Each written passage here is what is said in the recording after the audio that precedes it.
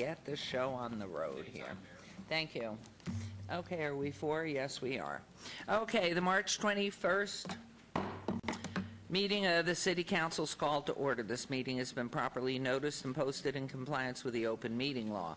These proceedings are being video recorded as well as presented live on KCLV Cable Channel 2 or closed caption for hearing impaired viewers. Please note customers of CenturyLink Cox Communication may view this program in high definition on Channel 1002. The council meeting as well as all other KCLV programming may be viewed on the internet at www.kclv.tv/live. The proceedings will be rebroadcast on KCLV Channel 2 and the web the Wednesday of the meeting at 8 p.m., Friday at 4 a.m., Saturday 7 p.m., Sunday at 7 a.m., and the following Monday at 5 p.m. This building is protected by state-of-the-art fire detection and suppression sprinkler systems. If alarms should activate during today's meeting, please evacuate using the exit the back of the chambers and going out to the mezzanine. Proceed out the double doors to the terrace and down the back staircase. For anyone who has difficulty with stairs, please check with one of our marshals or fire official for assistance. Once outside, please assemble on the northeast corner of the street across from City Hall at Lewis and First. Employees wearing safety vests or our city marshals will inform you when it's safe to re-enter the building. For public comment related items on the agenda, citizen participation and public hearing items, we have available a speaker card, which you may complete and submit to our city clerk up front. Cards are available online in the clerk's office or at the rear of these chambers.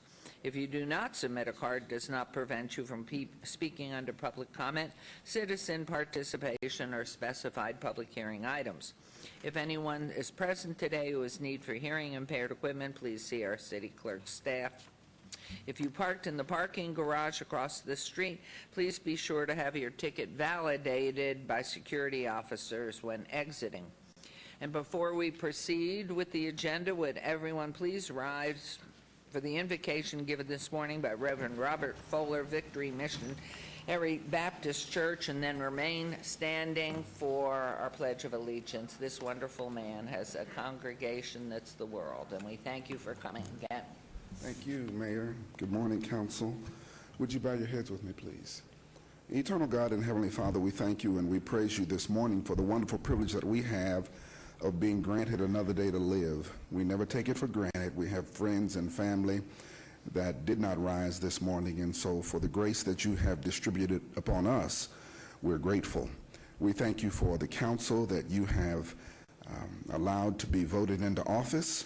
We are grateful for them. We thank you for them. We thank you for their families, which provide residual support for them, and we pray for them and their families.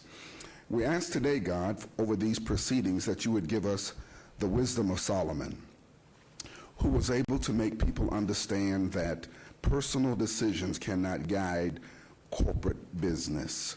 We pray, Father, that you would also give us the work ethic of Nehemiah, who understood that walls had to be built, cities had to be fortified, and even when he was facing enemies, he had the determination to say, I'm not going to come down until the job is finished.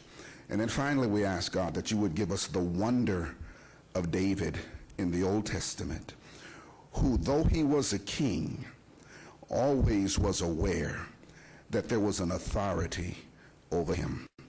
And with that, we ask you would grant us those same characteristics. In our Lord's name, amen. Amen. Thank you. I pledge allegiance to the flag of the United States of America and to the republic for which it stands, one nation under God, indivisible, with liberty and justice for all. And so we will be joining you and having our ceremonial portion.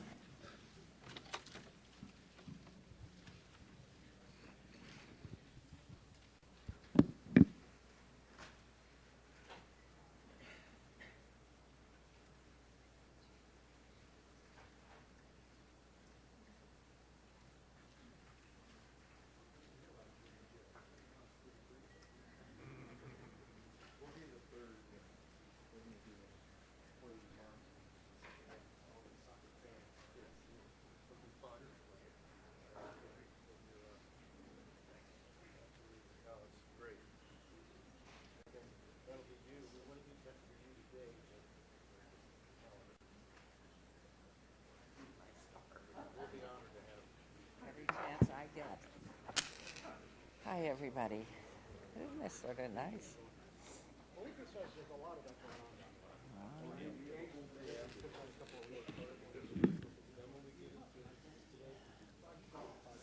Okay, this is our ceremonial portion of the agenda. Before we get started, again, I want to send our best wishes from the South up to Reno.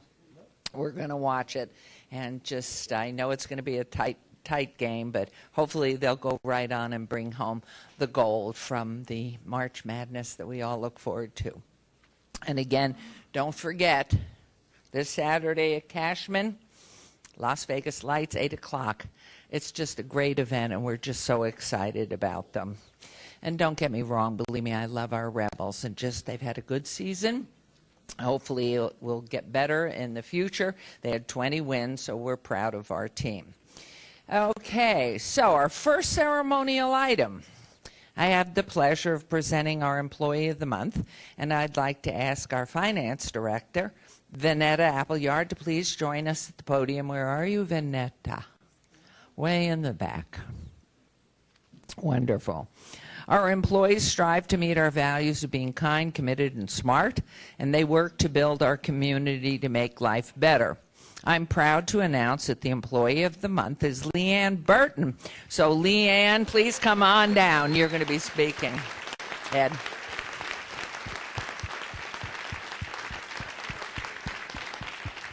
Yay. A core function of our Purchasing and Contracts Division is to initiate and manage purchase orders for goods, services, and public works projects, helping our city departments plan and control their program budgets.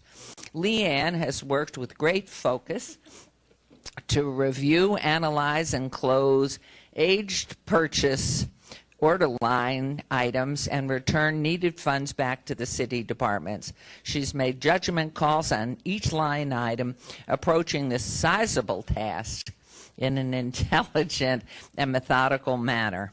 When the city of Las Vegas enters into a contract for goods and service funds set aside to pay for the contract, that is where you will find her. Sometimes a contract concludes or is no longer needed, and it's Leanne who makes sure that the remaining funds that were set aside come back to the city, watching our public dollars. As an example of the work she does in the last 3 months, Leanne has closed 787 orders and returned more than $750,000 back to the city. Fabulous. Obviously, Leanne deserves recognition because she made a difference to further the city's strategic priority of responsible fiscal stewardship. She's committed to releasing these unused funds and ensuring that our taxpayers are getting the best bang for their bucks. Currently, Leanne is developing a method by which all departments can manage their encumbered and unused funds and make these available. So thank you for all that you do to make our city a better place, Leanne. I want to present you with this beautiful award behind Mayor Pro Tem.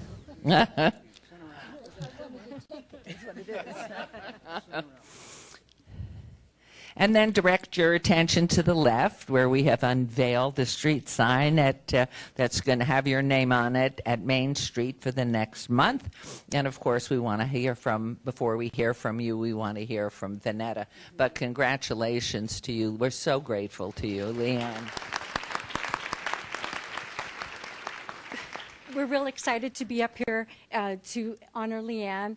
As you guys know that are out in the field, she was out in the field at one point in time over at the sanitation plant, so she knows firsthand when you're trying to put a contract in and you fail funds and you can't get it working, and then everybody has to hurry and scurry and try to get some projects closed or whatever to get the funds available so that you can move forward with the current contracts. So this is not only saving money and time, but it's saving a lot of other people's times, her fellow department people, the people out in the field. It's really a great improvement to our process, and we're so proud of Leanne for having helped us work through this. So thank you very much, Leanne. Okay. So how many years have you been with us, Leanne? I've been with the city almost 25 years, 14 of it as a purchasing technician in 3 different departments. Wow. So all of you young people that are here, it's great to work for the city of Las Vegas. So as you're thinking of your careers, there are a lot of different places you can be working. So can we hear a little bit from you? Sure. Thank you. We can hold that. Yes, because I had to write it down. Great. Come right up here. I want to thank the mayor and council for this honor. I'd also like to thank my fantastic management team of Ed O'Neill, Denise Marcella, Tressa Fernandez, my trainer Jerry Leaf, and my teammates Talina Farron and Rodney Houston that started this project when we all started as buyers at the city. Like I said, I've been with the city for 25 years, purchasing tech for 14. I do know the importance of our budgets, especially towards the end of fiscal year. As new buyers, Talina, Rodney, and I were assigned the task of closing POs to get used to the different screens that we'd be seeing. After our initial spreadsheet was completed, I just kept going on my spare time between ordering new things, helping people with the Staples contract, learning the bidding process. Most of these funds were gathered from unused freight lines, lines that were returned, items that returned and we got credit for, and just asking the preparers if they needed them still. I told Ed O'Neill in my interview for my buyer position that I'd hit the ground running, and I hope my actions have shown my commitment to fulfill that promise. Beautiful. Okay, Ed, come on up. I mean, since she put you front and center, this is one great guy. Well, like I said, I think I have a great team. Since I've been in place, all of them work together. They sit down with each other. They talk about different ways to improve all of our processes. They've gone out to all the departments to work with them and get input from them of how they can better themselves to better everything for the rest of the city. So we got a great team in purchasing, so thank you. Thanks.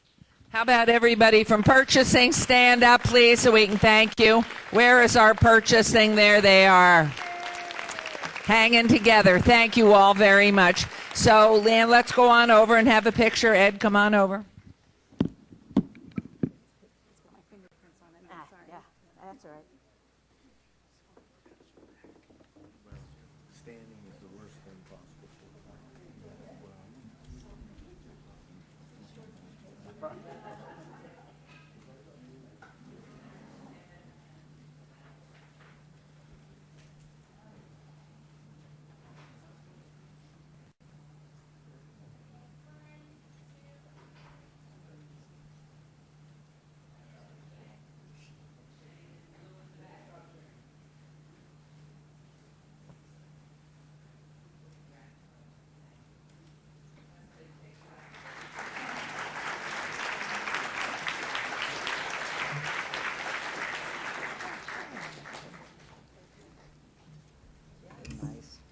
Okay. Okay, exciting.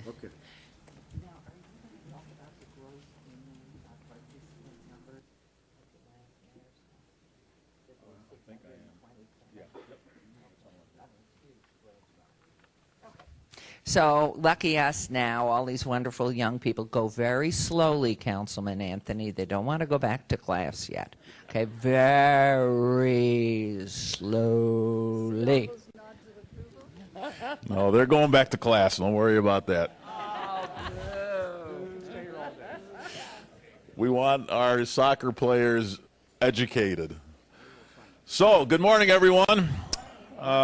The City of Las Vegas and the Downtown Soccer Club recently hosted the Las Vegas Mayor's Cup International Youth Soccer Tournament at seven different parks in the city of Las Vegas, and it all culminated with championship games and medals handed out and trophies at Betty Wilson Soccer Complex at Lake Mead and Tenaya in the Great Ward 4.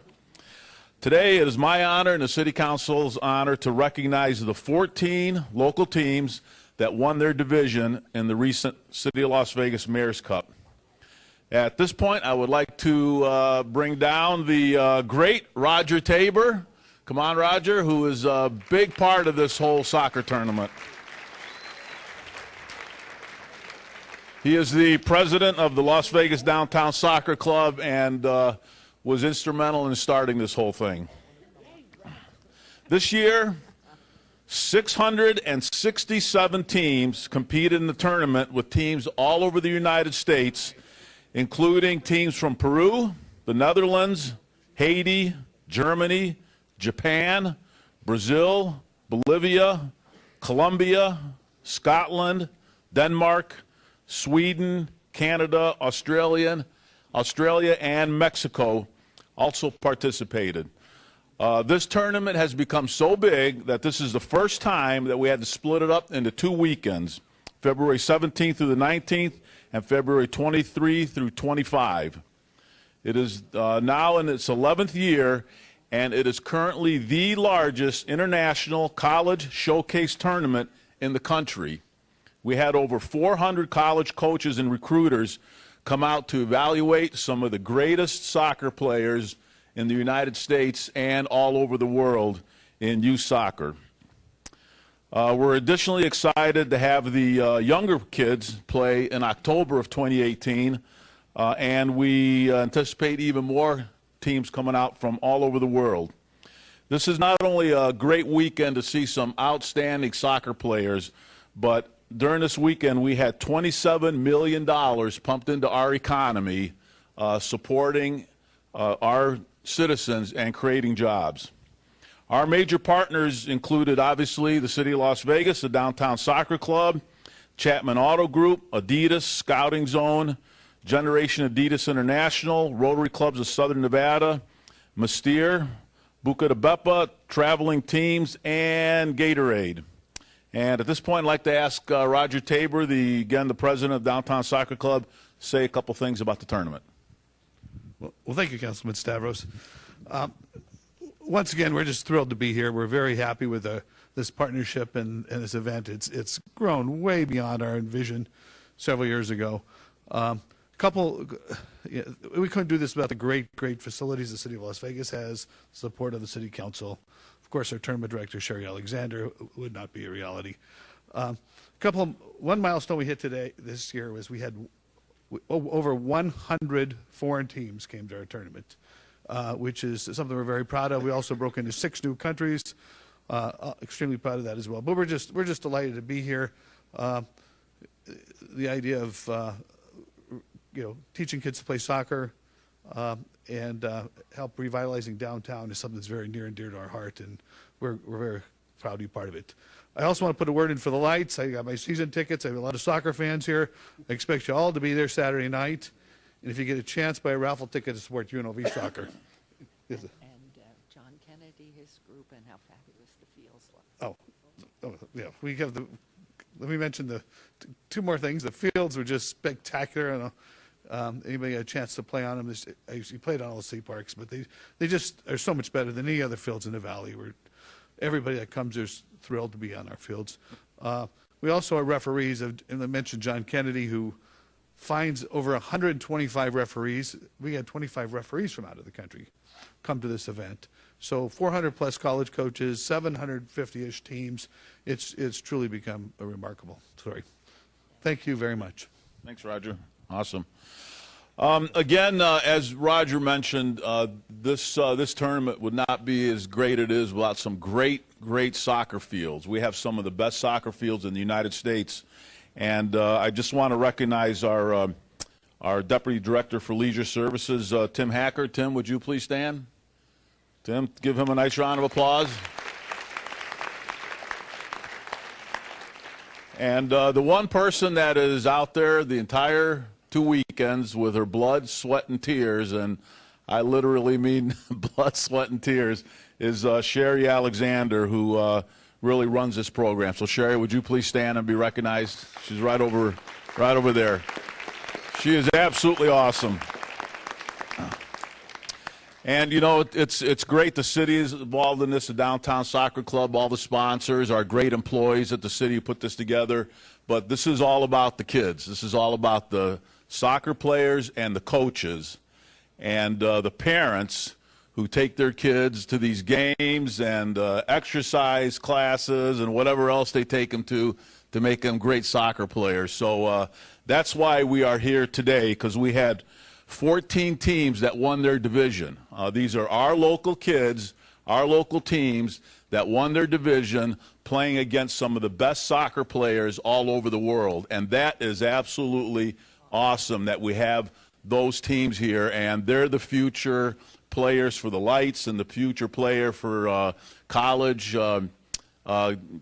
teams and future players for Major League Soccer. So what we're going to do now is I am going to call the team and their coach it. They're going to come down here. They're going to get a picture taken with the city council. I have a certificate of appreciation signed by the mayor and the entire city council for each player with their name on it and their teams, so they can put it in a nice expensive frame that we don't actually provide because we don't have the money for that. But you can buy the frame and put it up on your kids' the wall in your kids' room. So you guys all ready? All right. Not all the teams are here, but we're going to recognize all of them, and the ones that are here, please come on down.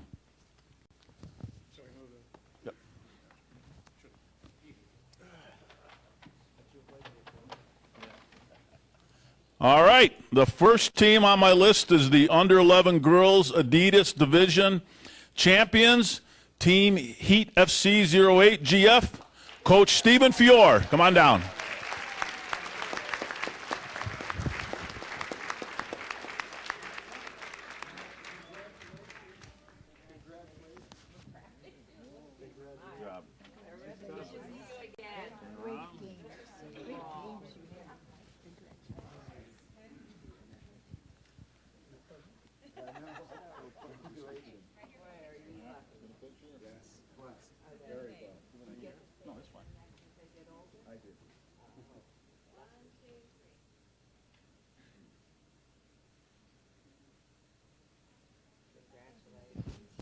We are the champions. All right, thanks. Next is the Under 11 Boys Champion Auto Division, the Heat FC 07 ED, Coach Assad Marina. Come on down. Give everybody a 5. Give everybody a 5. Good job. Good job. There you go. Good job. Give a 5. 5, everybody. Good job. Your trophy Where's the coach? right down there. Okay, coach. Oh, look at this trophy. Hold that one up high. Yes. Is that awesome? Oh, yeah, well, the trophy has to be in the middle.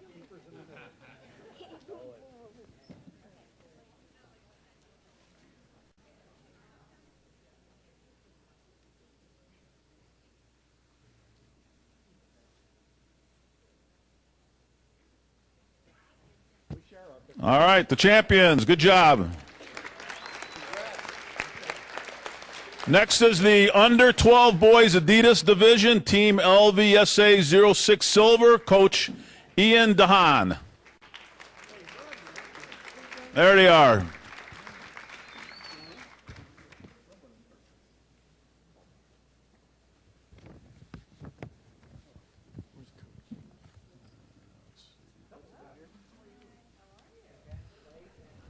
Is your coach here? No. He's not? Okay. Good job.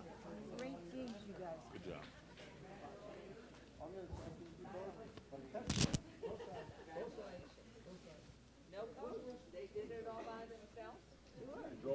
They drove down by themselves.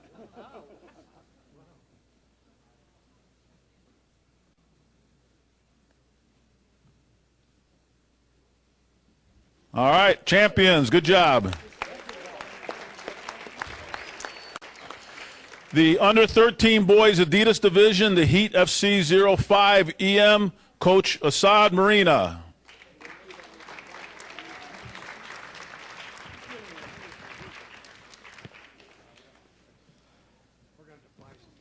Second team, good job.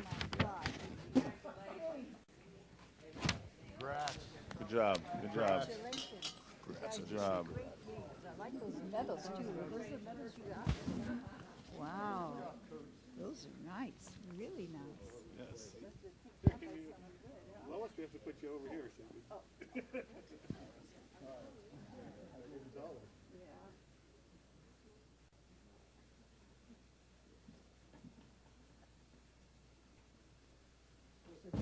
All right, good job.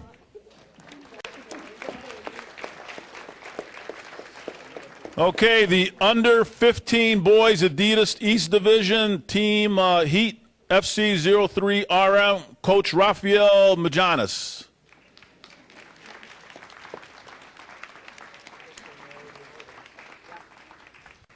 They're getting taller.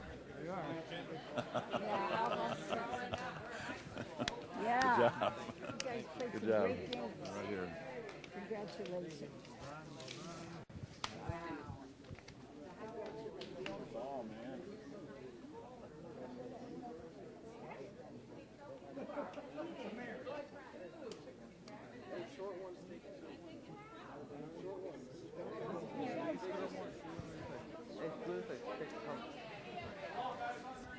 Yeah, take a knee. Yeah, there you go. Good job.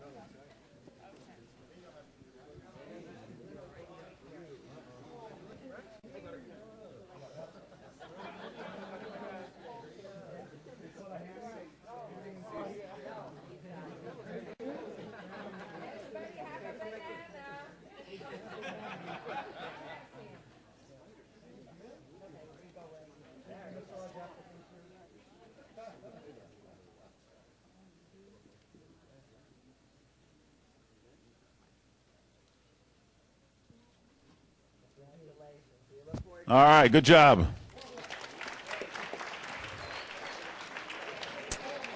The under 19 girls Chapman Auto Division. The team is the Players SC 99 Elite, Coach Harold Warren.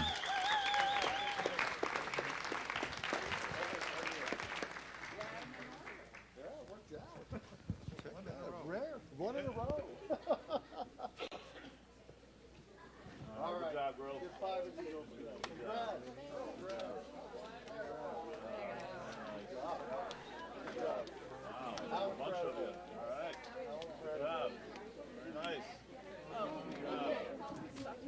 All right, come on down. Squeeze in. Take a knee. You know me.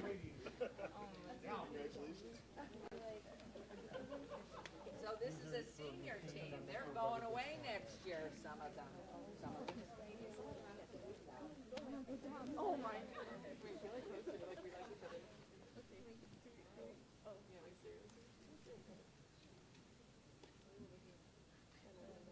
moms and dads. I'm on my tippy toes. Wonderful. Congratulations. All right, good job, girls. Next is the under 19 boys Adidas South Division. The team is Heat FC 99 MB, Coach Mark Bolduck. I think we need to stand in front. They stand back this time. Is that the big group going? Yeah.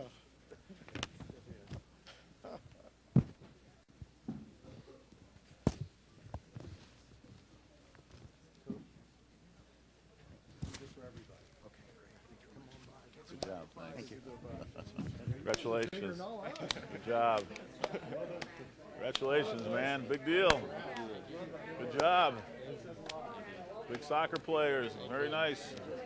Thank you so much. Good job. Good job. All right. Good job. Good job. Good job. Very nice. All right. Squeeze in.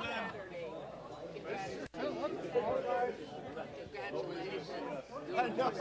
It's like a wall right here. All council will go in front.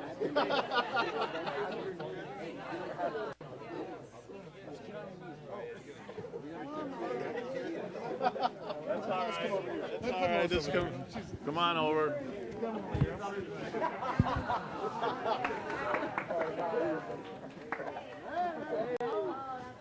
That's awesome.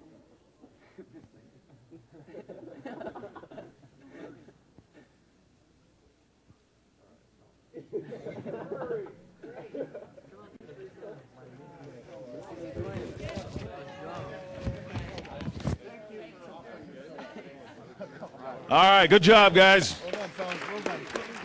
Well done, boys.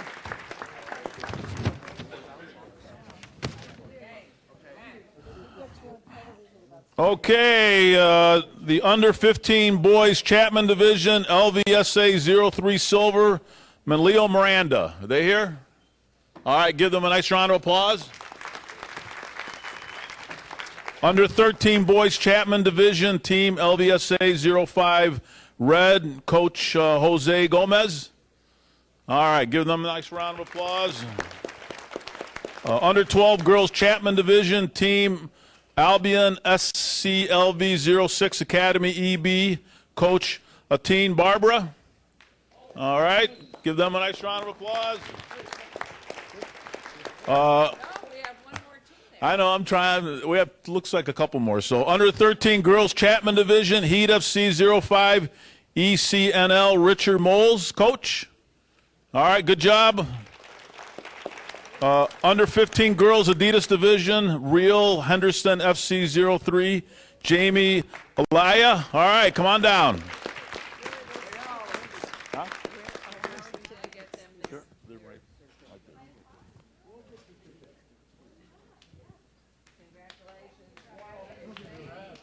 Congratulations. Great job. Great job.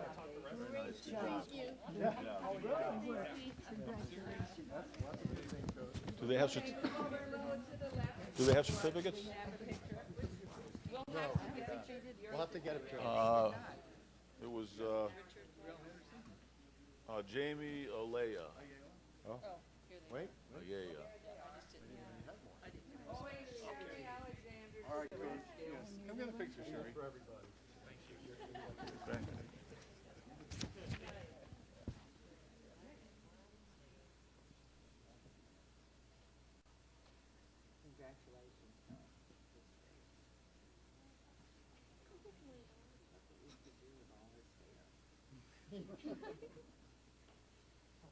All right, good job. Under 15 girls Chapman Division, the winner is the LV PSA 03 red, Michael Madrid. Okay, they're not here. Good. All right. Under 17 girls Chapman Division, the Heat FC 01 National, Nelson Medina. All right, congratulations. And that's it. Thank you, Councilman Anthony. Boy, are we proud of all those players and wonderful team spirit and just love for our community. And our final item this morning, Councilman Soroka, who's been a world traveler, and luckily for him, he's not in the East Coast today, because you would be staying there a long time. Thank you, Mayor. Isn't it a great day to be a Las Vegan? Wow. Wow. Well, we have great people, we have great families, and let's not forget our great organizations. And today we get to honor a great leader and a great organization. And just so you know, on October 1st, this was one of the individuals I reached out to right away. And both him and his entire organization rallied for our community at the Family Assistance Center. And of course, I'm talking about Pastor Rochelle in Shadow Hills Church. But their contributions, that was just a small tidbit of what they do for our community. And let me just tell you a little bit about Pastor before we bring him and his wife Mary on down. Pastor Rochelle has lived in Las Vegas since 1964 and graduated from Western High School. He is married to Mary Rochelle, and they have two sons, Michael and Christopher. And he became the pastor of Shadow Hills Church in 1986. At that time, the church had 250 members, and now he has shepherded the congregation to over 3,000 people. Wow. Pastor Rochelle serves in many capacities, in this case on the board of directors of Guidestone Services, an annuity and insurance service for church personnel with $16 billion in assets. What a great responsibility that is. In addition, he serves on the board of directors for Canyon Institute, a charitable trust that supports community ministries around the world. And now, Pastor Rochelle and Mary, will you come on down and stand beside me for just a moment?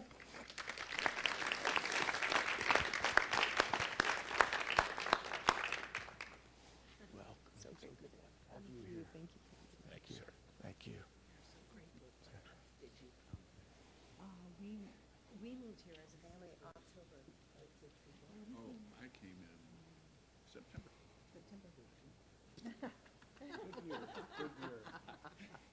August became August. In light of your contributions, Pastor and Mary, the City of Las Vegas has made the following proclamation.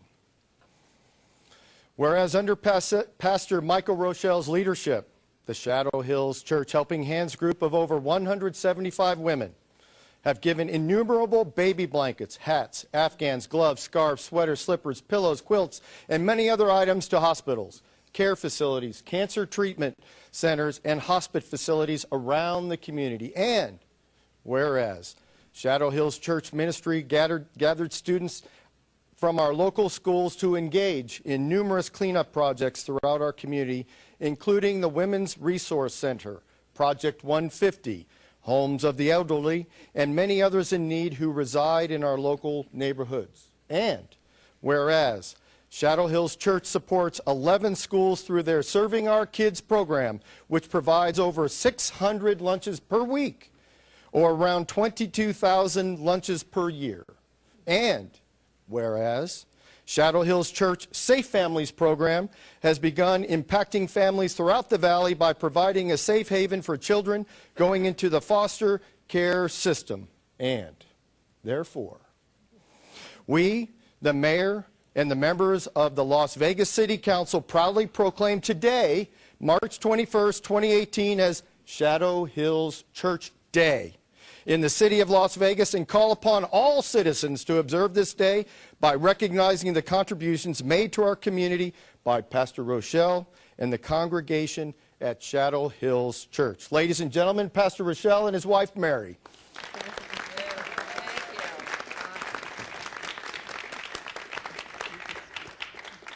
Would you like to say a few words, Pastor? A few words. This time you got to. Very few. This time you got to listen to me speak instead of me listening to you. Pertinent to today, Mayor. I got my driver's license in 1968 at the Sahara DMV, and my Fremont Street experience was cruising Fremont down to the Blue Onion and back. Oh, right. That was Fremont Street. To see where it is today is amazing. And in the downtown community, Shadow Hills just opened a campus over near the Naked City and has put more than $250,000 in there because we believe in the downtown redevelopment, what's happening there. And we are delighted. You came in August, I came in September, and there were, less than 80,000 people in town. Correct. To see what has happened here is a joy to behold. Thank you all for what you do. We appreciate you so very much. Bless you. You are the best. I mean, and to have your congregation grow, to see the growth in your congregation. And, we're so grateful to you, and I know the people are just so grateful to you for all that you've done. So I'm glad I wasn't on Fremont Street. Were you driving in those days also? I drove, and I made noise. I did lots of things on Fremont Street in the 50s. But did you pass each other? Oh, no, he's too young. No.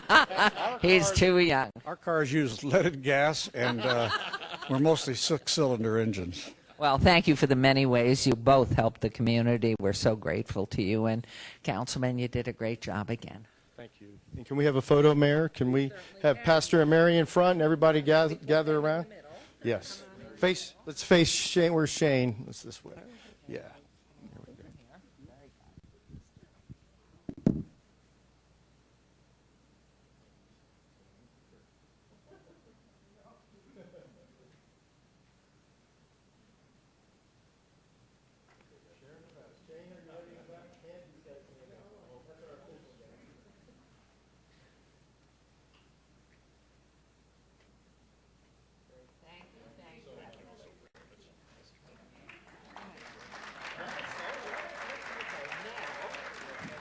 Because I would not let the council take a break, now I'm going to give you 10 minutes before we go in, so 5 to 10 minutes. But not 1 second more than 10 minutes. Where's Jay?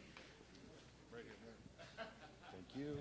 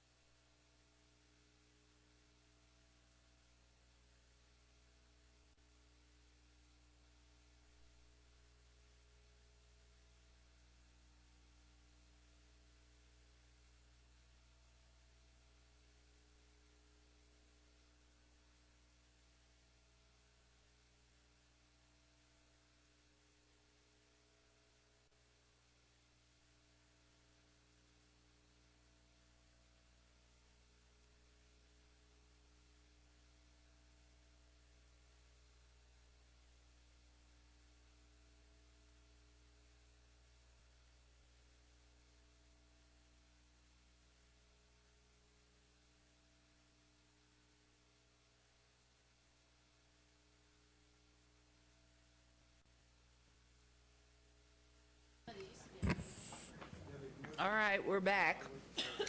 So if everyone's ready, we'll reopen our recess with Agenda Item 8. Public comment during this portion of the agenda must be limited to matters on the agenda for action. The amount of time any single speaker is allowed may be limited. All comments made will be cross-referenced to those specific items. If anyone submitted a speaker card who wishes to speak under this portion of the agenda, please come to the podium, state your name for the record, and it's your opportunity to address the council, but the council will not respond or engage in dialogue. I'll set the time at a minute, so now's your time. Make sure the red light is on. Yes, Hi. Tricia Kay, 150 North Las Vegas Boulevard, Unit 2002. I speak to agenda items 98 through 103. All right, in the afternoon agenda? The afternoon And agenda. so you may make your comments now. Yes. Or come back at that time Okay. because it'll carry through. Yeah, But not we understand these 6 waiver requests have applied for abeyance, and we're asking for these to be heard.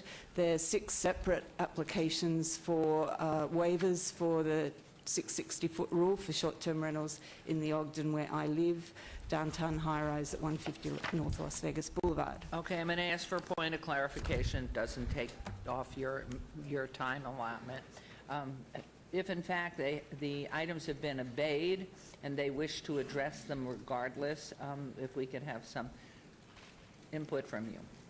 Well, as of right now, it has not been obeyed. If it's going to be obeyed, it'd be heard at the time of abeyance. So I think at best it might be get the representative's comments for the record right now, but no public comment can be made.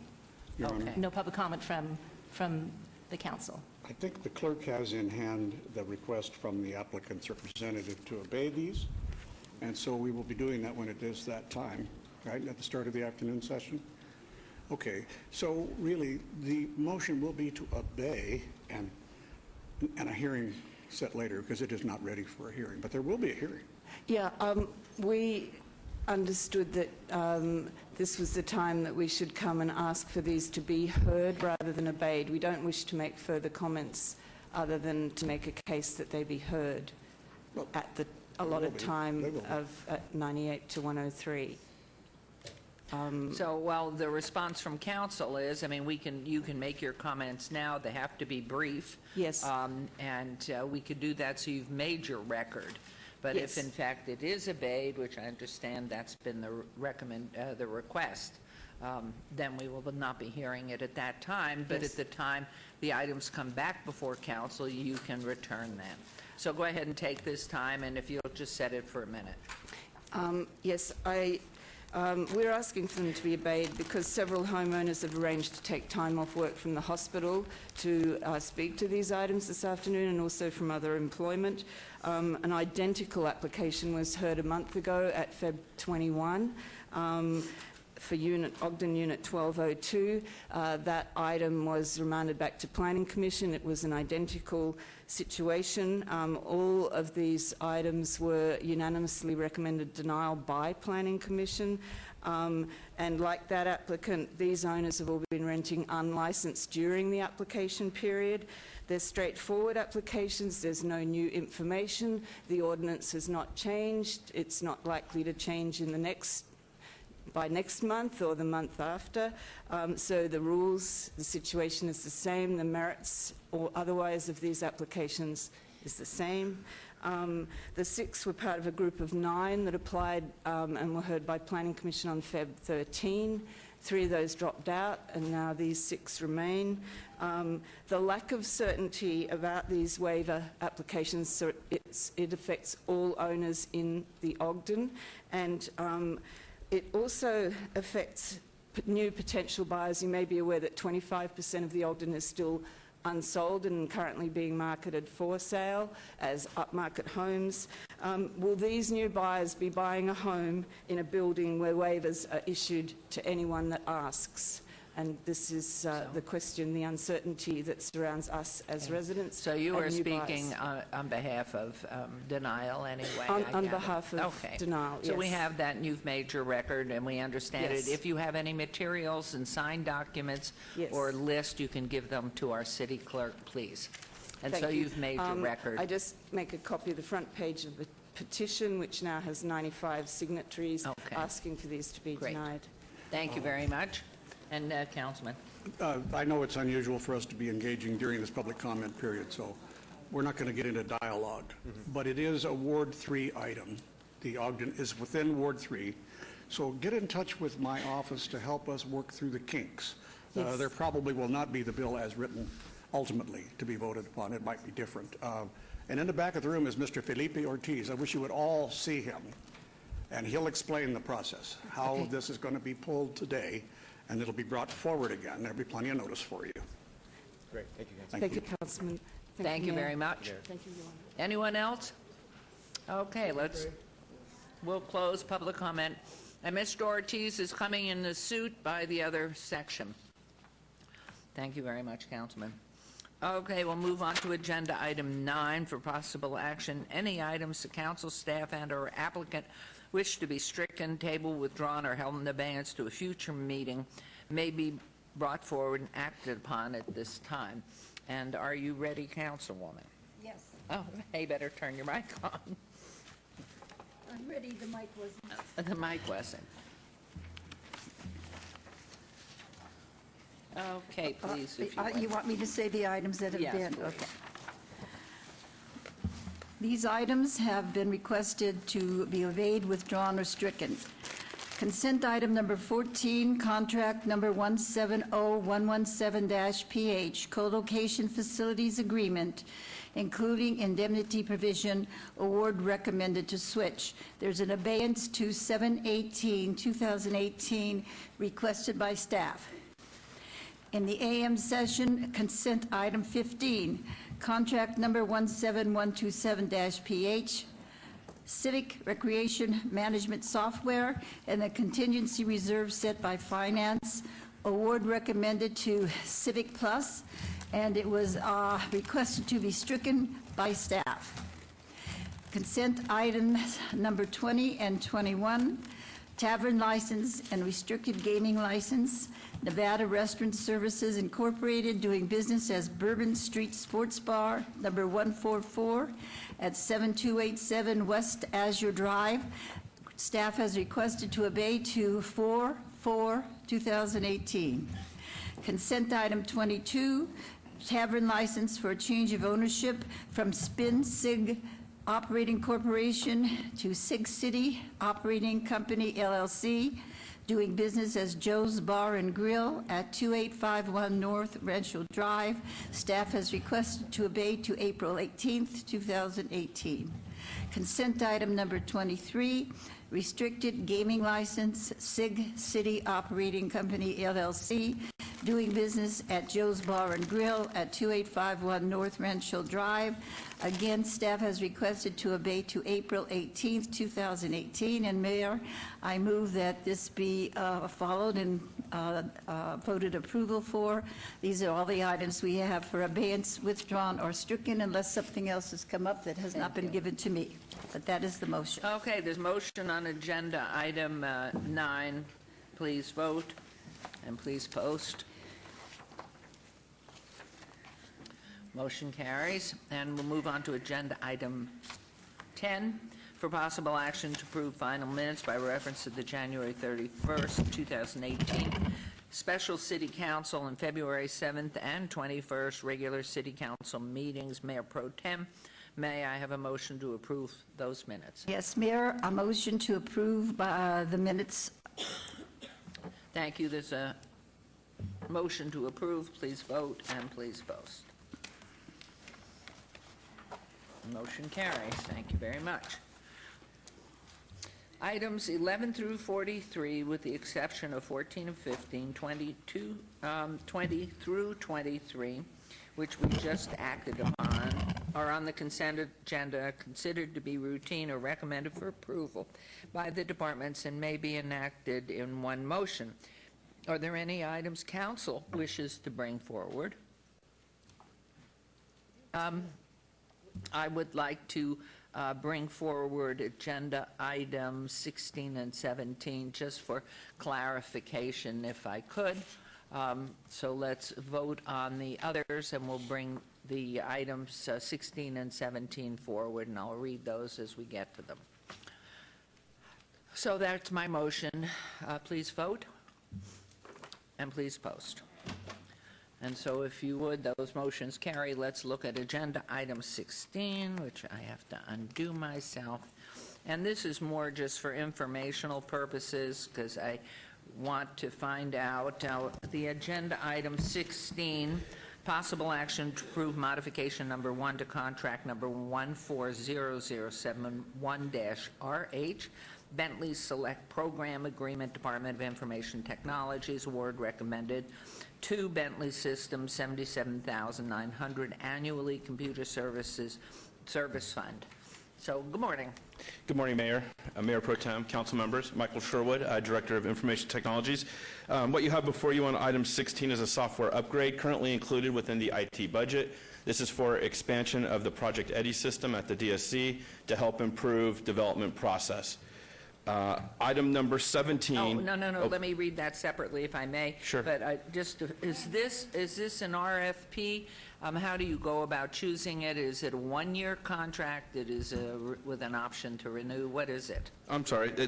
On item 16, we already currently own the application. This is an upgrade and expansion of a current application. So therefore, RFP has already been completed. So this is the current program. We're adding on to it, expanding service, and then upgrading it to the next version. So it's been pre-budgeted. This is be like upgrading any type of software application. It's the same application with new features. Right. So annual basis. So this is a one-time upgrade fee. Then there will be annual charges, which are in the IT budget, to continue to use the program year after year until we decide we want something different. Okay, and there's no obligation. I mean, it's open-ended, then, you're saying? And so you review it annually to see, or if you hear complaints about it or whatever. The majority of our software contracts, Mayor, are based on either a 1-year or 2-year type agreement. Could be longer, 3-year for some. This one is an upgrade of a current application, so it's one-time money spent to upgrade the application. Annually, we review all applications, and we're doing a more thorough review even this year to look at where we can find efficiencies and collapse software programs down. But for this one specifically, it's current, it's very new to the city, so we intend to keep a shelf life for this application going forward. Okay, unless there are questions from council, I'll just move to approve this, but Councilwoman, Mayor Pro Tem? I just wanted to ask, the way it sounds here, it almost sounds like this would be an annual amount, but you're saying it's not an annual amount. What is the annual amount after we do this? I'd have to come back to you with the dollar amount of the annual figure. This is for partially for the upgrade and partially for the actual support of the program. So then next year, it'll be lumped into the entire program as one support fee. But I definitely can get back to you today with the actual dollar amount that it would add to the software application. If you would, could you give me an idea of all the different, we seem to have some different types of software in different places. Could you just give me an idea, and you don't have to do this today, of what IT is spending on what types of computer services? You know, totally. I mean, you cover everything, right? And you're in charge of all that. Could you just give me an idea of that, please? Be happy to. Thank you. And if you wouldn't mind, thank you, Mayor Pro Tem, if you wouldn't mind, make it available to all of us. If you would, thank you very much. If you would make it available to all of us. I know you're going through the process because we're working on budget right now, but as point of information. Some of this, I think that you do, does not just go in a budget under IT. It might be in some other place, but it's still IT sort of stuff. And it's just giving us an idea of how much we're spending on all of that and which kinds we're using. Thank you. Councilwoman? Thank you. So as we go through the budget, so the council is scrutinizing where our money is, and a lot of times on the consent agenda, we have a lot that goes to IT, and we just need a crystal clear understanding on where we're contracting out, but yet we've just hired a new person in IT. What does that person do? Why are we constantly contracting out all of these things when we have a very big IT? So these are some of the questions, and moving forward, we would like a lot more detail on your department. Certainly. Thank you. So I'm going to move to approve agenda item 16. Would you please vote and please post and don't go away? Thank you. That carries. Agenda item 17 for possible action to approve award of contract number 180029, PH Information Technologies Master Service Agreement. Department of Information Technologies award recommended to Arisad LLC not to exceed $250,000 annually, various funds. So if you would speak to this as well. Honorable Mayor, Mayor Pro Tem, City Council members, again, for the record, Michael Sherwood, Director of Information Technologies. This is a master services agreement. So IT provides services to all city departments, as you quite know. Sometimes requirements come up in a department that we don't have expertise internally to provide the service on. So we rely on third-party partners. This master service agreement authorizes IT to use this contractor up to this dollar amount for any service that we think the department needs. It does not mean we're spending this money. The departments have to have the money in their budget allocated. We're basically the insurance that it's the right company to do the job. So we're sort of making sure that the use of capital that you've entrusted IT with this approval of this contract, that the work gets done, it's done efficiently and done to the right standards that we need within our city for our technology to work properly.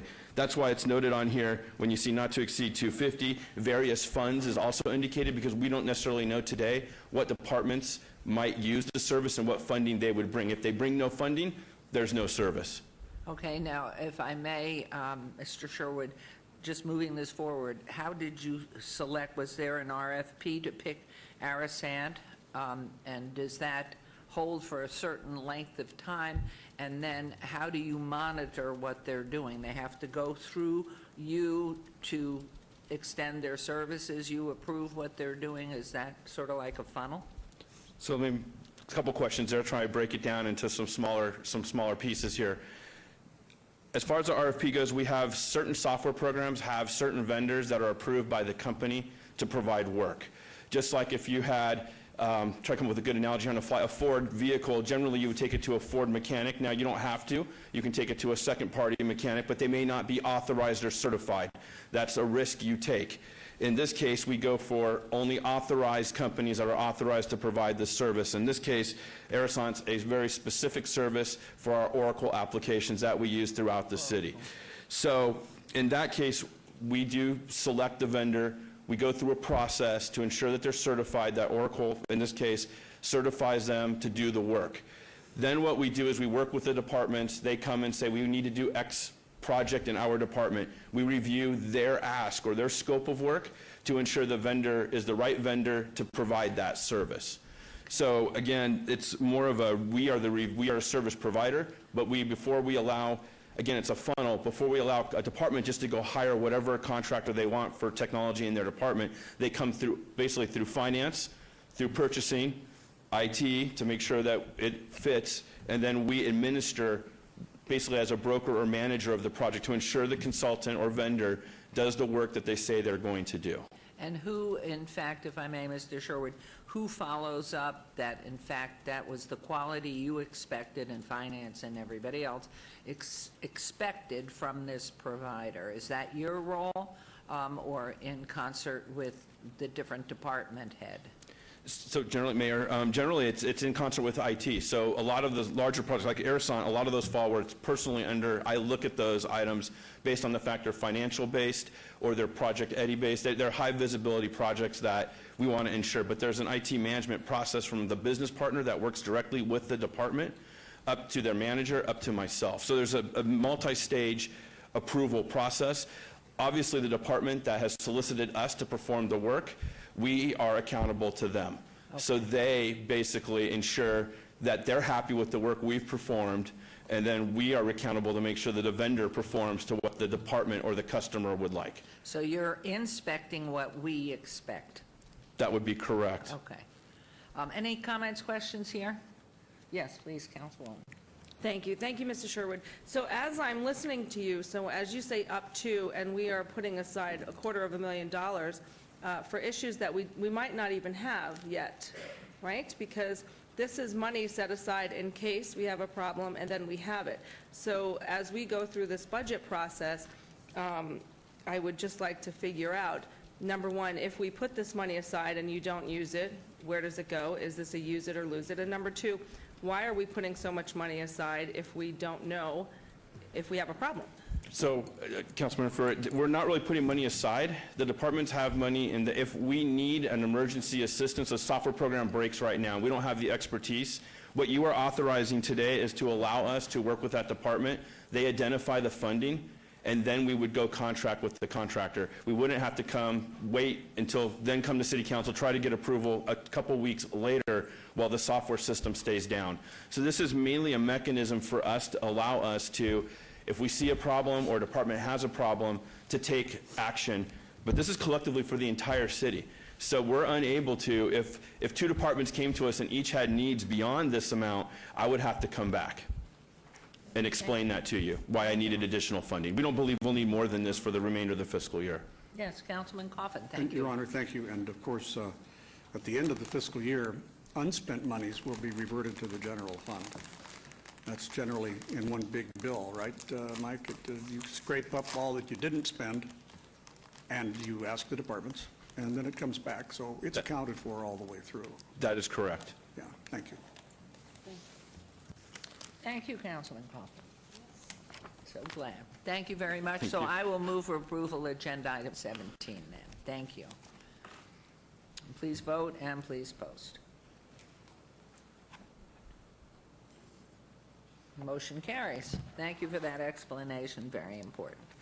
Okay, it is 10:30. So we are going to be trailing this till 11 o'clock. Agenda item 44. Pardon? After 11. After 11. So we will move on to 45. It's wonderful to have our clerk's office so we stay on task here. No. Okay, we're going to go on to 45. No, 44 because we're waiting for after 11 o'clock for the presentation. Discussion for possible action regarding a 3-month extension to the moratorium on the acceptance of processing of applications under LVMC Chapter 7.40 for pet shops that propose to sell dogs and cats. All wards. Hello. Good morning, Mayor. You're all St. Patrick. A little late, but I'm here. But Mayor, City Councilor Orlando Sanchez, Deputy City Manager.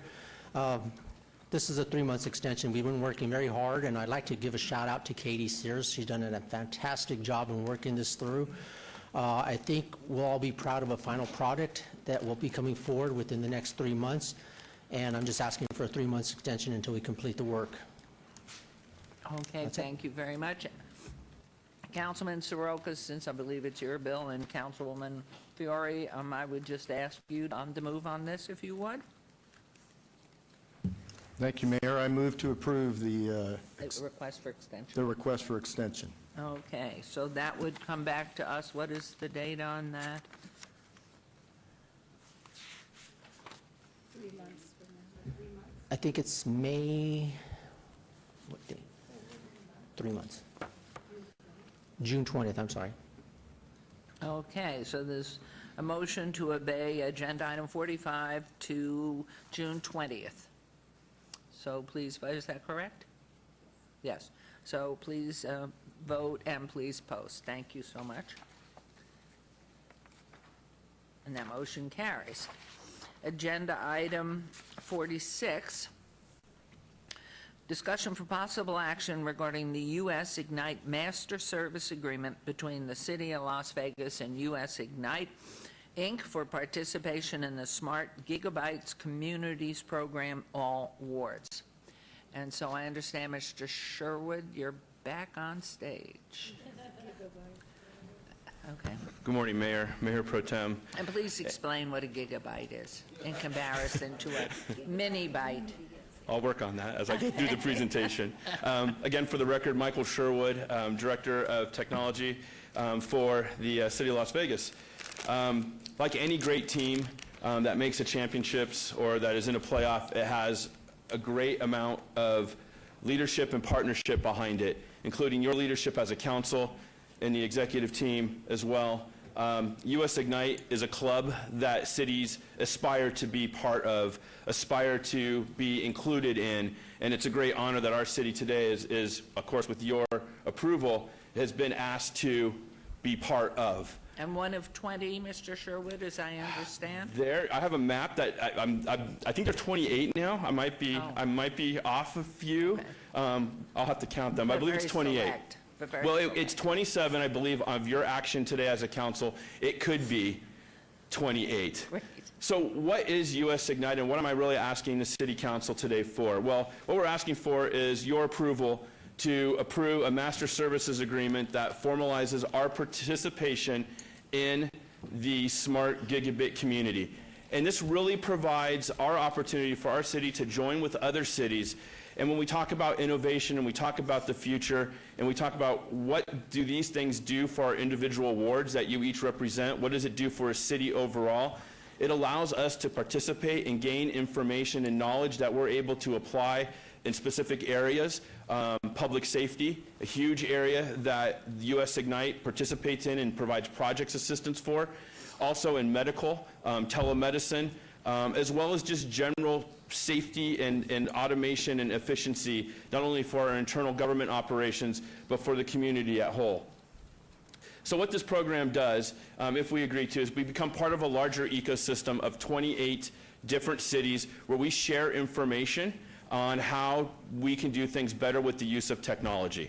While information technologies really primarily focuses on internal efficiency and internal technology, this is an opportunity for us to work with the exterior departments within our city on embracing new technology that makes their jobs more efficient and brings additional benefit to the community at large. As part of this program, Cox, a community partner, has partnered with the city to help basically fund this effort on behalf of the city. And I'll get to more in that detail as we move through the presentation. What we do is, as part of US Ignite, is we get operational assistance from not only the federal government, but from different cities on different aspects of how to do what they've already done. So let's say they've done a project. They basically show us their blueprint of the project they've done and how we can easily apply it so we easily be able to bring this technology forward without additional waste or expense or research in that process. Paid for by Cox? If you approve, then yes, part of this program would be completely funded by Cox to US Ignite and beneficiary of us. Wow. And I have representatives from Cox. We'll get to that here in a moment. But overline, what I'm asking you today is to approve the US Ignite agreement. It's a 3-year commitment. It basically involves the city completing 2 projects per year. Those projects would be anything to do. Right now we have one project for the medical district, looking at how we can enhance the medical district. The other one's in public safety. How can we enhance public safety across all wards, across all areas? So this is not just about the innovation district, but it's because of our leadership as a city and your leadership onto myself and onto the executive team that has made this opportunity possible. It's something that we were invited to be part of, not something that we obtained alone. But it wasn't without your support and the visibility we've had. Winning the Harvard Award, winning a lot of the innovation awards has enabled us to bring now money back to the city through grant opportunities. So let me show you a little bit about what US Ignite does. And if you look for at the very bottom of that, it's an organization that's dedicated to education and workforce improvement, conservation of energy, improving healthcare, public safety, transportation, advanced manufacturing for certain things. I mean, that doesn't really apply to local government, but that's sort of what they do in a nutshell. It really helps bring economic growth to a community, and it brings leadership to a community. It's things that businesses look for when they're looking for areas to relocate to. Is the city going to be prepared for the future? Is it going to have the right infrastructure? Part of the gigabyte, so you ask what gigabyte means. It's basically what they're trying to do from a federal perspective is provide like we have high-speed freeways that we want cars moving quickly on. We want to have a data infrastructure that has that same capacity. And so that enables telemedicine. It enables better public safety. It enables lower costs if you're able to use that for technology purposes or efficiency purposes.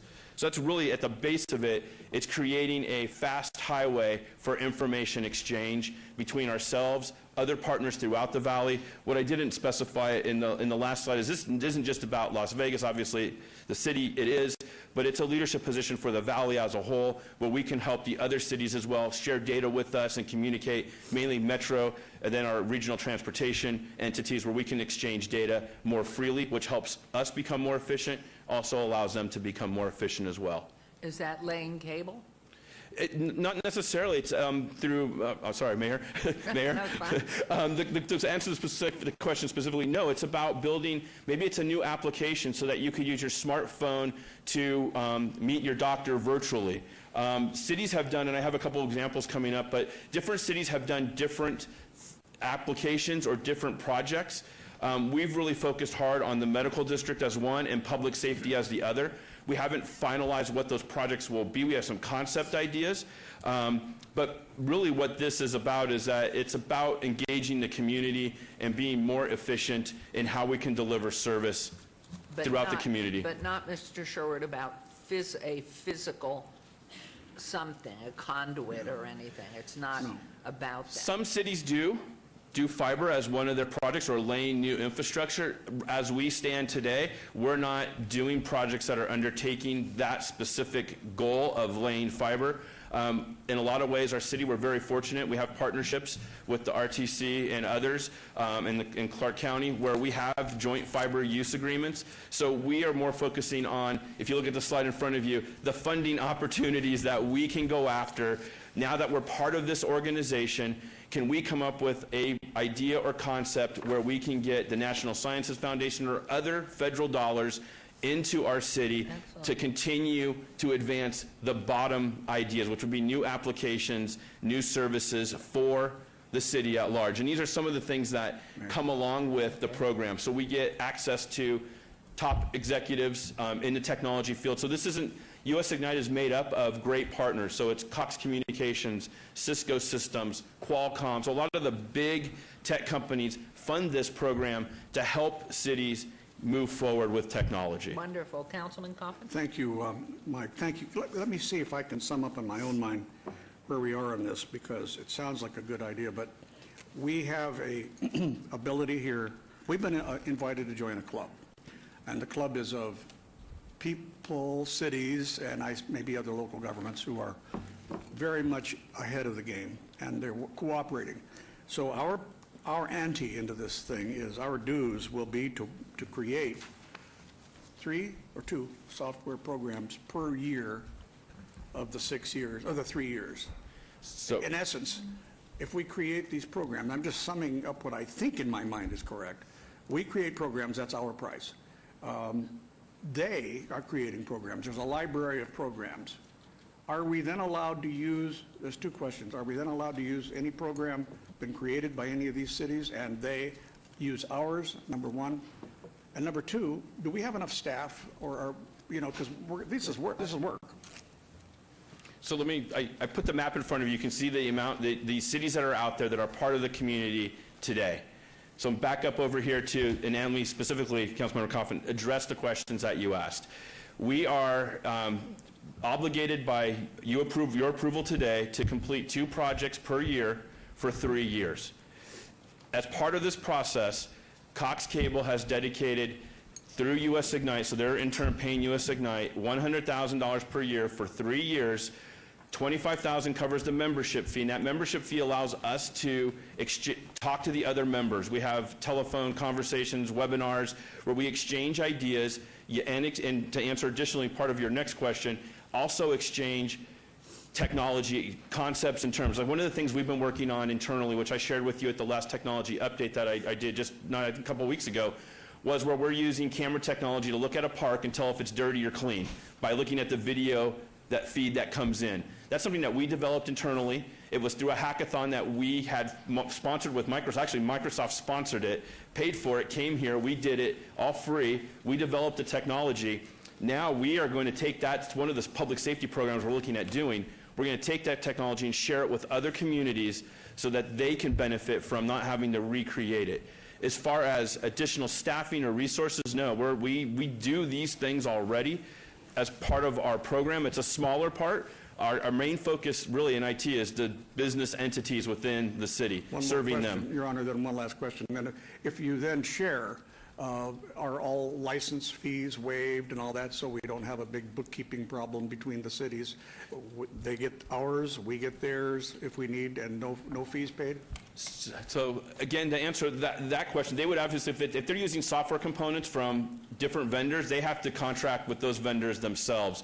We're sharing sort of our intellectual knowledge. If it was something that we patented, or like what we're trying to do with the Clean and Dirty Park system, which is a proprietary, we've designed and created it, that we're looking to work with the Attorney's Office to have it licensed and patented so we can actually sell that and hopefully bring revenue to the city. But in most of the cases, and some of the other things that we're doing, iPhone applications and things like that, we're literally sharing. We share now. If cities call us, we get a lot of cities in the last few weeks as we've been moving forward with our Apple TV and just providing council meetings over the internet through an Apple TV service. A lot of cities have been calling us asking for, how do you do it? What do you do? And we generally point them to the contacts at Amazon or to Apple and say, here's how you do it. Here's how we did it. If you want our code, here you go. Just like when we ask cities for assistance, that we get very good reception from other cities on things they do. I'm just proud and happy and proud that we don't have to ask too many cities. We're doing really well internally as far as how we're leveraging the technology that we have. Yes, Councilwoman. Thank you, Mayor. Okay, so item number 46 is a discussion for possible action regarding this program or agreement. And there's no dollars amount that is printed on our agenda. However, you just talked about a $25,000 membership fee. Now, I think, again, that goes towards our budget, right? Where are you getting that money from? No. Is that Cox? That is, so, Councilman Ferrer, we are actually Cox is paying US Ignite to cover the annual membership fee, plus an additional allocation of funds to help the city use that for project management assistance or whatever we want. This is I want to be careful how I phrase it because you're going to hold me to this in the future. A no-cost item where Cox has sponsored US Ignite. They are paying the membership fee for 3 years and an additional $75,000. So I'm excited. That's an exciting, and we have that because of your leadership and Cox's willingness to partner with us, and basically upon what we've already accomplished as a city in innovation. Go Cox. So, good. But I want to be clear that the IT labor resources that are involved are part of the budget process. The amount of time, effort needed would be minimal, and it's already included within the base IT budget. We're not asking for additional positions or anything. So it's really a zero cost item. Well, we do thank Cox and Mr. Mike Molinini in particular, for the opportunities he's given us through this US Ignites, and we're so thrilled. You're doing a great job for the city, and hopefully as you go back, we're looking forward to your hopefully presenting to the US Conference of Mayors, because obviously we are in leadership position here and under your leadership and the team, so thank you. I would entertain then a motion. There's a motion to approve coming from council. I do have a representative from Cox. I would just like to say a few words if they can, since they've really done this. Susan Hannibal? Okay. So Susan is with Cox Communications, and she has just a couple points that she wants to make. Thank you. Yeah, go ahead. Mayor Goodman, members of the council, my name is Susan Annable. I'm the Vice President of Public and Government Affairs for Cox Communications. I'm here on behalf of my colleague Mike Molinini, who sends his regards, apologizes he cannot be with us today. He's taking some much-deserved vacation this week. Appreciate just a few minutes of your time. I'm smart enough to know I'm not going to stand in front of your vote at this point. But I did want to just share a little bit of perspective about why Cox Communications is involved in this and why we're willing to step up and fund this very innovative program. 3 years ago, we met with the US Ignite folks, and they told us about this Smart Gigabit Community Program. And it was a program that was actually originated by the National Science Foundation. So federal program had funding available for cities to participate, and up until that point, they had not had any private sector-sponsored cities participate. They approached us about bringing the City of Phoenix into the program 2 years ago, which we did at that time.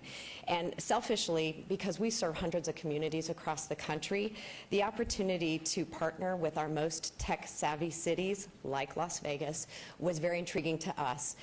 We have a role in this program, in addition to the funding, which is we're providing the infrastructure in your community that's going to support these apps of the future that are going to improve the quality of life of your residents and hopefully improve the operational efficiencies of city government. So we do have a selfish interest. We have the network. We've built it here in Las Vegas. We're going to continue to invest in it. And we want to be part of that. We want to make sure that your community thrives and continues to be one of the most tech-savvy communities in the country.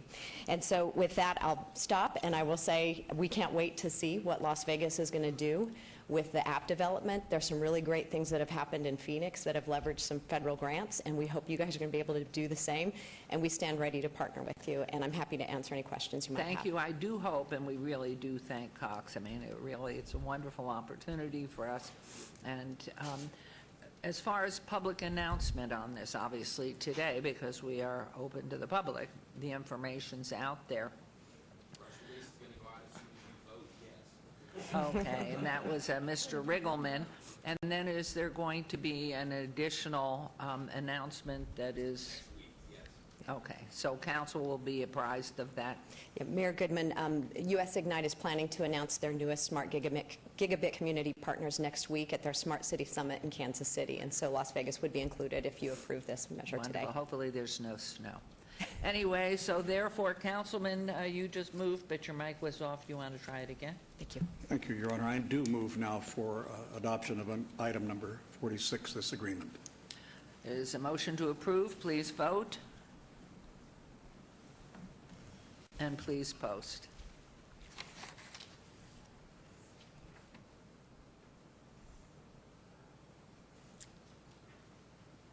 Motion carries. Thank you very much for coming down. Mr. Sherwood, I'm sure you're bursting your buttons every day. We're so delighted you're with us. Yeah, I mean, well, it just comes out of him. Very exciting. Okay, now we're on to agenda item 47. We're still at quarter of. Discussion for possible action to approve the appeal of the decision in the Jack B. Binyat et al. v. City of Las Vegas et al. Case number A-17-7523444-J in the 8th Judicial District Court, all wards. Yeah. Good morning, Mayor and Council. I'm Phil Burns from the City Attorney's Office. This item deals with, in June of last year, the council approved a 422-unit condominium project at Alter and Rampart. The neighbors filed a lawsuit challenging that. District Court accepted their challenge and overruled the council, and we're seeking direction on whether the council wishes to appeal this. Okay, any other comments from council? Okay, go ahead. Thank you. The way I see it is if we don't appeal this case, we could be looking at years of litigation that the city cannot afford. We are currently looking at cutting budgets for our next fiscal year. Do we want to add tens of thousands, perhaps hundreds of thousands of dollars in legal cost? The fiscally sound decision would be to appeal this case to the Nevada Supreme Court and to save that money for the entire city of Las Vegas. We already have spent almost $500,000 on this development, and we don't have the money to keep fighting this. Our citizens deserve better. We need the guidance. The Supreme Court decision will give us. Our city attorneys say we will win this case, and I am not an attorney, nor no one on this council is an attorney. And we have a city attorney to recommend actions for us. Why? We're going to start with that, and then I'll have other questions. Thank you. And Councilman Coffin, a question, comment, because I'd like to hear for all the options on both sides. So if you would, either Mr. Burns or Brad Jerbick, who I see there, what all aspects of this, what is this saying for the council? And I know from day one, I begged there be some type of negotiation between the residents and the developer, which obviously has not happened yet.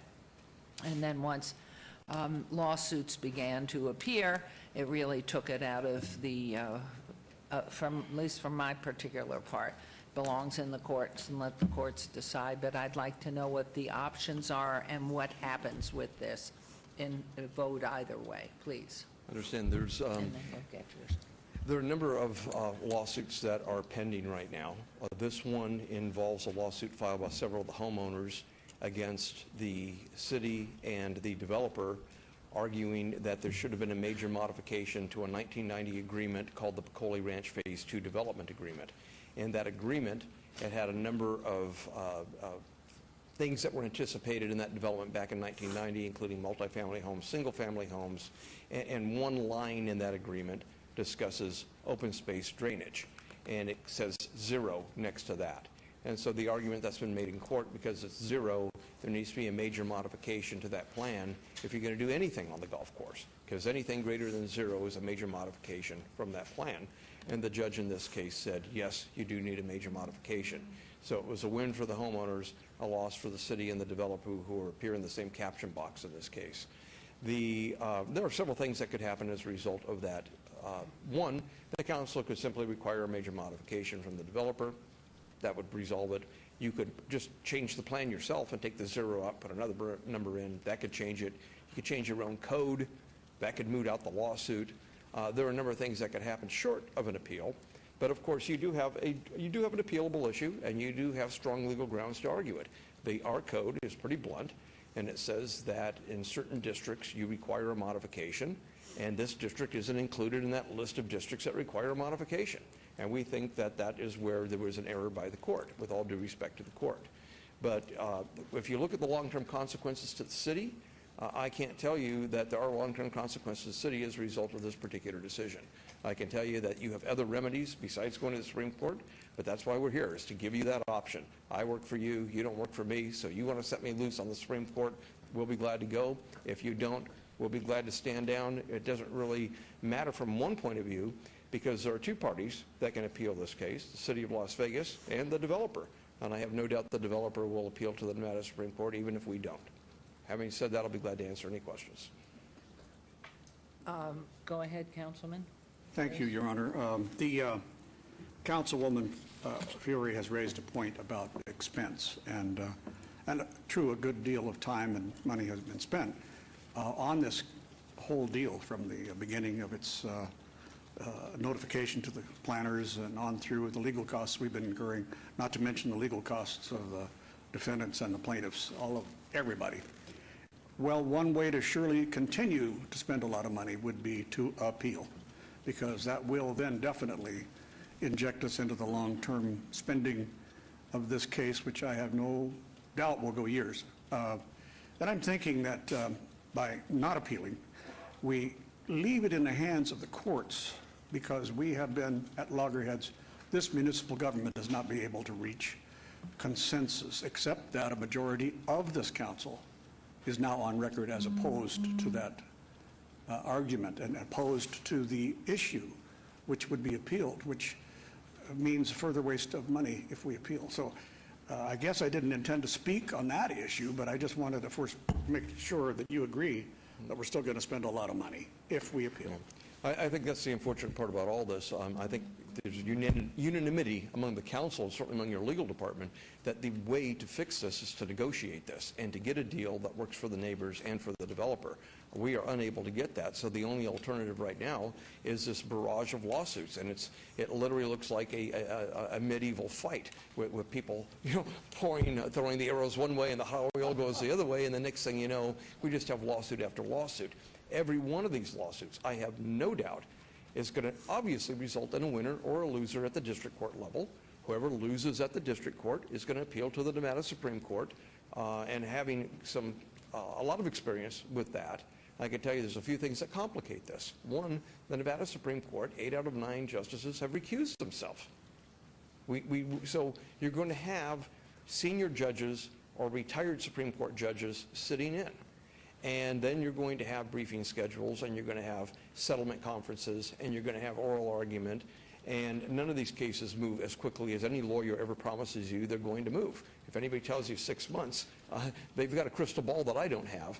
And so I look at it and I can't tell you how long it's going to take. And this is just one of a couple more lawsuits that are in the system that haven't been resolved yet. And they're going to go up to the Supreme Court. So I really don't get this. I don't get what the end game is here, other than cost everybody a lot of money in litigation fees. And at the end of the day, this is going to be zoning or project by judge, not by council, which it should be. So therefore, if I might ask you, a vote for or against this particular appeal really doesn't matter, In my opinion, it doesn't, and that's just my opinion. because the lawsuit will be appealed and other lawsuits will be appealed by the other side, and ultimately it will end up at the Supreme Court. Let me say what you gain and what you lose. You lose a seat at the table. If we care enough about this argument that our code says this, and we want to defend it rather than just simply change it or work around it some other way, then you should vote for the appeal and put us at the table with the developer, because it's our code that's being partially challenged here in the lawsuit. It's not just a code issue. There's a lot of other issues. If you want to look at other ways of dealing with it, we can deal with it other ways than the Nevada Supreme Court appeal, and the developer is going to appeal it anyway. Okay, Councilwoman? So this is my biggest heartburn about not appealing it, is losing that seat at the table. Because unfortunately, you know, we've got 6 wards here. We represent the city of Las Vegas. And because we have one ward that's having a particular fight, now it's gone to a courtroom, and now it said, you know what, City of Las Vegas, you don't know what you're doing. Now we want you to require everyone to have a major mod. And in Ward 6, again, this totally affects Ward 6. Why? Because we are developing at a higher rate than any other ward on this council. So I am really not okay with not having a seat at that table as council and as you are our attorney. And another thing, as we go forth with all these other lawsuits, so if we start bowing down saying, okay, we believe that the judge made a mistake, especially when he's dictating to the city council what we do with our developers, okay? So if we don't take a seat at this table, and if we don't go forth and appeal it, then I, in Ward 6, get to pay the price for a Ward 2. And that is not okay to, again, paint the whole city of Las Vegas because of one issue. So I am definitely in favor of this appeal. I definitely do not want to lose our seat at the table, because this is my ward now that you are affecting. So you want to affect your ward, groovy, affect your ward. But when you affect my ward and my other council members' ward, this is the thing that I have an issue with. And I am and heavily support it. You as our attorney, I would absolutely direct you not to lose our seat at the table. It is not fair to me, nor my ward or any other ward. And so that's where I am at this. We do not, as a city council, require developers with major mods. If we sit on our hands, we're going, oh, you know what, Judge, even though we don't think you're right, okay. And I'm not okay with that. Okay, thank you. Is there any other method or any other process for gaining a seat at the table, apropos of what Councilwoman just said, assuming this just dies off? Now, the only 2 ways that you get to have a seat at the table is, one, you are a litigant, and you're a party litigant, and you have a right to be at the table. That's if we file a notice of appeal and we take advantage of that. The other way you get there is, if you're not a party litigant, you can file an amicus brief siding with one side or the other. But since we are a party litigant, this is really the correct route to get there. You either vote yes or no on the appeal. Okay, I'm clear. I think your points are well taken, and we can't have a broad brush because of all the actions in the past 2.5 years that we've been discussing. So it is, from your opinion, just either to take a stand one way or another. Yeah, like I say, I stand by this because, again, I say there are other things that can be done. For example, you could ask me to draft an ordinance right now that simply says we're never going to require a major modification of a development agreement for a project. And it's done. And the Supreme Court is out of the picture. And you've controlled your own fate by changing your own law. So there's a lot of ways to handle this. And with the cost involved, because as I spoke with your attorney, we're looking at simplistic writing up. Right. We'll handle this in-house, but I can tell you right now, and this will be coming to you at some time in the future, there have been a number of lawsuits filed here, and one of them is particularly disturbing to me. It's a lawsuit against the city alleging $250 million of damages. And that is a number that is going to require the city to make disclosures on bond issues in the future and the like. And so I am involving the highest level of legal talent in the Las Vegas community I can to assist the city in that litigation. And we will fight that most forcefully. But I do agree that if we appeal this decision today, that helps in the future lawsuits as well for the city and having a strong. I'll let Phil speak to that. It could, Councilwoman Fiore, it could create some arguments for us, and it would have some strategic advantage in the other lawsuits, particularly the inverse condemnation lawsuit. Madam Mayor? Yes, Councilman. I just would like to say that I agree with the fact that we should move and follow appeal. And that's because I think this has gotten to be so legal and so messed up that by moving forward, we'll learn from the legal community what they think, and I think that helps us. And I don't, and this was something that the council voted on to approve, and I just feel that at the time, we thought we were doing right. If we're doing wrong, then let's see if we really are doing wrong and see where we go. We need that knowledge. We are not lawyers. We need that knowledge, and maybe they're seeing something on the legal side we're not seeing. So I just wanted to say that. Absolutely. And I want to be most emphatic. When nobody up here at this podium is saying that you did wrong, we do not believe this council did anything wrong in that vote. And again, we do believe there are grounds for appeal. Okay. So, give me direction. So may I make a motion to appeal this? Am I allowed to do that, Mayor? Yes, you are. No, you can. Let's see if it flies and what happens, and then we'll go from there. Do we have more Okay. questions? Yes, and then Councilman Anthony would like to, if you permit, you've made your motion to approve? Thank you, Mayor. I mean, I've heard valid arguments to support the appeal and not to support the appeal.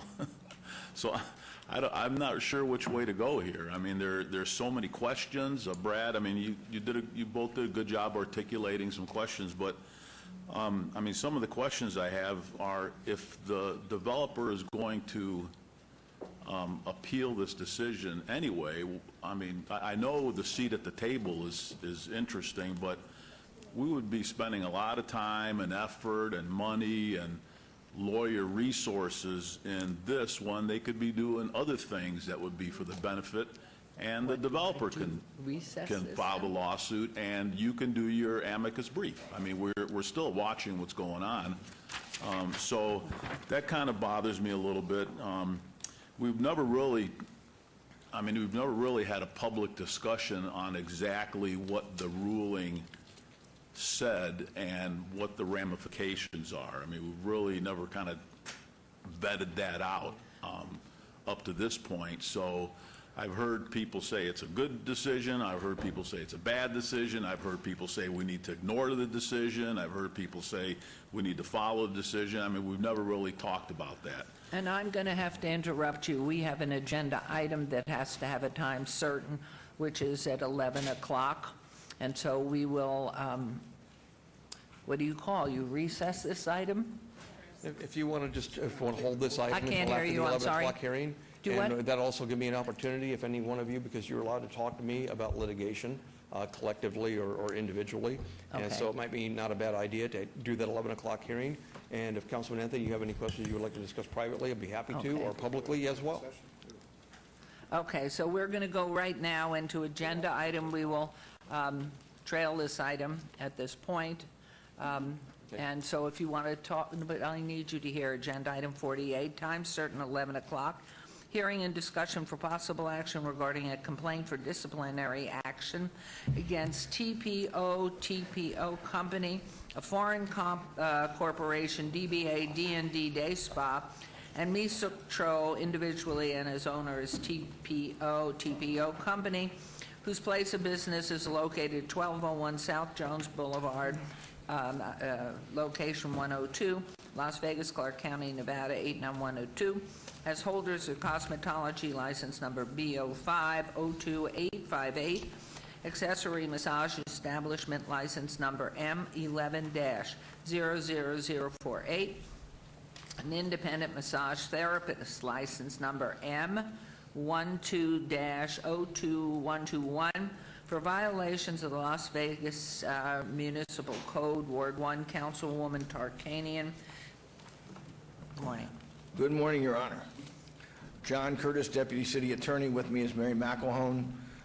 Allow me to make a brief introduction, then I will turn it over to Ms. McElhone to give the factual basis for the complaint. We bring this matter on a complaint for disciplinary action, which was approved at the approximately 30 days ago by this council against D&D Day Spa. The actual company's name is TPO Company, a foreign corporation doing business as D&D Day Spa, and Mi Suk Cho, its sole owner and officer, who is also the licensee. This company obtained a cosmetology establishment license with accessory massage for that cosmetology business back in July of 2011. Since that time, there's been a pattern of violations of the Las Vegas Municipal Code, which have not been addressed, which Mary McElhone will go into in more detail. More importantly, due to the efforts of the Las Vegas, our business licensing department and Las Vegas Metro, we have uncovered that this cosmetology business is in fact a front for the offering of sexual services for money, and the licensee and sole owner, Mi Suk Cho, was in fact arrested and convicted of solicitation of prostitution based upon a July 2017 arrest, to which she pled guilty. With that in mind, I will turn it over to Ms. McElhone, who can go into these allegations and the factual basis, therefore, in more detail. Thank you. Thank you. Mary McElhone, Deputy Planning Director. As Mr. Curtis stated, D&D Day Spa received its business license in July of 2011 to operate as a cosmetology establishment with accessory massage. The owner, Mi Suk Cho, also has an independent massage therapy license with the City of Las Vegas and was also licensed through the state. To remind you all, the business is not a licensed massage establishment. Their accessory massage license only allows them to have a space no larger than 150 square feet to perform massage, and it can also not be their primary business. Their cosmetology license through the state only allows them to do manicures, pedicures, and skin care. On April 28, 2017, the City Business Licensing Division conducted an inspection at D&D, which uncovered numerous code violations. Most notably, they did not have the owner or a key employee on premise. They also did not maintain the register of licensed massage therapists. The license officers in the Business Licensing Division later met with the owner, Mi Suk Cho, and educated her about proper operating procedures and also prohibited activities including engaging in or soliciting sexual services. License officers were also concerned at this time because in that conversation, Mi Suk Cho stated that the massage was the primary service provided at the business. A second inspection on May 5, 2017, just 7 days later, took place, and the location was still not operating in compliance. The owner or a key employee was still not on the premise, and it was noted that the area of massage exceeded the scope of the 150 square feet allowed for accessory massage, as a second room was identified. Additionally, when license officers were on the premises, they entered a room that was used for facials, and they encountered a male customer who was pulling up his boxer briefs, along with the technician in the room. And then also at this time in May, the City of Las Vegas Business Licensing Division also found advertisements for D&D on websites that are commonly used for advertising sexual services. These facts and advertisements were referred to the Las Vegas Metropolitan Police Department for further investigation. And on June 27, 2017, Metro conducted an undercover investigation at D&D, which resulted in a Metro officer being solicited for prostitution by the owner, Mi Suk Cho. Metro arrested the licensee, the owner, Mi Suk Cho, and as Mr. Curtis has stated, she did plead guilty to these charges. She is here today. We also have the license officer here to help provide any additional details or answering any questions you may have. Thank you. Any comments you would wish to make in this regard? And please state your names for the record. My My name is Mesrop Berberian, and I'm her friend. I'm here because her English is not very good. Thank you. And she is not contesting any of the allegations, and she's very remorseful of what happened. She's trying to address the violations, and she's asking for a second chance. Okay, thank you very much. Any comments, questions from council? Yes, Councilman Coffin? Thank you. I would like to ask Misuk Cho. Okay. Misuk Cho, do you perform the ancillary massage services? When you do cosmetology, you also do massage? Yes, I have both license. Okay. Is this gentleman with you all the time? Your friend? Is he with you all the time? No. Okay, friend, then I'm going to direct this question to her. I have a bad back. It's renowned. Very bad. Accidents.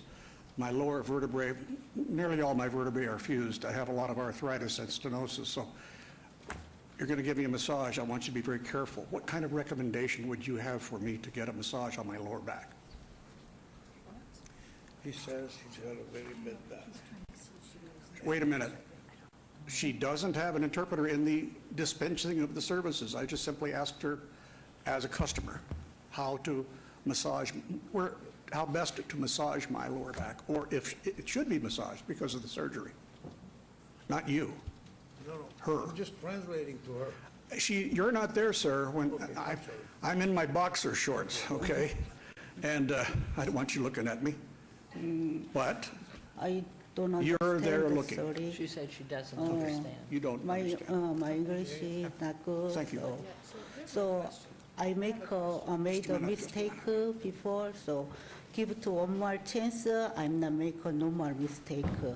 I'm gonna do good. Well, I wish the record would show that Misuk Chu was unable to answer the question and unable to understand it. Thank you. Thank you. Councilwoman, you had something to add? Yes, sir. So you're here to interpret for her? Yes. Yeah, so you're speaking English to her. Do you speak her language? No, I don't speak her language. So how does she understand you and not the council? I put it in some different words so she understands. It's English. So if she understands you, you understand us. And playing like you don't speak English really isn't going to help your cause. Okay. Okay. So you have to answer whatever they tell you. Okay, Councilwoman, Mayor Pro Tem. I'd like to say inch besas to our interpreter, and I would also like to say that I think we gave the second chance already.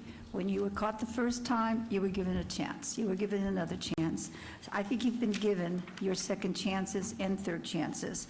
So I recommend, my motion is to revoke the accessory massage establishment license and independent massage therapist license, and that a fine be imposed for D&D Day Spa and Misuk Cho individually and as owner of Teapot Po Company. Was there anything else? I think I'm following the recommendation of staff.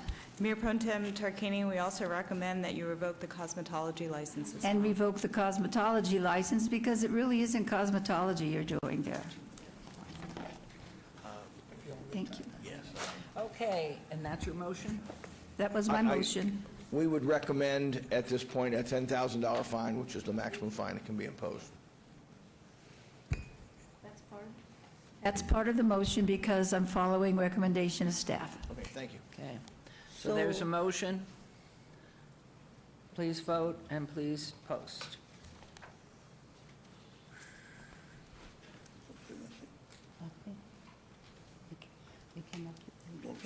And that motion carries.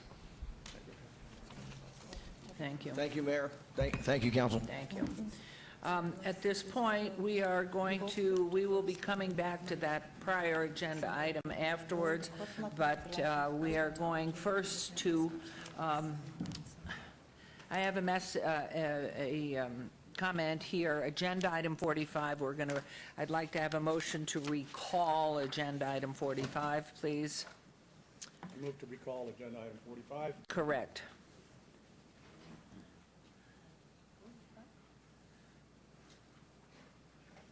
Okay. and then I will tell you why. We are recalling Agenda Item 45. Mr. Sanchez, Orlando Sanchez, oh, can you vote, Councilwoman Mayor Pro Tem? I'm pulling back, yes, on 45. Okay. All right. Orlando Sanchez had informed me that the motion on 45 was to hold the item in abeyance until June 20, 2018. The motion should have been to approve a 3-month extension to the existing moratorium on the acceptance or processing of the applications under LVMC 7.40 for pet shops that propose to sell dogs and or cats. May I clarify the Where the are motion? we? Oh, yes, please. Yes, I move to approve item 45. And a 3-month extension. Yes. Okay. Item So- 45, move to Perfect. approve. Thank you. There's a motion to approve Agenda Item 45 with that 3-month extension. Thank you very much. And now, I see Mr. Barton's here. Are you able to wait until you're okay? Okay, so now we're back to... Hold on. All right, we're back on Agenda Item 47. If I could, Your Honor, I'm going to Please. strongly recommend at this point in time that you go into closed-door session with me to discuss our legal strategy. The open meeting law allows for this exception. I think this would be a really good time to do that. I know that you may want some public discussion out here after that, but I think you ought to hear the legal advice before we disclose it publicly and jeopardize potentially the city's position. And so my recommendation is that you take a recess at this point in time and that we go into closed-door session in the back so we can continue this discussion. So I'm going to move that we recess. I don't think I have to move. I'm just going to call a recess now. Hopefully, it will be brief. Right. So the motion is still open on the table. So we're going to go in back. We'll be back.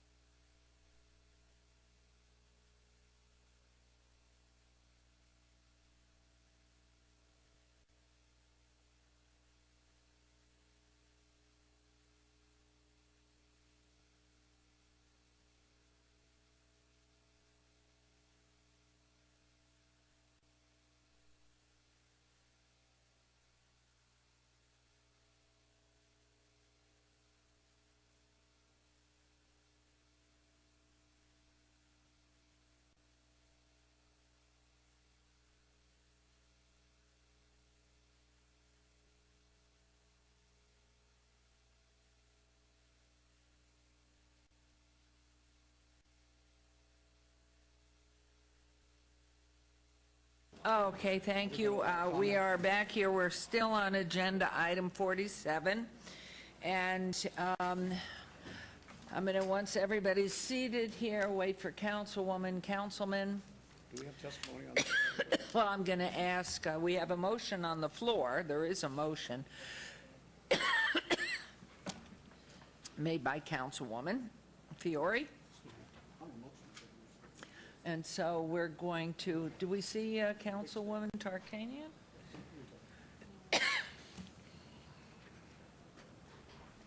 I'm waiting for Mayor Pro Tem.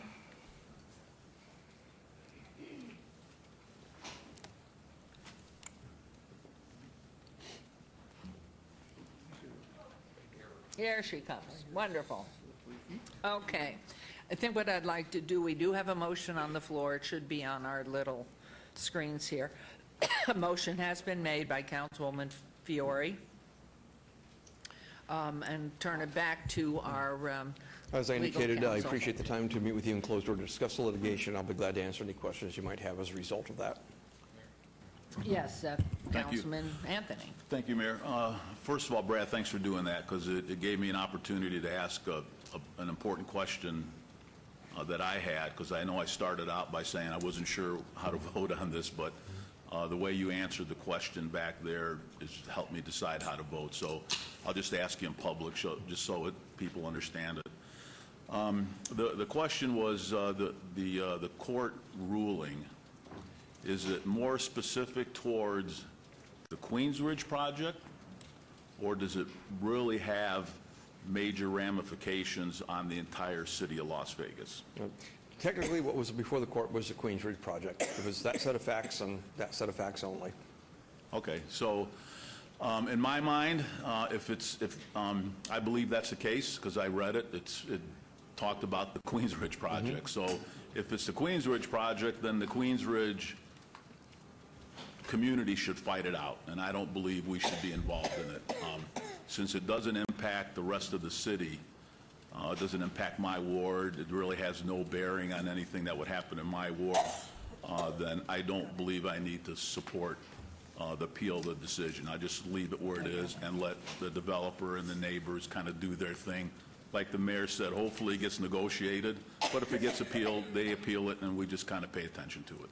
So thank Mayor, you. may I Yes, Councilwoman. Okay, so again, just to be crystal clear, and there's many attorneys in this room, and as a former legislator who continually fights for justice reform and sees innocent projects continuously win cases, what we see as a precedent, even though Nevada District Court does not allow this decision to set precedent, as an attorney and as being someone in the courtroom, can you literally see that once a court rules on something, the other judges in courtrooms uses this as precedent, and there's a ripple effect to where a decision not to appeal today, and let's say, this particular judge's decision, which you have advised us that you feel is inaccurate and not complete, for the record, that in your opinion the judge is wrong in this case, why then wouldn't we appeal it? And the clarification I need from you is that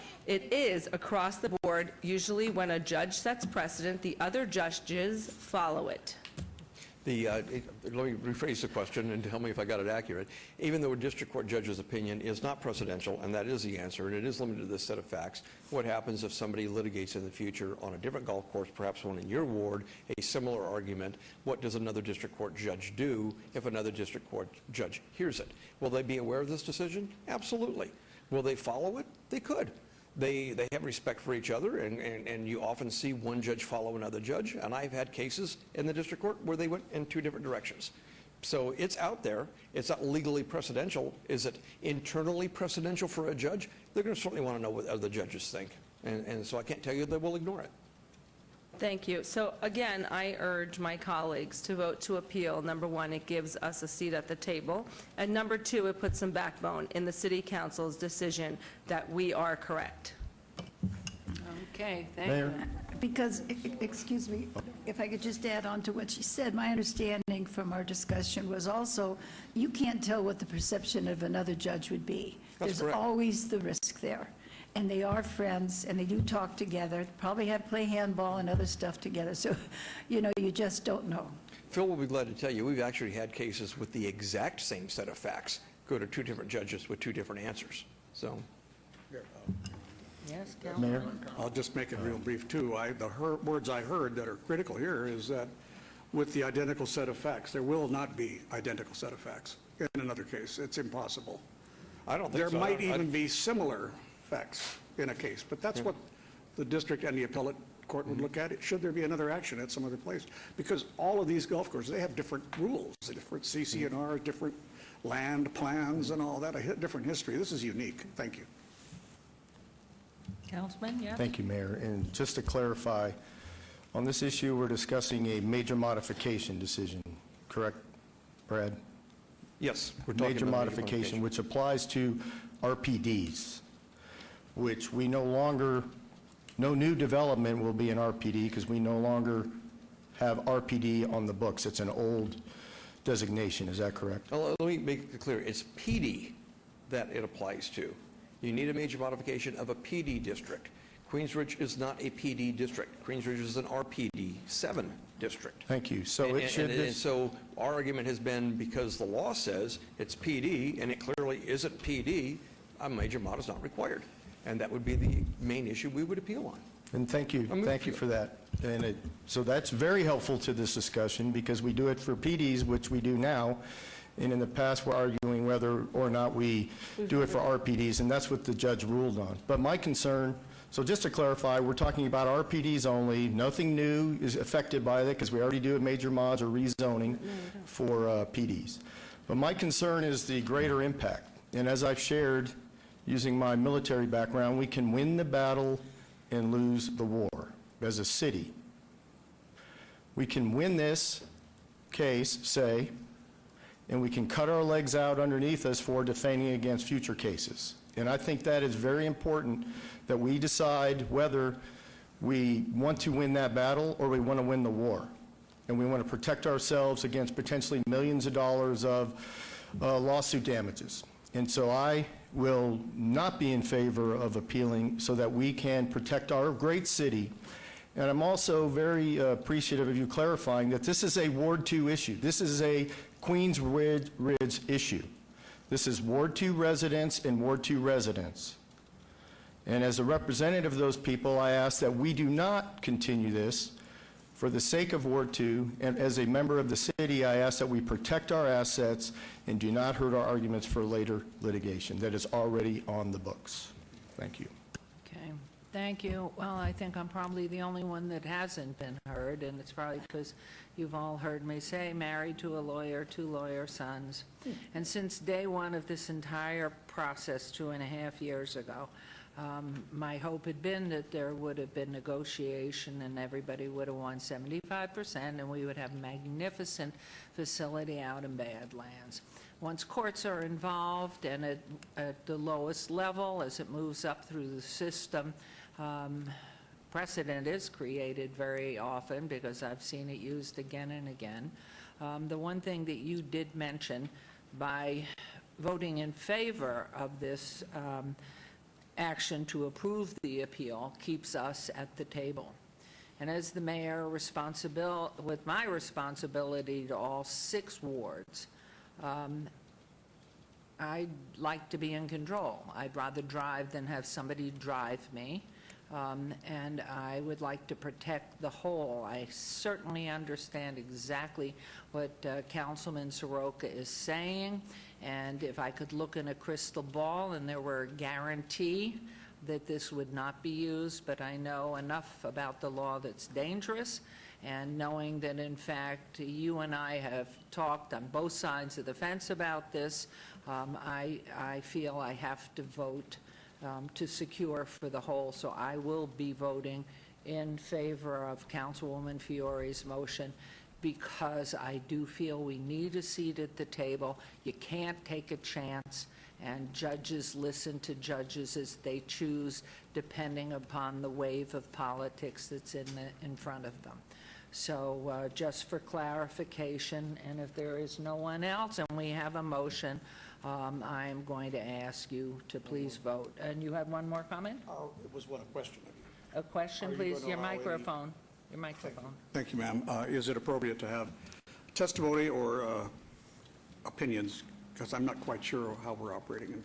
Are we operating in a hearing basis, or are we operating strictly on a rulemaking basis, which doesn't require any kind of... This is not a public hearing. It is not a public hearing. That's correct. So it's up to the mayor. Thank you. Okay, Your so- Honor, Your Honor. Yes, please. Your Honor, yes, right here.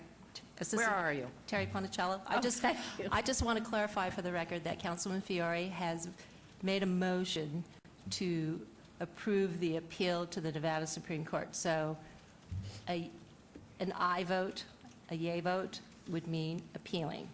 A no vote, nay vote would be not to appeal. I know we've had some confusion in the past as to what exactly the action should be. Okay, thank you. And so with that, that does help because we were gone for a few minutes to let everybody that's watching or will be seeing this is how this came about. So I think all we wait for is Mayor Pro Tem to vote. Okay, and then please post. And the motion is a tie, which means it fails. And so I don't think there's a need for anything else. It's done. The request, the action to approve the appeal, when it's a 3-3 tie, that's the end of it. And there's no need for any other further action. So, thank you very much. Thank you both.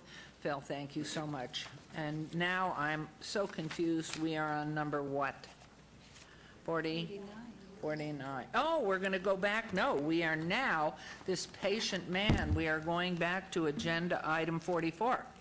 Should get continuing education. Yes.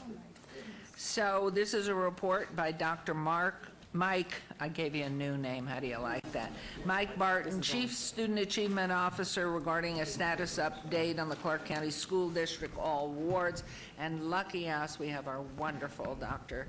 Lisa Morris-Hibbler. Good morning, Mayor and Council members. Dr. Lisa Morris-Hibbler, Director of Department of Youth Development and Social Innovation. And this is part of the quarterly briefings that you receive from the school district as part of AB 469. Dr. Barton and I thought we would take this moment to update you on some of the partnerships that we've been working on, and then he would also give some updates on the Clark County School District.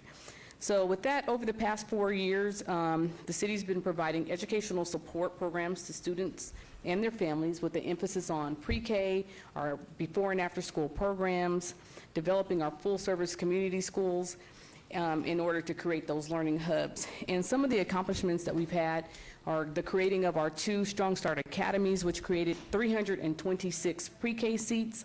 We're also launching the Strong Start Academy mobile classroom this fall, and then also the Strong Start Academy at Stupak. We're in the process of renovating some classrooms over there. And then next fall, we'll have the Strong Start Academy at Doolittle. We've also integrated literacy and STEAM into our before and after school programs. As you well know, we have 7,400 students that are in our before and after school programs, and we have increased literacy programs such as Reader's Theater, which allows kids to read and act those things out, so a little bit of the performing arts as well, and then also STEM programs. We also implemented stranger danger and fire safety programs with our Department of Public Safety and our Las Vegas Fire Rescue. We also had our Reinvent Community Schools. We were able this year to increase those from 4 to 9. As many of you will remember, those were our community schools. And we also added 36 AmeriCorps members that are helping out with reducing chronic absenteeism and literacy. And so far during our first semester, we had 324 students that had been working with our AmeriCorps, and we've seen a 34% decrease in the 3-day truancy notices and 27.6% decrease in the 9-day truancy notices. So we're extremely proud of those, that progress. And we also had 233 students in grades 1 and 2 that were assigned a literacy coach, helping with them achieve great level of literacy. And we've seen their reading proficiency increase by 21 points. And we also have a partnership with, at each reInvent school, we always have a garden there, and we have 132,726 pounds of fruits and vegetables through the pop-up produce, and then also 27 chef-led cooking demonstrations, which has impacted 3,400 students. And again, that's all about the health and wellness and family engagement. Next year, we anticipate bringing on 4 new schools, and we are in the process of increasing our AmeriCorps members to 50. As you know, those AmeriCorps are afforded to us through a grant. And we also have a partnership with the New Teacher Pipeline, and we're working on summer learning academies, specifically to provide summer intervention to students that are behind to prevent the summer learning loss. Our Batteries Included program, which we are extremely proud of, always helps to keep kids on track to graduate, but in addition to that, also ensures that they are ready for college and career. Over the past 3 years, we had a 100% graduation rate with our high school students that are in that program, and we currently have 612 students. That is a record number of students participating. We are at 14 school sites and then operating in 5 community center sites as well, and more than 75% of our graduates go on to college, the armed forces, or employment, and so we're extremely excited about that. We also have been working with the Las Vegas My Brother's Keeper Alliance that was originally started in 2014, and since that time we have reformatted it, and it's now about policy, and we have Clark County School District as well as Clark County on board and law enforcement all working on ways that we can improve opportunities for our minority youth, and then also reducing the students in the juvenile justice system. And so one of the things that we're most proud of is the harbor, which I know many of you have toured. If you have not toured that, we would be willing on any day that you're available to take you to the harbor. It is a great resource for families and students across the valley. We are in the process right now of working with Clark County for the one that's opening on Charleston and Jones, and the goal would be to see this to open up a total of 5 across the valley. Clark County was fortunate to get almost $2 million in the 2017 session for the expansion of the harbor. Of the 3,000 kids that have been to the harbor, only 150 have escalated into the juvenile justice system. So it's really about wrapping families and their students and their families with resources. And just a few things about what's on the horizon. One, Could I ask you yes, about, did you mention ma'am. the Recovery Mission School? No, Recovery High School. Yes. No, and then we also supported, I didn't want to steal any of Oh, sorry. Dr. Barton's thunder, but yes, and we have supported. And this is a really high level, in the interest of time, high level summary of some of the partnerships we're working with the school district. There are numerous that I'm not mentioning, but I just wanted to give you the high level of some of the things that we are working on. The Connect Home, which is going to be launching in April, to bridge the digital divide. You guys heard that in our neighborhoods presentation. The 2-day College and Career Summer Institute in partnership with the College of Southern Nevada. It's going to be held this July. We're going to be working with students around pathways, whether it's college or employment, making sure that they understand, what they need in order to be successful after graduation. The Strong Future Youth Employment Program is underway. We are in the process right now of recruiting businesses. We've spoken with the Metro Chamber, Urban Chamber. We've put out information, and so our goal is to provide 200 students with a 7-week paid internship as part of career development. And I want to thank our internal departments, Office Operations and Maintenance, Parks and Recreation, and my own department, Youth Development and Social Innovation, as we've also created internships for students this summer. We're also expanding our before and after school programming to middle school students. I know, Mayor Pro Tem, you had asked one time when we had all of our middle school programs are in the far north, and we're now bringing those middle school programs back. We're at a point where we can do that, and so we're extremely excited. The principals are extremely excited, and they really want to make sure that those kids are connected. So again, we'll be looking at leadership, experiential learning, and then making sure that they too are on track. And we're working with Park and Recreation and Office of Cultural Affairs on that.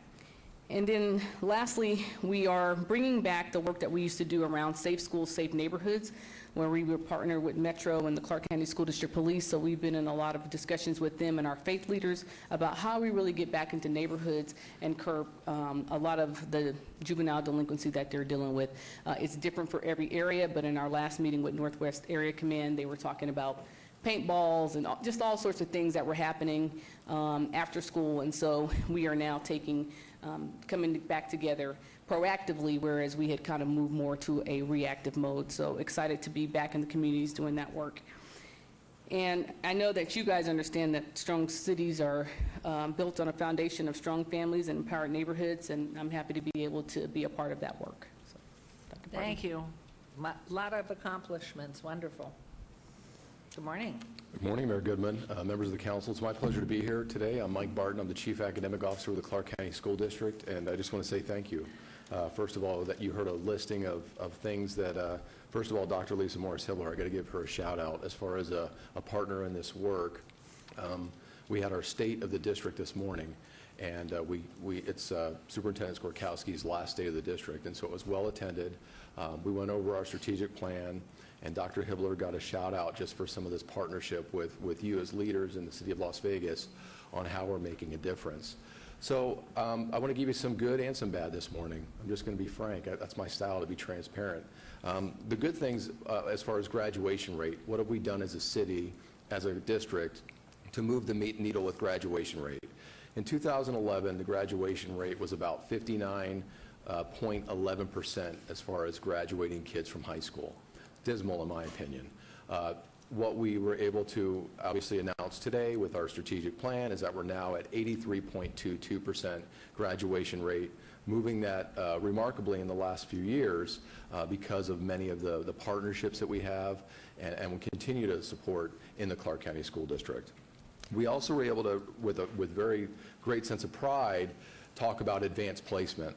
So we made it a point in our district to serve kids from all communities. We looked at our advanced placement offerings that are in the high school, and kids that take advanced placement can get dual credit opportunities for when they go to college.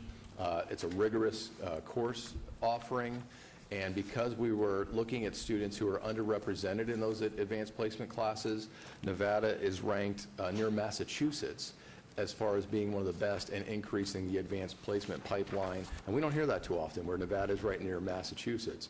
But we were with this advanced placement increase over the last 3 years particularly. But again, looking at the underserved students who weren't in those classes, but they should have been. So we worked with schools to develop strategic goals, quantify those goals, and hold people accountable to move up on advanced placement.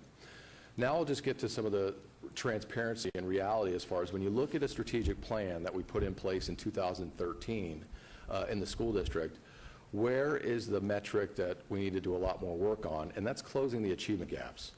I was pretty honest this morning at the State of the District. I talked about our highest performing subgroup in the Clark County School District compared to our lowest performing subgroup.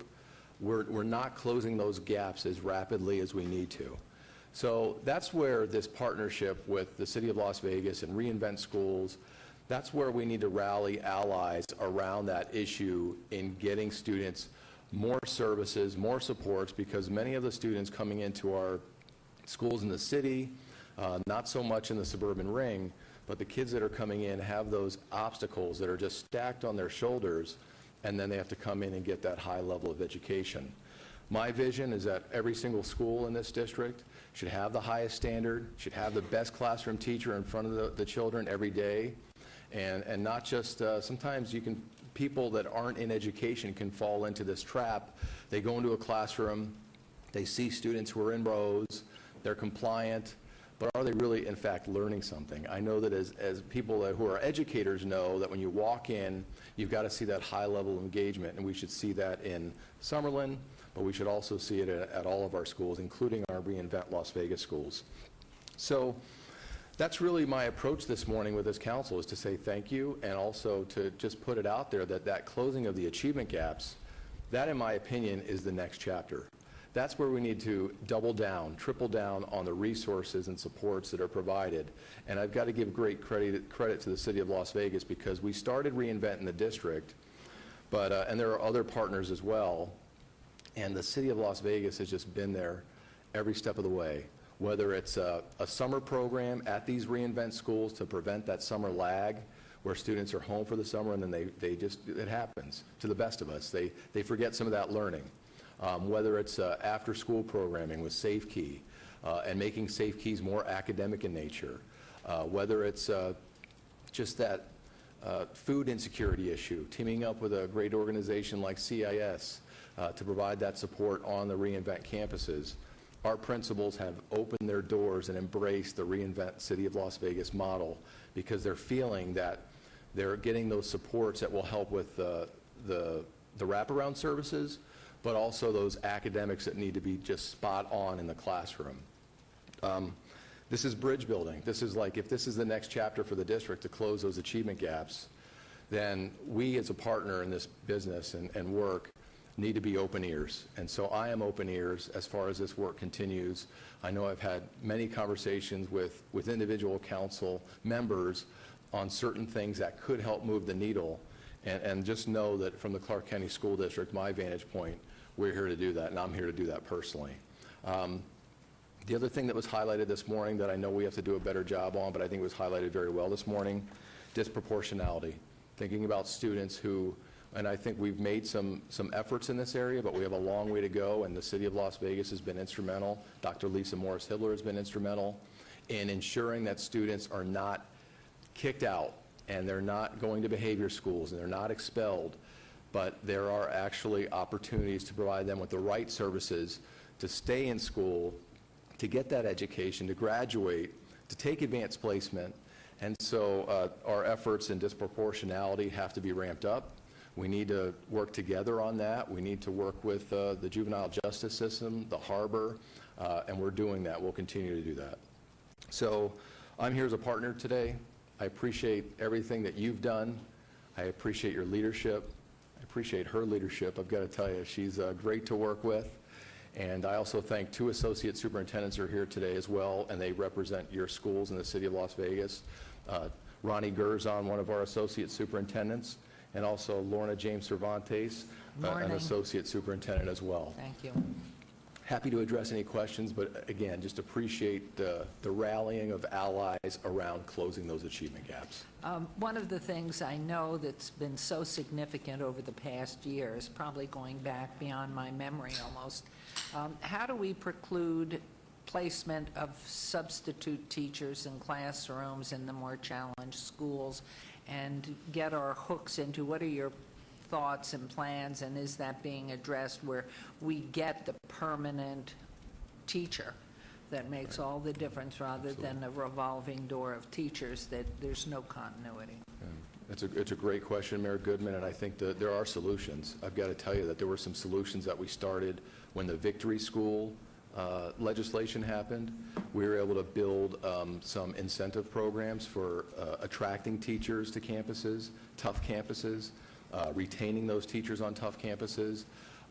There were some teachers that if they decided to come from that suburban ring school or a Summerlin school or what have you, or Henderson, they were able to pick up some income and then come in and serve those students. And so we've done some things, and that's worked as far as that Victory model. We probably need to work with our bargaining units to really ramp that up and make that more real for teachers, because I ask the question quite often when I'm meeting with teachers or principals even that are working in some schools that are more affluent. I ask, what would it take for you to come to a school where we need you? You know, and that's just being honest. We need you in some of the toughest environments, and the children need you. They say it's money's a little bit part of it, but they're actually looking for working conditions. They want to know that that leader in that building is top-notch. They also want to know that there are supports on that campus that are about all the tiers of the student, whether it's a Tier 1 student to Tier 3, the most in need. They want to know that there are some really creative, innovative things happening on a campus. So I think that the solutions are there, but they're at the stage of infancy where we can get more systemic about it and really prevent that problem from happening, because right now that's hurting student achievement results. Right. I also, on behalf of the council, I'd like to ask, can you share with us what is the timeline, process, deadlines for the Board of Trustees to make a decision on the future leadership? Where are we at that level with interviews, processing, et cetera? Thank you, Mayor Goodman. Great question. So the process to look for someone to step in as the next superintendent following Pat Skorkowski, the applications have closed. So at this stage, the board is And I'm working. assuming your hat's in the ring. The assumption is right. I'm putting my name in the hat, and I Good. appreciate that so Wish you much. good luck. And I know it's not for me to decide, it's not my decision, it's obviously the Board of School Trustees' decision, and I respect the process. It's a national search, and I know that there's been a consulting firm hired to see what talent is out there nationally, but... Where is that firm from? Do you happen to I'm not know? sure, but it's Ray and Associates is the name of the firm. Okay. And they're collecting all the applications, then there will be a vetting stage, and then finalists will be presented to the board, I believe, in the second week of April.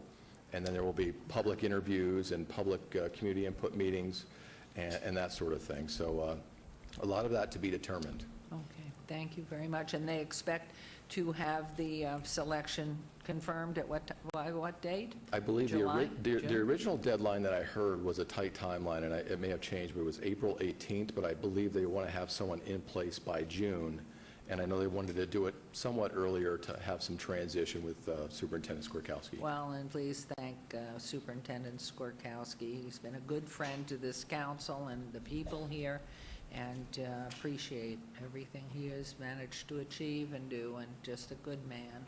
So any comments, questions?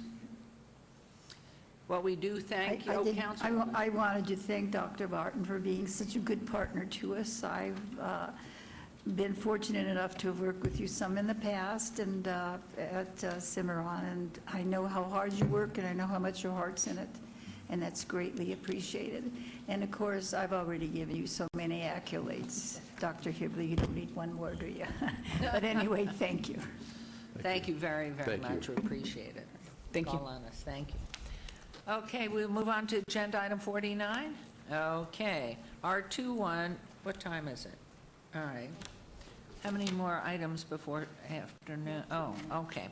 And some are obeyed. All right, R21, 2018, public hearing, discussion for possible action regarding a resolution authorizing the issuance of medium-term obligation bonds and reimbursement of prior expenditures from bond proceeds and the execution delivery documents relating thereto in an amount not to exceed $43,880,000 in two series for purposes of acquiring, constructing, improving, and equipping fire protection projects, building projects, and redevelopment projects not to exceed $43,880,000. Various funds, and this is Ward 3 and 5, which is Councilman Coffin, and the vacant seat, and Ms. Appleyard. Hi. Good afternoon, Vanetta Appleyard, Director of Finance. With this resolution, you are authorizing us to issue the series of taxable bonds. Those taxable bonds will be used for improvements to the Fremont Street experience. And the tax-exempt bonds, and the amount of that, by the way, is 21.9 in this not-to-exceed amount. The $12 million of these bond proceeds in the tax-exempt series will be used for Fire Station 3 and will be repaid with the proceeds that we receive from the Fire Safety Initiative. And $10 million of these proceeds, the tax-exempt proceeds, will be used for the courtyard project in the Corridor of Hope and be replayed by Community Development Block Grant funding. Thank you. Any questions, comments here? Councilman Coffin, would you like to make a motion? I will, Your Honor. First, I'd like to move for approval of this item and also make sure that all comments related to the redevelopment agency version of this to be included in the minutes of this. Thank you. Thanks. So while this is a public hearing... It is a public It is a public hearing. Do I need public comment? Ms. Ponticello? Not watching. It's a public hearing. Is anybody wishing to make comment on this agenda item? I'll close the public hearing part. And you made a motion to approve? Yes. Please vote, and please post. No, that was Kendra Foyette, that's our bond counsel with Sherman and Howard. She just wanted to make sure we had the public hearing. That was Okay, thank you. All right, Thank motion you. carries. Let's move on to agenda item 50, Board and Commissions, discussion for possible action regarding the reappointment of members to the Neighborhood Partners Fund Board from the following list of nominees. Neighborhood representatives: Greg Toussaint, my designee; Shelley Walters, Ward 1; Sharice Holmes, Ward 2; Lance Kirk, Ward 3; and staff designees: Ann Kilponen, Ward 1; Jordan Sandecki, Ward 2; Maria Jose Norrero, Ward 3, Sally Christensen, Ward 4, and the appointment of nominees Gail Quayle, Ward 4, and Matthew Yarborough, no. Okay. Okay, and Matthew Yarborough, Ward 6, as neighborhood representatives and staff designee Chance Bonaventura, Ward 6, all wards. Procedure for this board is appointment by mayor and city council. Appointments from Ward 5 shall be brought before council when the Ward 5 council person is seated after the special election March 27th, which is actually, they don't get sworn in until the 18th of April, so it will be after that. I understand we will not be making the Ward 6 neighborhood representative appointment today. So my motion will be to approve as read with the exception of Ward 6 neighborhood representative. Please, I would make that is my motion, and if you would please vote.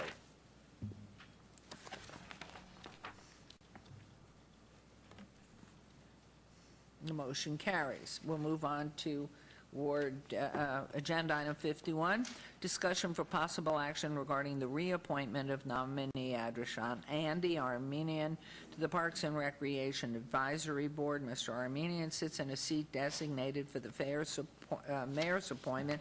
He's eligible and wishes to be reappointed. Options are to reappoint Mr. Armenian or direct staff to bring forward an item to a future meeting to appoint a new member. And I'd move for the reappointment of Mr. Armenian. If you'd vote, please, and post.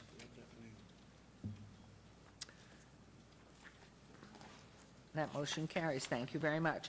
Agenda item 52, discussion for possible action regarding the appointment of Councilman Stavros Anthony, Nevada League of Cities and Municipalities, NLC&M Board of Directors. A vacancy exists due to the resignation of former Councilman Ricky Barlow. Councilman Anthony is eligible and wishes to be appointed to this Board of Directors seat, and I would move for that appointment. Please vote. And you may vote for yourself, Councilman. Yeah. And that motion carries. Thank you very much. And so we will move on to 53. Recommending committee bills eligible for adoption at this meeting, bill number 2018-4. Councilman Anthony, would you like the bill read? Yes, Mayor. Your Honor, with your indulgence, as you know, the City Attorney's Office always hosts a UNLV extern to be in our department.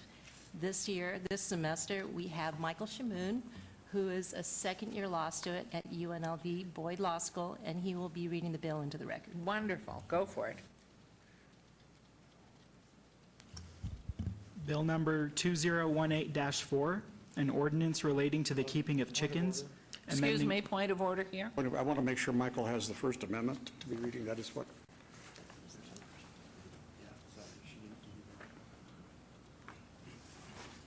Does he have this one? Did you give him one?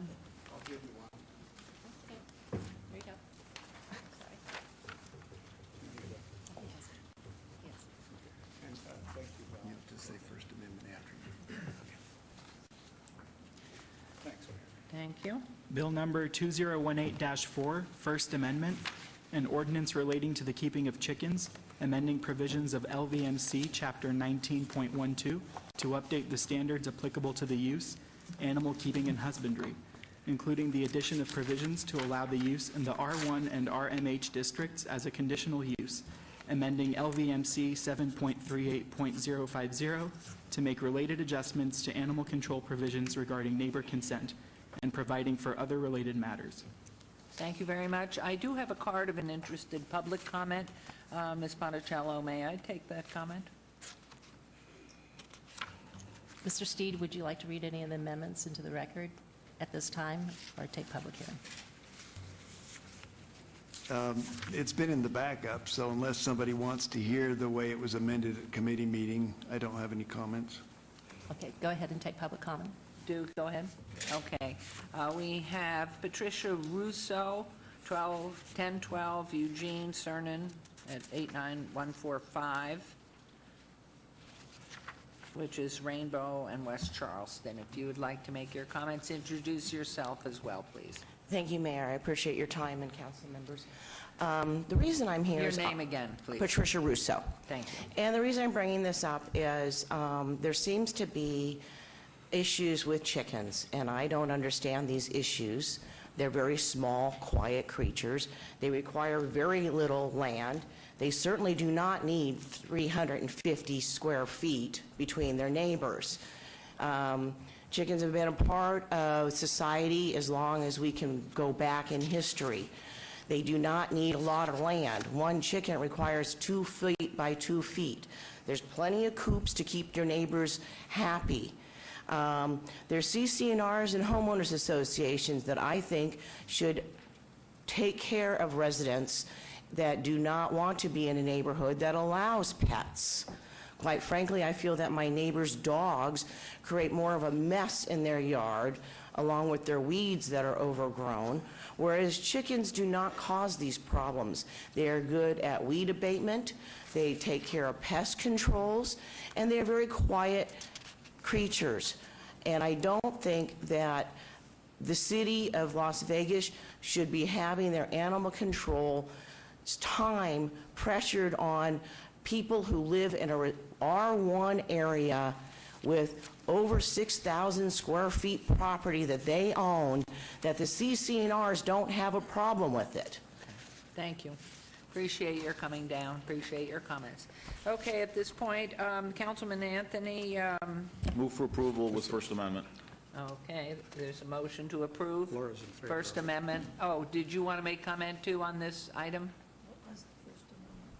I did want to make comment. Okay. Just in case it wasn't approved. My name is Laura Drea, 820 Sunrise Peak Lane. I wanted to thank Councilman Coffin for sponsoring this bill on behalf of several people that have contacted me fearing code enforcement citations, which so far have mandated removal of pets without any administrative remedies. This is traumatizing for a lot of households. For these households, it was a very honest mistake. They had hens in their previous neighborhoods, or they have friends in the valleys that have hens. I researched countless planning codes and found that this is an anomaly not to accommodate hens in R1. Previously with me today, I had Kiara Johnson. She unfortunately had to leave to go to work about a half hour ago. She's an animal activist in the community, and she supports antibiotic, humane, and hormone-free production of food that's accessible to people in their neighborhoods. She was here to show support, but she also submitted several, I think upwards of 20 letters of support through the internet to various council people and the city clerk. Thank you for coming down on this. We appreciate it. I think we're ready to take Okay. our vote. So is there, Councilman Coffin, it's your bill. Oh, you already moved for approval. Did you not, Councilman? You did. So please vote. You didn't vote, that's why. And Mayor Pro Tem, you've done it. Motion carries. And for those of you who've come down, thank you very much. Agenda item 54, recommending committee bills eligible for adoption at a later meeting. Item 54, bill number 218-5 will be heard at a later meeting. We'll move on to new bills. 55 new bills. Item 55 is being trailed today to be heard after item 104 on this afternoon's agenda. And that's it. We are going to recess for break. We will be seeing you. It is 12:25. We will see you at 1 o'clock sharp. Thank you. Next, we vote on the chickens. When we come back, Jim Azar, who's been with us for 28 years, he's literally in extensive surgery right now. I don't know if you know this. His wife's name is Peggy. So he was with business licensing for 28 years. Wow. So he's got another cancer thing that he's being removed. We don't say that, but just like it's a 12-hour surgery. So he's in it like right while we're in it. I don't know if you want to give him a shot. It's up to you. Your call. Just giving you a notice. Oh, gotcha. Okay. I gave up sweets, and that was tough. For Lent? I know A how lot I of did it. people who have given up booze.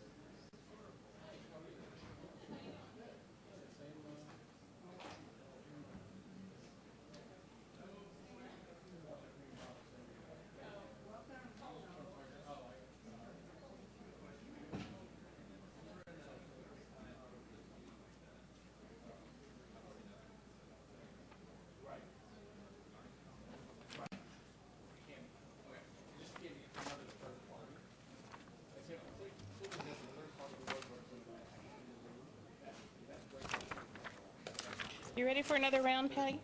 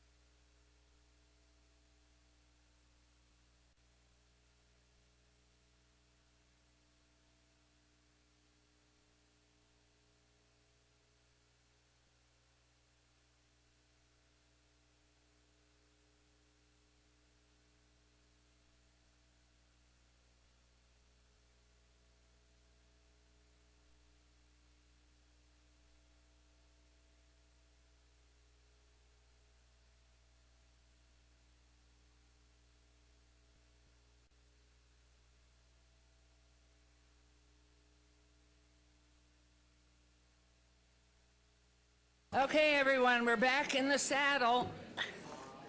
Everybody get back on your horses. We're ready to roll. Get on your horse. Do we have a word one horse? We should. We should have one. So we can get out of town fast. Right. Okay, we're starting off with agenda item 56. And possible action, any items that the council, staff, and/or applicant wish to be stricken, tabled, withdrawn, held in abeyance to a future meeting may be brought forward and acted upon at this time.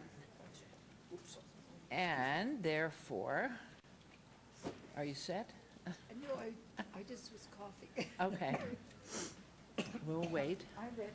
Okay, so you have your list here, if you would. Go ahead, or would you like a breather, and I'll give it do to... it. You can do Women it. are tough. Women are tough. They are tough. They are tough. Multitaskers. Keep telling yourself that. Okay, right. Thank you, Mr. Coffin there. Okay, big long. Let's go. You want me to read these, or would these Yeah, people please, if speaking you first? would. Hi. Hi. We have a very lengthy extension here, so if you want to wait 2 seconds, just have a seat where it says reserved. It's just for you. Okay, go ahead, Councilwoman. Right. The following items have been requested to be held in abeyance, withdrawn, or stricken.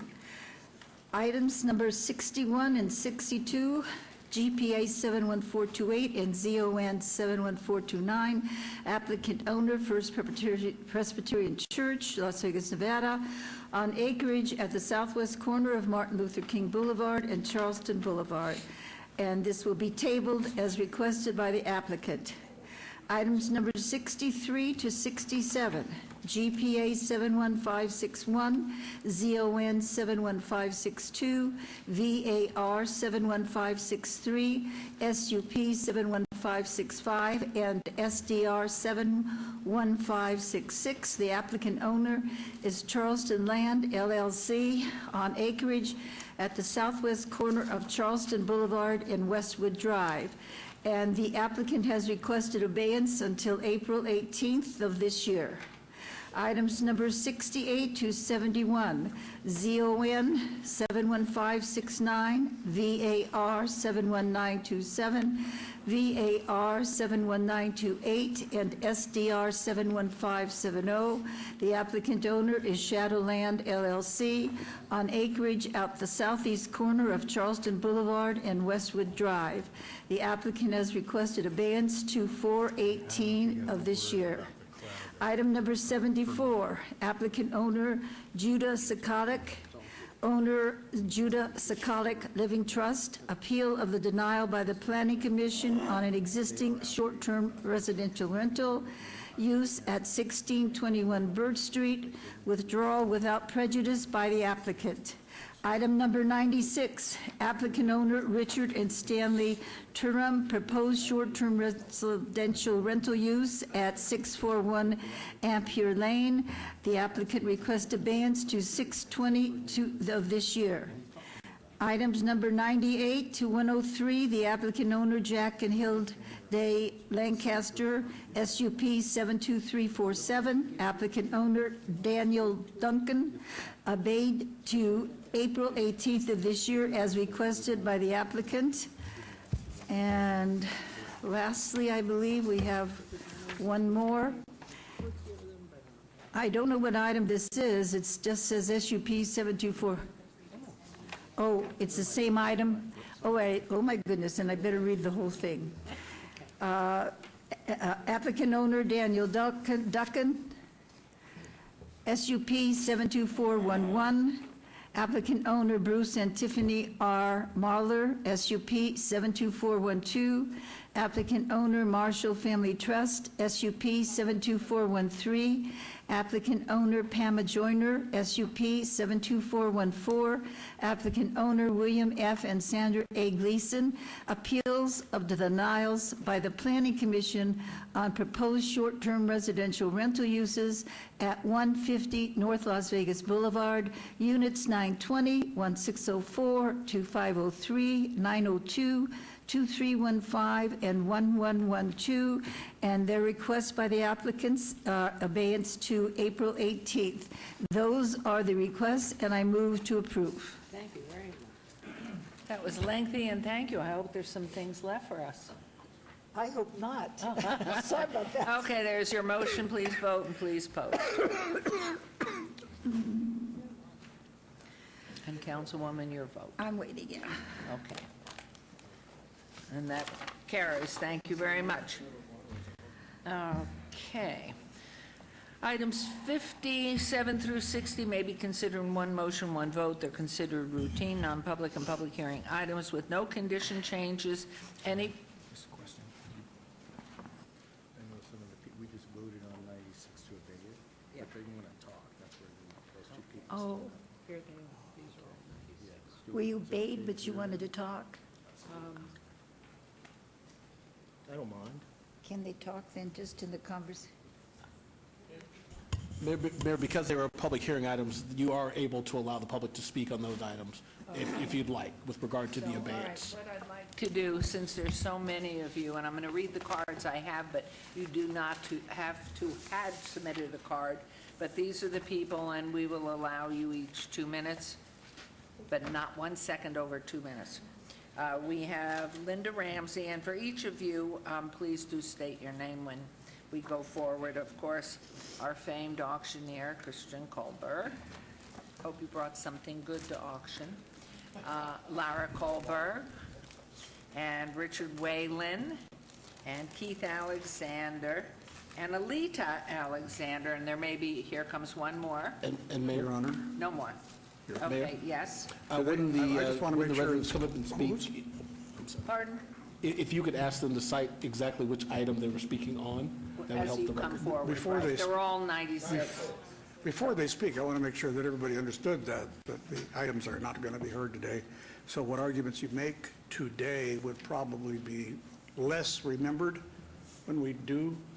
Is that correct, ma'am? That's a very good point. I mean, are you here to talk about items that have been obeyed? Yes, and Yeah. agenda item 96 in specific. Our So- understanding was that we would have the opportunity to have a public comment period before the vote took place on the abeyance. Right. I didn't hear that, but I'm hoping you'll allow us to speak about why we don't think this should And be if a you'll say your name for the record, and Mr. Scott will address you at this point. Okay.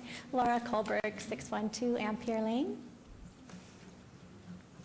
What I was going to say, Mayor, if you want to not obey the item, you could reconsider it and then revote to actually hear the item today if you wanted to. Well, I am They're not for at it. a point, having heard from, and I actually, at this point, then, I'm going to turn this to Councilman Soroka, in whose ward this is, because I don't know where the request for the abeyance came, if it came from staff, if it came from you, if it came from a developer, and so, It said applicant.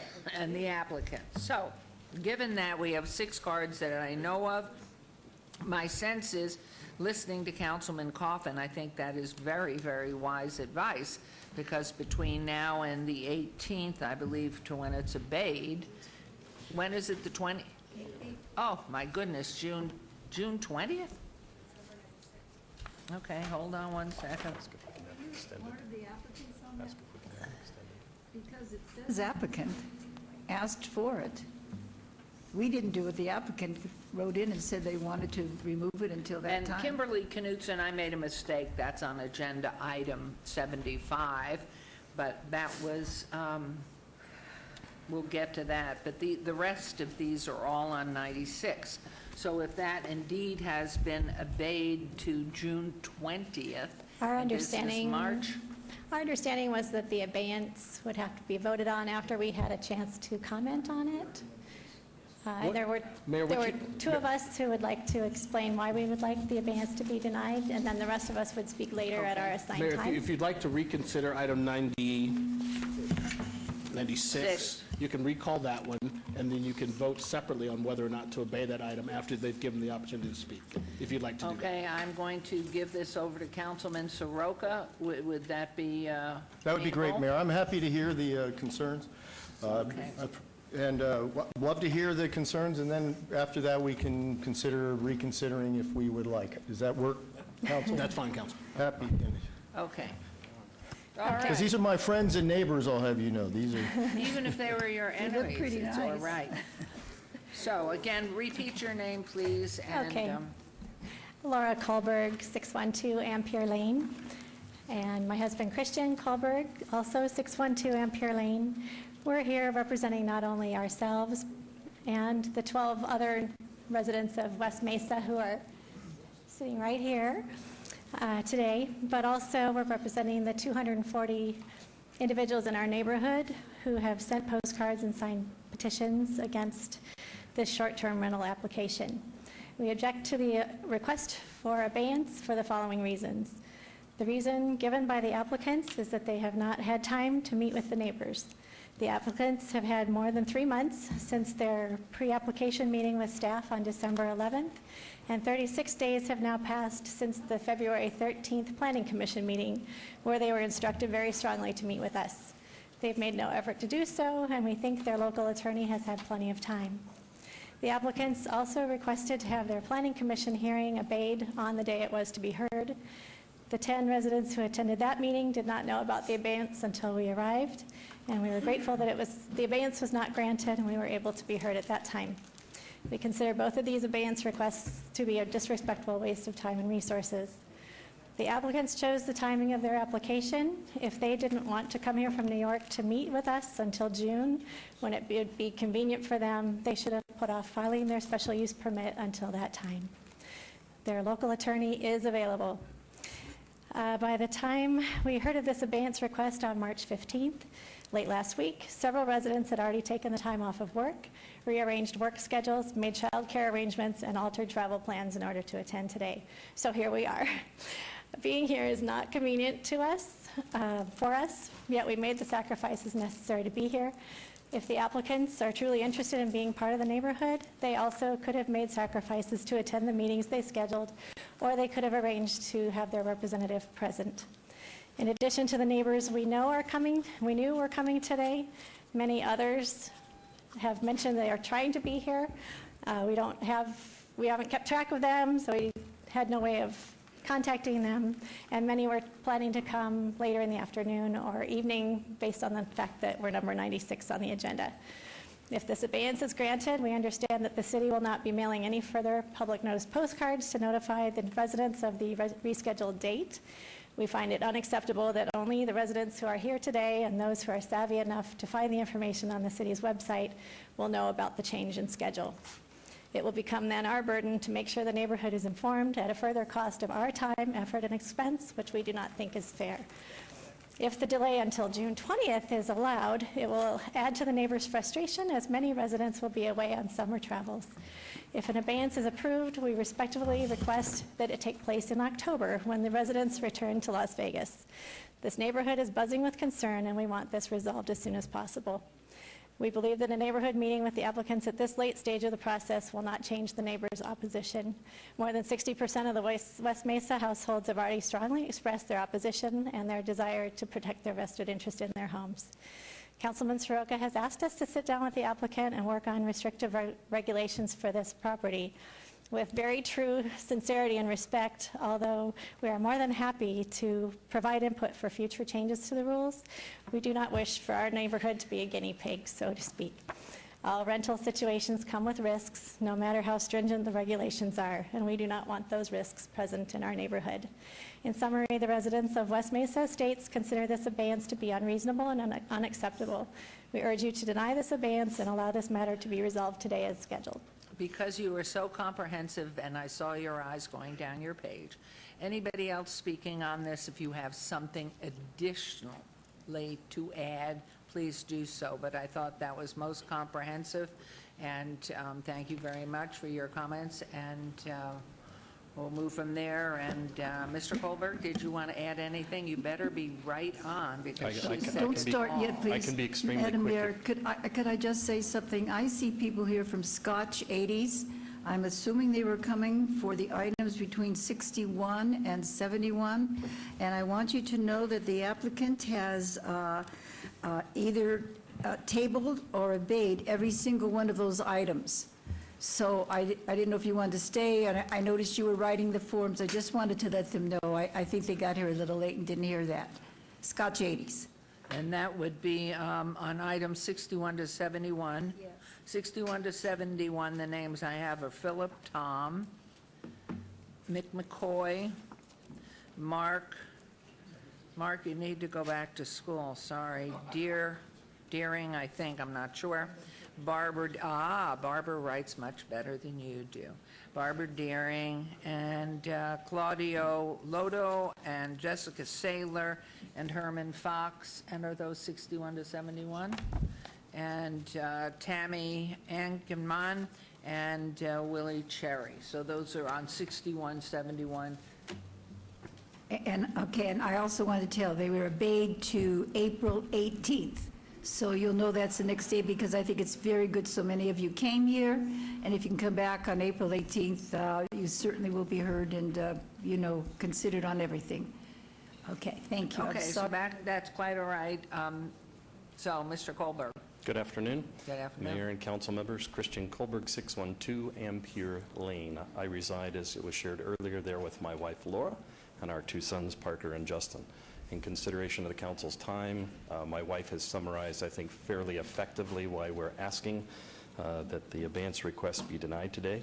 Hear our community's concern, deny approval of the short-term rental request, and let's, if we can, I would like to volunteer my time to collectively work together to change this ordinance so that you collectively as the council and we as the city of Las Vegas aren't set with these situations time and time again.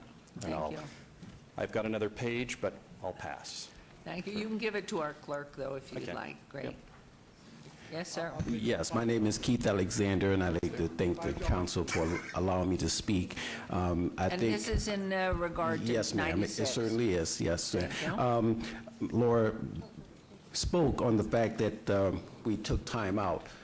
As a 26-year Air Force veteran, I've been here since 2000. Today I should have been in New Orleans because my brother is suffering from stage 2 cancer. But this was important enough to me to make changes so that I could be here. And I find it kind of disheartening that it may go as abeyance.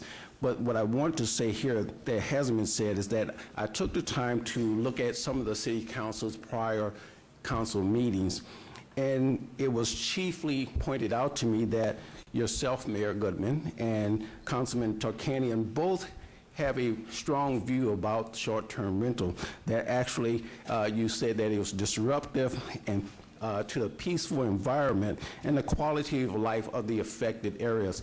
I hope that you take that in consideration after all you've heard today and go ahead and decide against this abeyance. Thank you.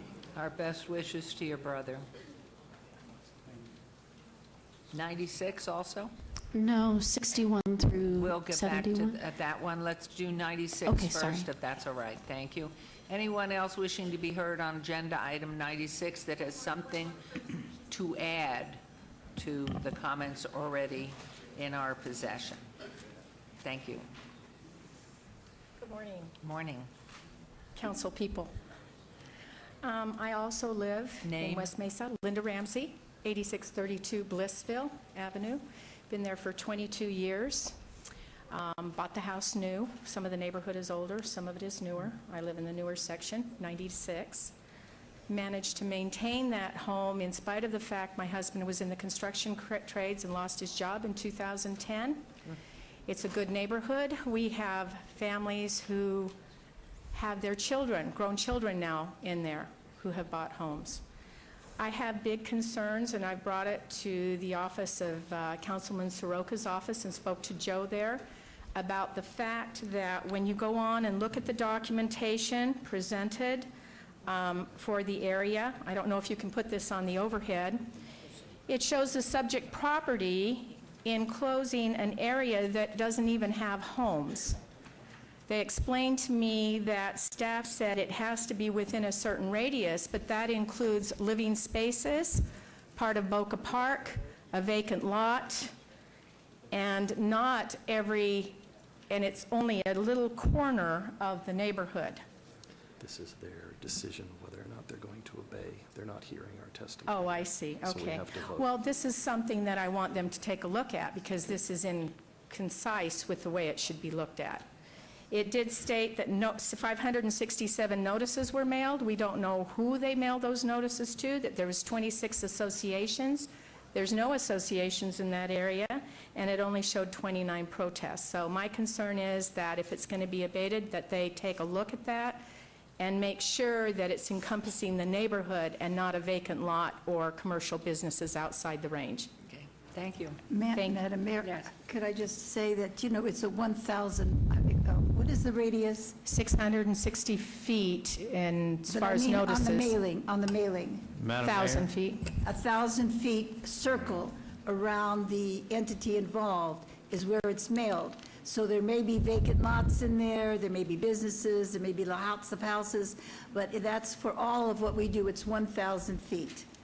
And that's why maybe you saw some vacant lots, because it might have fallen within the 1,000 feet. So the rest of the neighborhood won't necessarily potentially know what's going on. 1,000 feet from the, 1,000 feet from where it is, all that will be notified. Do we go 3,000 feet? No, 1,000 feet is notified, because usually that's the amount affected. And I would like to say, I believe the gentleman said he had some thoughts on changes in the rule. I will tell you, I may be the most against short-term rentals of anybody up here. I feel very strongly they do not belong in residential areas, but twice I brought this to our council not to have any, and that's what I'm probably thinking you're going to want to have, and it was voted down. This council voted that down. They voted in short-term rentals, and what we've been trying to do since then is make it fair also for the people who reside. But right now, that's where the council was. I do have one directly next door to me, and it has been an issue.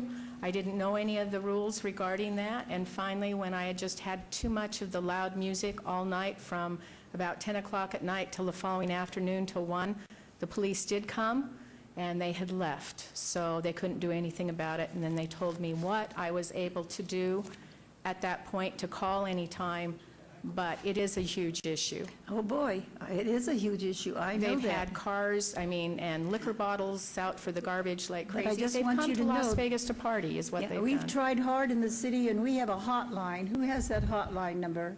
What's the hotline number? We have a please? hotline. If that ever occurs, you Okay, call this hotline. Hold 1 second. This is Ms. McElhone, please. What is the hotline? Hotline number is 702-229-3500.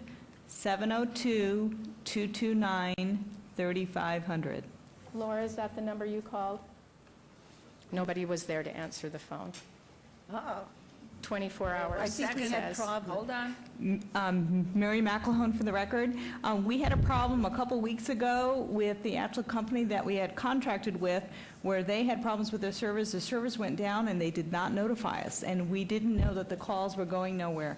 So the calls are now being answered. They're being forwarded to a different number, so please call that number. This newer number. This is the same number that was previously given out. It's just it's being forwarded to a working number now. Okay. Thank you. And Lois, I just want to let you know that I had to ask Laura out 3 times before she'd go with me. So since it came to council twice, I'd be happy if you want to give it a try on the 3rd, and I'd be happy to work with you and whoever else on the council wants to submit with the same feelings. Exactly. Thank you. Thank you. Okay. I thank appreciate you. your time. Anyone else on this item? Okay, Councilman Soroka, I'm turning this back to you. What is your pleasure? Do you want to bring this back and vote on it? And- Well, I think the applicants are here, correct? Would they like to step up and just say a little bit and explain about the delay? And if you would, be sure to state your name and if you're the owner or the representative. Yes, Alex Rivlin, I'm a representative. I think somebody earlier stated that their attorney was present. I am not an attorney, play one on TV, that's all. I actually took the time after being schooled in this process as representing the owners because I will be representing them throughout the process if a permit is granted, to go and sit with Councilman Soroka. And what we effectively came up with is that this is an issue, and that there should be great rules, regulations, and conditions around anybody that is going to have a permit. So this time that's being asked for is to work with the council in order to work with the city planning to make sure that those rules, any new code enforcement, would be put forth in the right proper frame, as well as to work with the neighbors. I understand that some of the neighbors are saying that they likely will not buy in.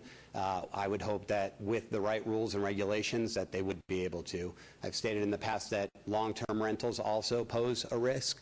One of the neighbors actually had said last time in the meeting that there was a one-year rental and they were waiting to get them out because they couldn't be evicted because they didn't do anything that was eviction worthy. So I would like to also make sure that short-term rentals that are available in the city of Las Vegas are done under the right rules and regulations so that those that are opposed to it could feel better about the way that they're being handled and that the enforcement is proper. Okay. Thank you very much. Alex, a question. One of the concerns that the residents have articulated is the timing of the coming back. Is that, right now it's planned to be for the second meeting in June, so that'd be the third Wednesday in June. And some of the families indicated they would be on a trip. And I've already rearranged, as of last week, I rearranged our whole family trip in order to come back the day before that so I could make that meeting. But would the first week of June be better? Would that work for the timing, you think, to be able to work together? I think we would have enough time. We could also, there's a long-term renter in there till August. As of right now as well, so if it needed to be pushed off further, we could go either earlier or later based on the needs of everybody involved. Yeah, there was a comment about October, but I don't know if everybody would really want to wait that long, but you would? Yeah? Well, I don't know. How does that work, Alex? I mean, we're being open here. You know, the renter that's in there is working to be a golf pro. Apparently, he shoots, I don't know what the way handicaps work, but 5 under par normally. Wow. So he would like to stay there as long as he can. So we likely could work with that, and that would give us a lot of time to really button up a lot of rules and regulations and conditions and make this a workable thing, not just for this particular property, but any properties that are being asked for this permit that meet the current requirements of 660 feet. If I may, Councilman Soroka, could we hear from planning comments, anything on that? Sure, Madam Mayor. Usually after a 60-day increment, we look for the items usually to be tabled so that there can be renoticed. And then all the property owners within that 1,000 radius would know that they would be reheard at a future meeting. Councilman Soroka, if you'd hear what Mr. Lowenstein has to say, please. Peter, let me hear it. Thanks. Sure. Staff usually says if an item is going to be held beyond 60 days, that the item be tabled so that after that period of time, the item would be renoticed and everybody within the 1,000-foot radius would be renoticed of the public hearing in which it would be reheard. Alex, that would mean if we moved it out that far at the neighbor's request, that it would be, what, $500 again to redo that? We would have to, the term would be table it to put it out there. Would you be willing to do that? Yes, absolutely. I mean, they deserve the notice. Would the neighbors be willing to do that? Laura spoke, or Christian? The neighborhood's prepared to give our testimony today. Okay. And we would like to. I equate it to kind of going to a dentist, and the dentist tells you, congratulations, you have a cavity. And he gives me 2 choices. And my 2 choices are, you can get the cavity filled now. Here we are, prepared to give our testimony as the normal process and due process of this application has occurred. Or we can wait, be it 3 months, 6 months, a year, and I can have my cavity filled then. The problem is it festers, it gets infected, it has a negative effect on us as a neighborhood, and we would like to be heard today. We've come prepared, and I think it's not fair in the process. Okay, thank you for that. Yep. May I say something, please? My name is Alita Alexander. I live at 721 Mary Aldo with my husband, Keith Alexander. And I honestly think that the owner of the house and the representative is giving the city councilman a lot of lip service. They're giving you lip service. They're telling you what you want to hear. But they're not really giving you the reality of it. And the reality of it is that they had poor planning on their part. We've done a lot of work. We've gone through our own expense. We've taken our own time off work, time away from my husband's sick brother. We came here prepared, and we would really appreciate being heard, be it now or 6 or 7 o'clock tonight. We're ready. Well, I think we've heard you Thank you, very yeah. articulately. Councilman Coffin? Oh, thank you, Your Honor. Just as an explanation to all on that matter, it's been a custom and tradition for generations here for us to grant the courtesy of an abeyance. But we do have a larger question which we could address separately at another time about how many times people get renoticed, because it's tempting for a developer or applicant to stretch it out and then you've forgotten about it and you have to pay for the renotice. I think Councilman Soroka's, he's in charge on this. It's his issue. I think he's got a solution to this, but you know, it's like anything else. You're right about the cavity analogy. And the lip service. They're just giving us lip service. No, ma'am. I must say I cannot express judgment on whether someone is sincere or not. Okay. Just as I do not question your statements. It's very important. Thank you. Thank you, Alita. Thank you. Thank you. Okay. Okay, I really appreciate people coming out, and I hope that you all realize that what we've done just now is highly irregular. We've already moved to obey, and yet we're willing to hear everybody speak. We have given you the opportunity to speak directly with the city attorney, which never happens. We have explained the process on the phone, and you all showed up, and we have respectfully listened to you when normally we would be moved on. We'd be gone. But I understand there's a lot of misunderstanding when it comes to this kind of a thing in our community, and I wanted to take the opportunity to have a mini neighborhood meeting with you to try to share the concerns and the process that we have and what the thoughts are behind this. And so to share, before I came on city council, our city approved, as Mayor Pro Tem Tarquini explained, we have rules that allow people to pursue short-term rentals. There are criteria that were put in place for the applicants to meet. One of those is a recommended meeting with the neighborhood. Now, it's not required, so if you're not familiar with the process and you've never done it before, you don't know what all the steps are to do, so you can go before a planning commission and not know you were supposed to do that, and you may not even know you have to show up. But at planning commission, it was explained, the representative for Ward 2 said, okay, I hear you. At this time, it's not approved because of all of your very clear testimony, and they said, please meet with the councilman and the neighbors. And to his credit, he did meet with me. I have met with Alex about this issue, and he said, yes, I would like to pursue this. And I asked him if he would take extra lengths to make sure that you were protected and would you work with the neighbors on this, and he agreed. When it got put on the agenda, the notice did go out to the community that it was asked to be delayed in order for him to meet with all of you. And my understanding is you have not met with him yet.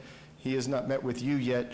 So this is the first time you've even had a dialogue with each other. So we expect from here, the rules do say that if you meet these criteria, you can have a short-term rental, and I have put an additional requirement on it that the recommended community meeting is a required community meeting. At least one, probably more if you're willing to hear him and talk back and forth, and then we come back and reconvene, and then you'll get to be heard again. And at that time, we would make the decision whether to support the SUP or not. In the meantime, happy to work with you on amending the process. I know Councilwoman Fiore and I have both expressed that we would like to improve the process so it's not so challenging for the people involved. And we would like to make it clear, and we would like to hear the voices of our community as well. So what the process is today is a request in order that he can meet with you, and you can meet with him, and you can share. The process is in place, and it is part of our process, and I hear you saying you don't want to talk to him. But I am requiring him to talk to you. He has met all the other city's requirements. He has violated no rules in the community, unlike many of our other short-term rental applicants that come here. They already have a track record of being loud, noisy, bad tenant. He has none of that. In fact, best I know, he has improved the quality of the property on the outside. That's the most that I know that has been in the community. So all of the process is, I know there's been concern about it, but the process is to allow people on all sides to be heard. We always ask the community to try to work it out with the applicant before coming forward. And if you cannot, then we hear you again. But so I wanted to have the opportunity to share with you the process. So the goal, what we've done already is we've said, please go meet with the residents, or residents, please meet with him, talk about it. Whether you can come to a resolution or not, we're coming back. We were discussing what day to do this. If June 20th wasn't a good day, we offered to move it earlier. We offered to move it later. And I'll tell you one more thing. If we have to renotice this, staff, can we actually renotice this if we do continue with the current basis abeyance? Madam Mayor, through you, Councilman, we can renotice at any point. The issue is going to be getting payment for that renoticing. That's a hard cost to the city, so we would need the applicant to agree. As of right now, this meeting serves as notification of the new hearing date. If you obey it, you would have to get the applicant to agree to pay for a renotification and then work with our office to do that. Notification fee is $500. Okay. Mayor, is there a way I'm just asking, could a waiver to that the city could cover that, to do that? I think you have to ask legal down there. That's a city manager call, whether or not to waive that cost. But it's probably best, it's probably a better policy that if the applicant's willing, which he already said he is willing to do it, to have to pay the cost. Okay. Would you be willing? There's the right place. Okay. Would you be willing Yes. to pick up that cost? Yes. Okay, so So that's a nice check in your... That's a nice gesture to say, so nobody's caught off guard. We don't want that.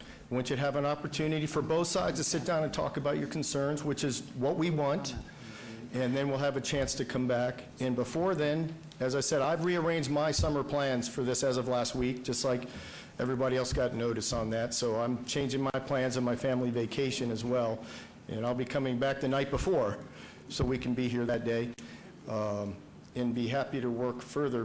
But I think to uphold our process, we have a valid process, and I think to subvert the process would not be fair. And in the future, when it's your turn to be part of a process, I would hope that you would realize that I would stand up for you to have the due process all the way through, to have both sides heard, just like we had agreed from Planning Commission through a meeting with me, and now here that we would just uphold that process. So the only thing I think I'd move to do is to change the return date, if that would be helpful to anyone, to change the date. And we'll let the people talk a second. So we would have to table this, and then... No, it's already been voted. You haven't recalled it. We are standing Right, at this so- point obeyed to June 20th. But Right. if you move it forward or further out, if there is appetite for that, and that's your choice as council. That's Then you'd the have to only move way. the- Then we call it back and reset it. But at this point, you're set for June 20th. I have a question. If Yes, we do that, Councilwoman. then do they lose their place in line? I know that our business license. Very good question. Working on that, so, That's a good question. That's a good question for the planning director. Planning, would they lose, how can we avoid them losing their place in line? Because they are trying their best to comply with the rules. We are doing this to comply with the neighbor's request, so it's no problem. It's not their challenge. They're working well with the neighbors. Can they keep their place in line? Madam Mayor, through you, so we would indicate that they have a pending application on this site. If a new short-term rental were to come in and request, we would indicate that they would have to request the waiver because there's an existing short-term rental application pending before the city council. And if by some chance, that I cannot imagine, but if by some chance you were to, in the intervening time between now and whenever this item comes back before you, were to approve a short-term rental within 660 feet of this location, we would be notified, we would make that clear as a part of our updated analysis that at X location within 660 feet, another short-term rental has been approved since this item was last heard, but I would they highly are in the line. recommend Any no. application that comes in within 660 feet of this location would have to get the waiver from this distance because this application is still live at this time and before the city council. Thank you, Robert. And I think we probably see many of the same people if somebody else within 660 feet came forward. So I think that one's probably clear. So I guess if everybody's, I know it's not what everybody wanted to hear, but if everybody's amenable, I think, I'm going to look for head nods. We reconsider the vote. I would move to make it October to accommodate your requests. And then in the meantime, I would require you, applicant, and you, neighbors, to meet and see what agreements you can come up with, and then we'll come back and we'll chat again in October. And our office is always open to come in, visit, have coffee, whatever we need. And Christian and Laura, we'll take them out to dinner. and we'll do Councilman, that. two things. You have choices in October of the 3rd or the 18th, if in fact that is the appetite. But before then, if you're going to proceed as you're planning, you need to recall the item. We need to do that. Then you re-obey it to those dates. 17th, excuse me. So Okay. I'm looking for nods from the residents that October 3rd or 17th. Third, it looks like the third is where those that are willing to nod their heads are nodding. I understand. All right, so And wait, one more thing, if I Yes, may, ma'am. just remind you, you have agreed, and you will tell whoever's the property owner that you have agreed for the remailing at the cost of $500 to the city. Yes, ma'am. Thank you. So, Madam Mayor and members of the council, I move to reconsider item 96. Okay, there's a motion to pull back agenda item 96. Please vote and please post. That motion Thank you, carries. everyone. And if I may, Mayor, I'd like to move to obey number 96 to October 3rd. Thank you. There's a motion to obey this item to October 3rd, and that's a Wednesday. Please vote and please post. Madam Mayor, if I may, I just want to make sure that it's clear for the applicant as well as the neighborhood. The notice, the sign notice that is out there on the property, and I'm hoping has been put back in the front of the property as is required, must stay out there the entire time. It cannot be removed. Otherwise, we compromise notification rules, and then the application process has to start all over. So, Alex, can you indicate agreement for that? Yes, I was actually just notified that it was taken down, but I will make sure that it is up. I was unaware And that it was does it have a date on it, in which case the city will adjust the date for we the don't hearing? update the date. Technically, again, this action that the council just took updates the date, but at least that provides the date that allows a member of the public to kind of follow the trail. It gives them the case number so that they can check to see when the next hearing is, if they were to call the planning office or the clerk's office. But that sign, while this is an active application, must remain up and visible to the public. Understood. Thank Yes, you. I agree. Mayor? Thank you all. Yes, I hear. It's Brian down here. Yes. If the applicant's paying for the renoticing, can the sign be changed to that October 3rd date? It cannot, the signage notification is a separate thing from mailing out essentially it's sending out, at this point, it's an extra notification. It's not meeting the legal threshold for notification for us to send out a updated postcard to all of those neighbors within the 1,000 feet, letting them know of the new hearing date. So it's kind of a bonus notification. It's not a part of the notification to meet the statute. Robert, I think the city attorney was asking about the sign in front of the house. Does that one have a date on it, and could he get one with an updated date on it? If he's paying for the actual renoticing, the $500, which he's agreed to do, the date on the sign should also be changed. I We'll work apologize. that. I don't see why not. We will figure that out if we can update the date on the physical sign. We just need to make sure that the sign that's out there does not go Okay. away at any time between now and then. And just to clarify for the residents' benefit, we will renotice with mailers before the October 3rd meeting. Is that correct? Through you, Mayor. Yes, sir, we will. That notice will go out at the same time we would normally send out notices for that meeting date. Thank you. And further clarification, this does not need to go back to planning, to the to the commission? No, it does not, Mayor. Madam Mayor, no. This is still on your guys' agenda. It's probably the first item that you guys have listed for your October agenda at this point. Thank you. Thank you, Robert. Thank you, Alex, and thank you, neighbors, for being respectful and professional in your presence here today. It's much appreciated and valued. Thank you. Oh, that was pretty good. Thank you very much. Okay, I think we're to agenda items 57 to 61. Is that where we are? Yes. Okay. Agenda items 57 through 60 may be considered in one motion, one vote. They're considered routine, non-public, public hearing items with no condition changes. Any person representing an application or member of the public or member of the council not in agreement with the conditions and all standard conditions for the application recommended by staff should request to have that item removed from this portion of the agenda. Agenda item 57, MOD 72421, applicant City of Las Vegas, owner Rio Vista Plaza LLC et al., and a request for a major modification for previously approved rezoning Z0074-97 to amend the permitted use table of the Rio Vista Plaza Special Area Plan on 18.6 acres at 7007-7171 West End Road, PD, Planned Development Zone, Ward 4, Councilman Anthony.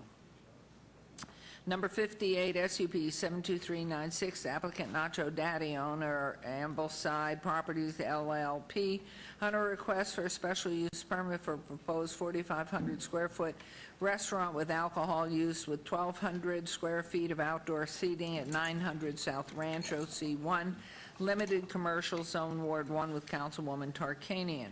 Number 59, RQR 72721, applicant owner Hellfire Media LLC, on a required review of an approved special use permit SUP 61802 for an existing 10,248 square foot museum, art display, or art sales private at 600 East Charleston, PR Professional Office and Parking, Zone Ward 3, Councilman Coffin.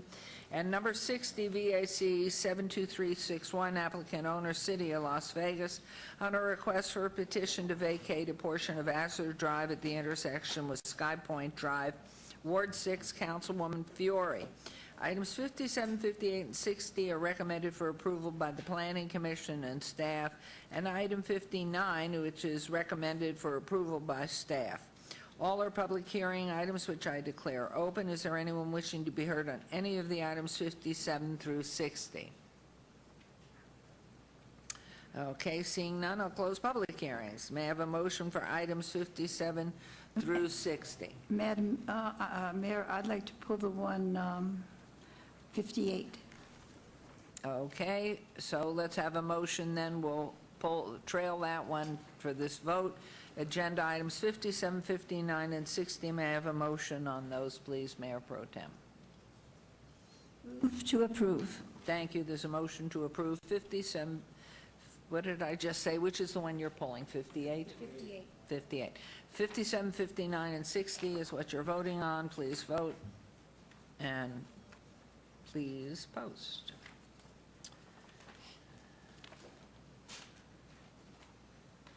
That motion carries. We're going to go on now to agenda item 58, again, SUP 72396, special use permit public hearing, applicant Nacho Daddy, owner Ambleside Properties LLP, for possible action or request for a special use permit for proposed 4,500 square foot restaurant with alcohol use with 1,200 square feet of outdoor seating at 900 South Rancho Drive, APM 13932 802-020 C1 Limited Commercial Zone 1 with Ward Mayor Pro Tem Tarkanian, PRJ 72232 Planning Commission 7-0 vote, and staff recommend approval. And there you are. There's your 58. Thank you very much. I wanted to ask you, you gave no hours in your application that I saw as far as when you would be open and when how long what would the hours be for serving alcohol? Hello, Robert Messiano, 107 East Charleston Boulevard, representing the applicant. I do not know what their proposed hours are for this location. I do know that Their other locations keep sort of standard restaurant hours, and some of their locations are open 24 hours. Right. I think this location is really going to cater more to a lunch crowd, so I don't think they will be open 24 hours, but I can't really speak on behalf of the applicant. I wasn't really expecting to be. Well, because you Ask do the have question. some restaurants that are open long hours, serving alcohol, and because of where this is placed, it's placed right across, from the medical district there, there's no alcohol allowed.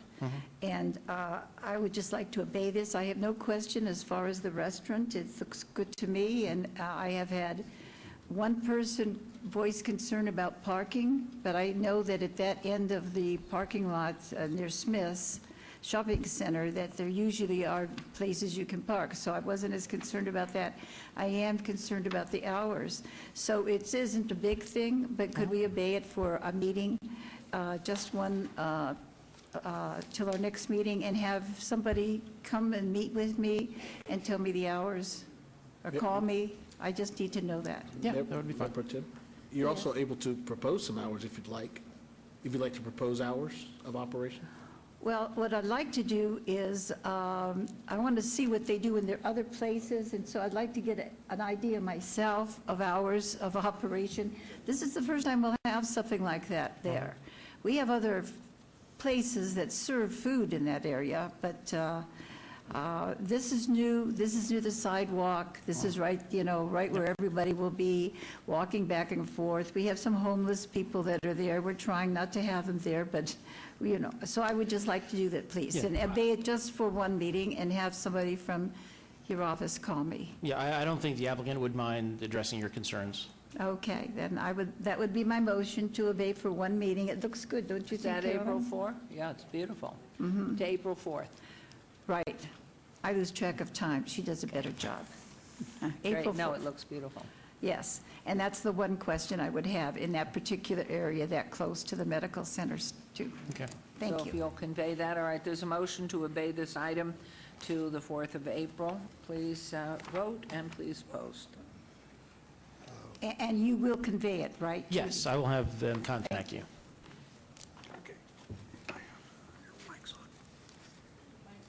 And please post.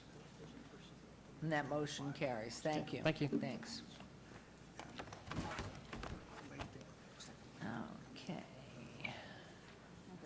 And now we're on agenda item 58 through 60. All right, agenda items 60 through 71 have been obeyed till the 18th of April.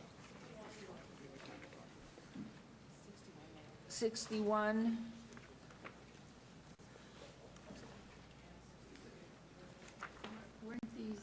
I thought they were all obeyed to the 18th. Yes, that's what we said we said earlier in the day. Number 61 through, and 62, then It's tabled. 63. Yes, it was tabled and Tabled.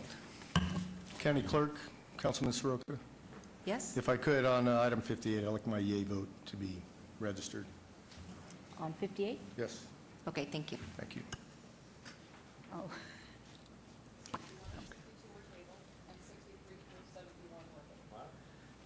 Okay, 63 through what were obeyed? Through Okay. 71. So we will hear 61 and 62 then? No, those were tabled. Okay. 70, we are now on 72. Okay.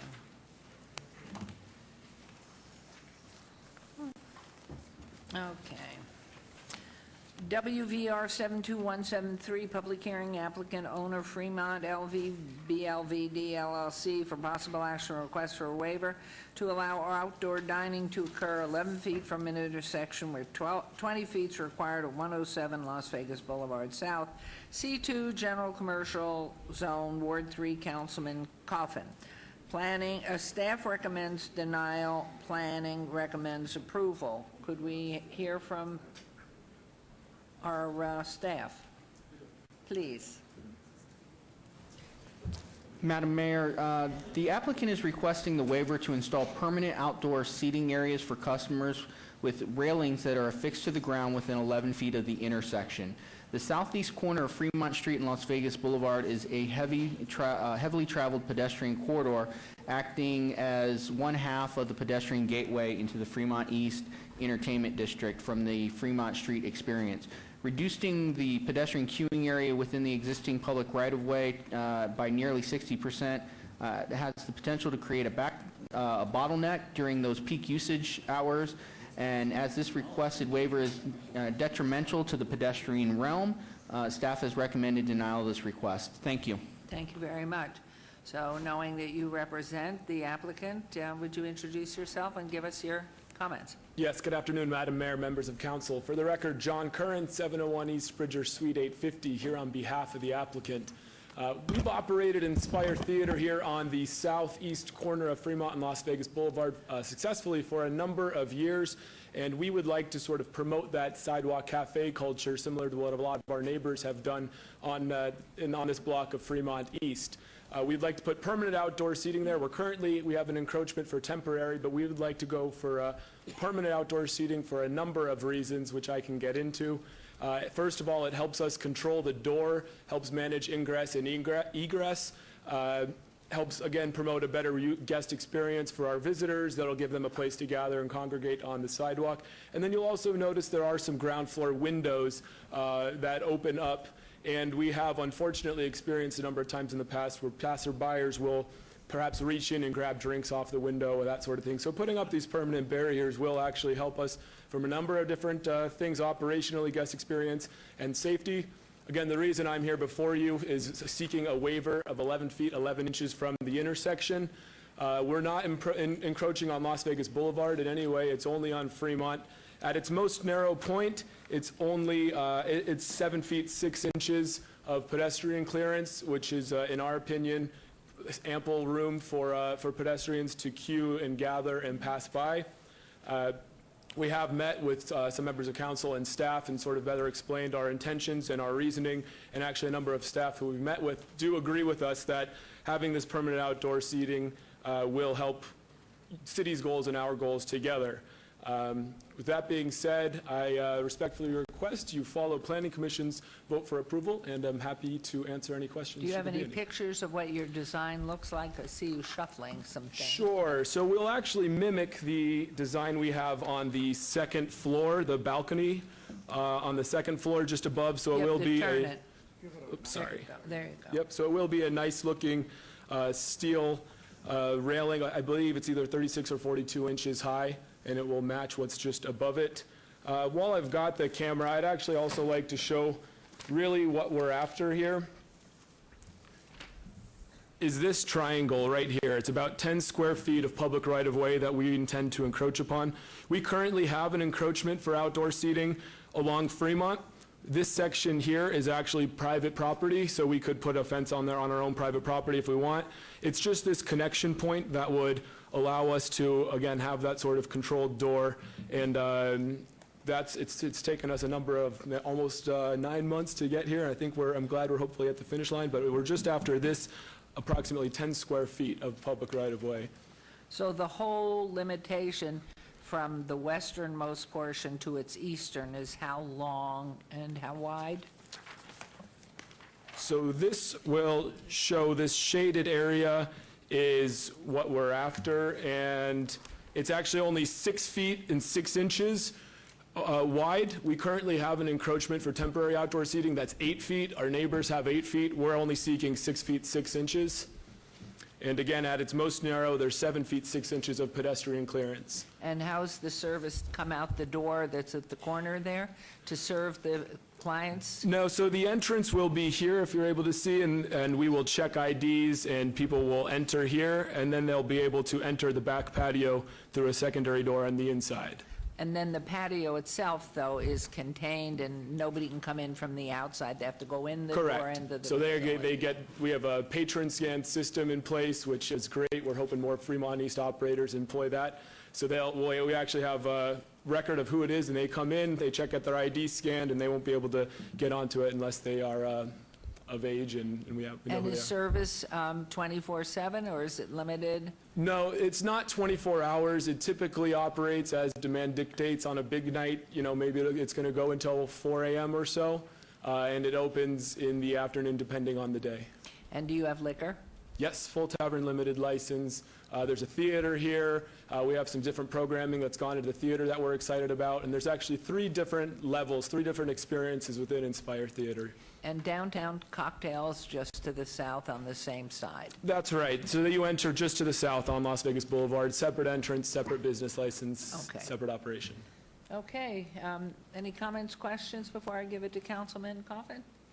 Your baby. Is it a public, it's a public hearing. Oh, I forgot that. It is public hearing. Anybody wishing to be heard on this agenda item? Close public hearing. Back to you. Standing for some reason. Bad backs. Bad back. Your Honor, I have looked at this, and I thank the applicants for agreeing to a short delay.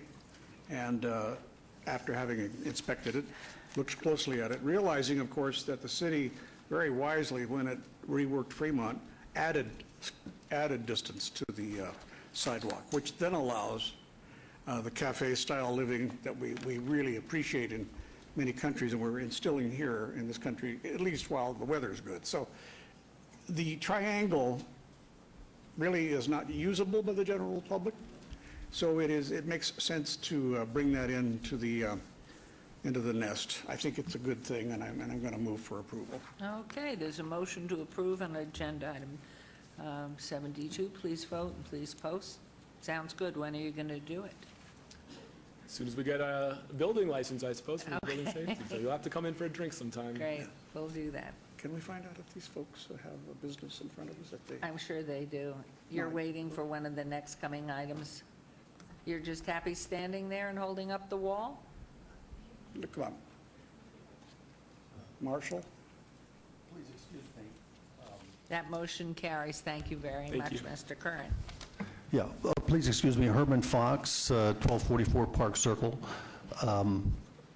We were here we have a fairly sizable group of people who came in on items 61 through 71, and we got no notice at all of abeyance. This is like the 3rd or 4th time it's happened. And we have just a few things. We have 2 questions that are really time-sensitive, having to do with these items that we would like to address. And also, we have a few issues that we just to, if people Well, could as stand I up who are recall, here. when did we hear on these? All right. Would it be possible to just have a brief session on those? Okay, hold on one second, please. When did we get the request for the abeyance? After 10 this morning, that's why you didn't hear. Councilwoman Tarkanian has mentioned she only got the request this morning, Yeah. so that's why it wasn't posted. And I that's understand, why we yeah. voted this morning. Right. So at this point, those are obeyed, those items are obeyed to, what was it, April 18th?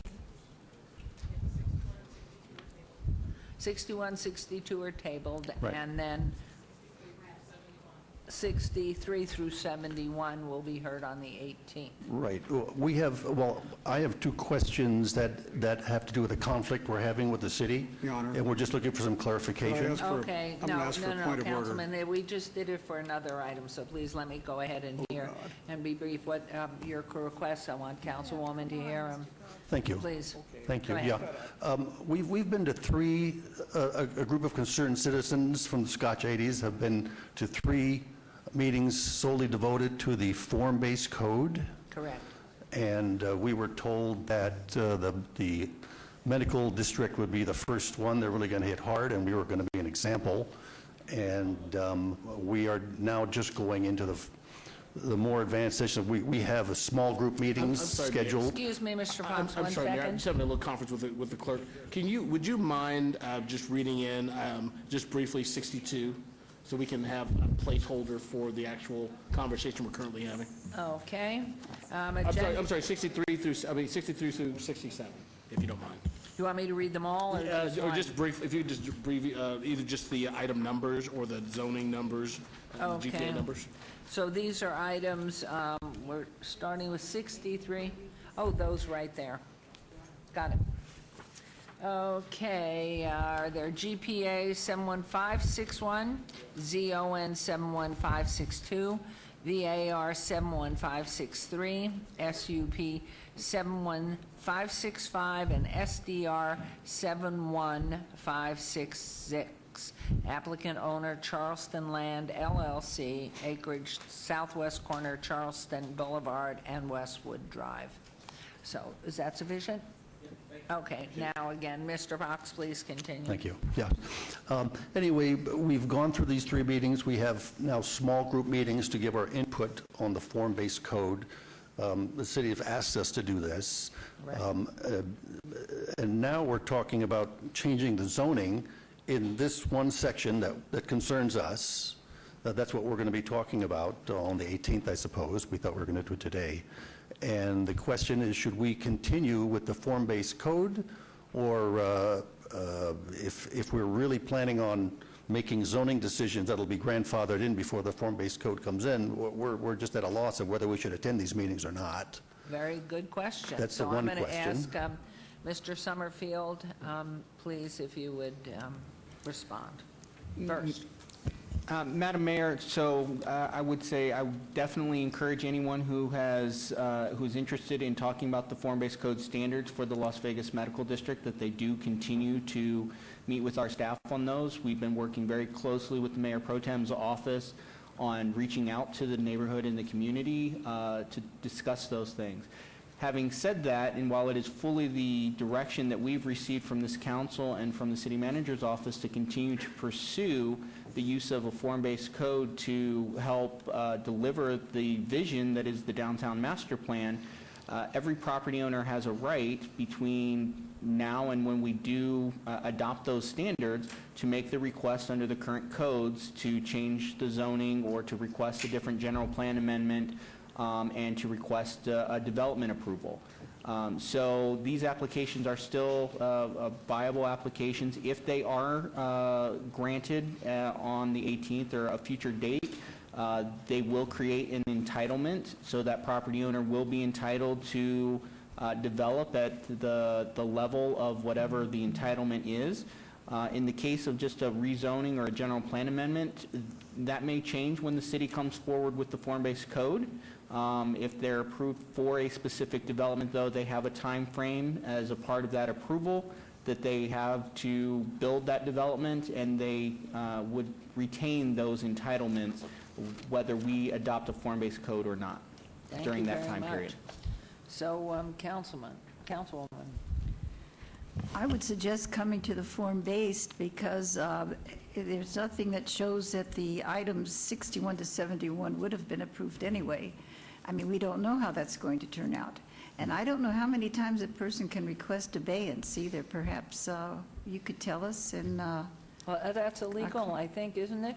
How many abeyances? Normally in planning commission, we always give them 2 abeyances, and then on the third, they'd have to have good cause in which for you to grant the third abeyance. I believe this may be the 3rd or 4th abeyance. I believe so, too. I know they've been working with the neighborhood, so I know there have been issues with regard to that. Right. There's been a lot of work being done in there, but this is a lot of abeyances, and so maybe we could let them know that that would be the last abeyance. Is that possible? Yes, Mayor Pro Tem. Yeah, I mean, doesn't that seem appropriate? Yes, you can indicate to the applicant that the 18th will be the final opportunity for them to And that, present the project. should that not be in writing? Sent from our city clerk. Right. Yes. Should that not be in writing from our clerk's office? We can have the planning department do that. Or the planning department? She Planning likes department that does. better. The planning department in writing? No, you don't like it? We will, through you, Madam Mayor, of course, we will communicate to the applicant the desires of the city council that this be the last request for abeyance on these applications. Again, we only have, in code, we only have the good cause language related to the planning commission level of abeyances, as the city attorney mentioned. So, but we will definitely let the applicant know and communicate that directly to them, that it's the desire of city council that this be the last abeyance request for these applications. But there's no charter law, and there's no ordinance, there's no resolution that states that? It's just the whim of the council that that's enough? That's correct. That is correct, ma'am. Is there any time involved, and how long it can be? I thought when I first got on the council, there was a certain time within which you had to be heard. Mayor Pro Tem, I'm sorry, this is City Clerk Luann Holmes. I think you might be thinking of ordinances and bills. Oh, There is a ordinances time and limit. bills. When we On introduce a bills. bill and read it to the record, it dies after 60 Yeah. days. I think that's what you might be thinking of. Well, we have given one more than is usually given, and I know we're trying to work hard in the neighborhood. We'll be, when we meet with the form-based, we're also going to be available to answer questions on 61 to 71 that people might have. But we're doing it in a small group so that we know that we're talking straight. In other words, there isn't any misinformation given out. But I would suggest you come, because that's a big thing that's going to happen, and the decision is going to be the residents on the form-based. Meetings. Hmm? When are the form-based codes meetings? I don't And have on a them, regular but you may have gotten. Tomorrow? Tomorrow. Tomorrow, that's the time-sensitive portion of this, yeah. Tomorrow is Yeah. the first one. But yes, we will that's be correct. having other ones within Scotch 80s. We're only having about 6 or 7 people per meeting, and we're trying to hit all of Scotch 80s. And it starts tomorrow, you're absolutely right. Okay. So be sure to be there. I will, thank you. And there was one other question that you kind of hit on peripherally about the working with the neighborhood by the developer. There's been a lot of different proposals floated for mitigation of what they're asking for, and we've asked city council staff about the feasibility of these, and we're told that, and I'm specifically referring to gating proposals where people in the neighborhood would get clickers to get in and out during certain hours, and it would be open to the public on certain hours, although there would be pressure-sensitive pads. And what we've been told by the city is that this is not feasible under the current circumstances. And so we've got a roiled-up neighborhood right now with some people thinking that they're going to be getting something out of this, and other people thinking that they're going to be very negatively, adversely affected if we were to open up gates that are closed right now. Is there some way that we can, when we receive a proposal from the developer, that we can talk to somebody about whether this is for real? You can or always talk to us. You've done that a lot, so you could always talk to us. I have tried when people have come to me, when we have had our meetings, and our attorney here also has said, the developer is promising to put up gates in certain areas to close off Scotch 80s. And he said he would put in the gates and he would maintain them for 5 years. Our attorney says that this is not something the city can allow, because what happens after 5 years? He says that then they'll have an entity within Scotch 80s that will take over the maintenance, but there is no entity. And Right. so would you like to say something? Mayor Pro Tem, that hit it right on the head, in terms of the fact that normally there has to be a mandatory HOA in place in order to maintain those gates. So after the 5 years is up, who would actually maintain the gates, fix the gates? Who would give clickers to new residents? How would that work? We're not sure about that part of it. And the thing also is, who gates where? As I understand, there's even a little debate between people in Scotch 80s, oh, I want the gates, but I want it here because it helps me, whereas another neighbor said, no, I want there because it helps me. Yes. So that's why when we have our small group meeting, we're going to hit a little bit upon this 61 to 71, because I want to personally tell everybody I can what the attorney has said, that don't count on those gates. Well, Because that in was the our past, impression also, yes. Yeah. And yet these proposals are floating around, petitions being signed. I know, and I've received them, but I must Quite a bit of tell you. acrimony, too. Yeah. And it is acrimony, but, Right. I can't tell a developer, you say this or you say that. They say what they want to say. Okay. All I can say is what our legal attorney has told us, and that is that, and planning has told us, that the chance of the gates is just about nil. Okay, thank you for clarifying that. That's what we wanted to hear. I'd like to add, too, I do believe, but please to correct me, that at the point that there is a proposal out there that's firm and many questions answered, it still has to come back in front of this body for approval. Gating and traffic changes and all of that has to come back right here to be approved. And so whether they're gates on Westwood or the traffic flow coming in and out of Waldman, direction changes and Right. humps and bumps, whatever is there, it still has to come back here, even though there may be parcel agreements here and there. So is that not fact? Madam Mayor, yes, that is correct. So if they want to do private streets which are required to gate a subdivision, those, after the fact, that would require a new approval to do that, and that would go through Planning Commission and City Council. If I may also, Mayor, I want to just provide a little bit more clarity on this regarding the workshops, the small group workshops that we're doing on the form-based code. Those actually kicked off this morning. We had a small group at the DSC for coffee and some very, very light snacks this morning. We also have a small group that will be meeting with Mike Howe, our urban design coordinator, who's leading this project.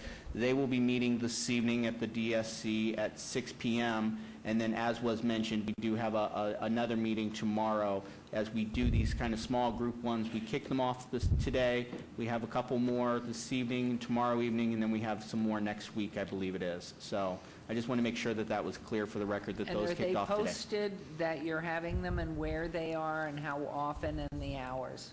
They're not. We've been working with the council, the Mayor Pro Tem's office, on inviting folks from the community, people who've reached out to her office with an interest in this. So it's not publicly posted as a meeting, as the Mayor Pro Tem mentioned. It's about 6 or 7 people, so we can have a really robust discussion. Unfortunately, when we hold the bigger workshops, you can't really have that robust of a discussion.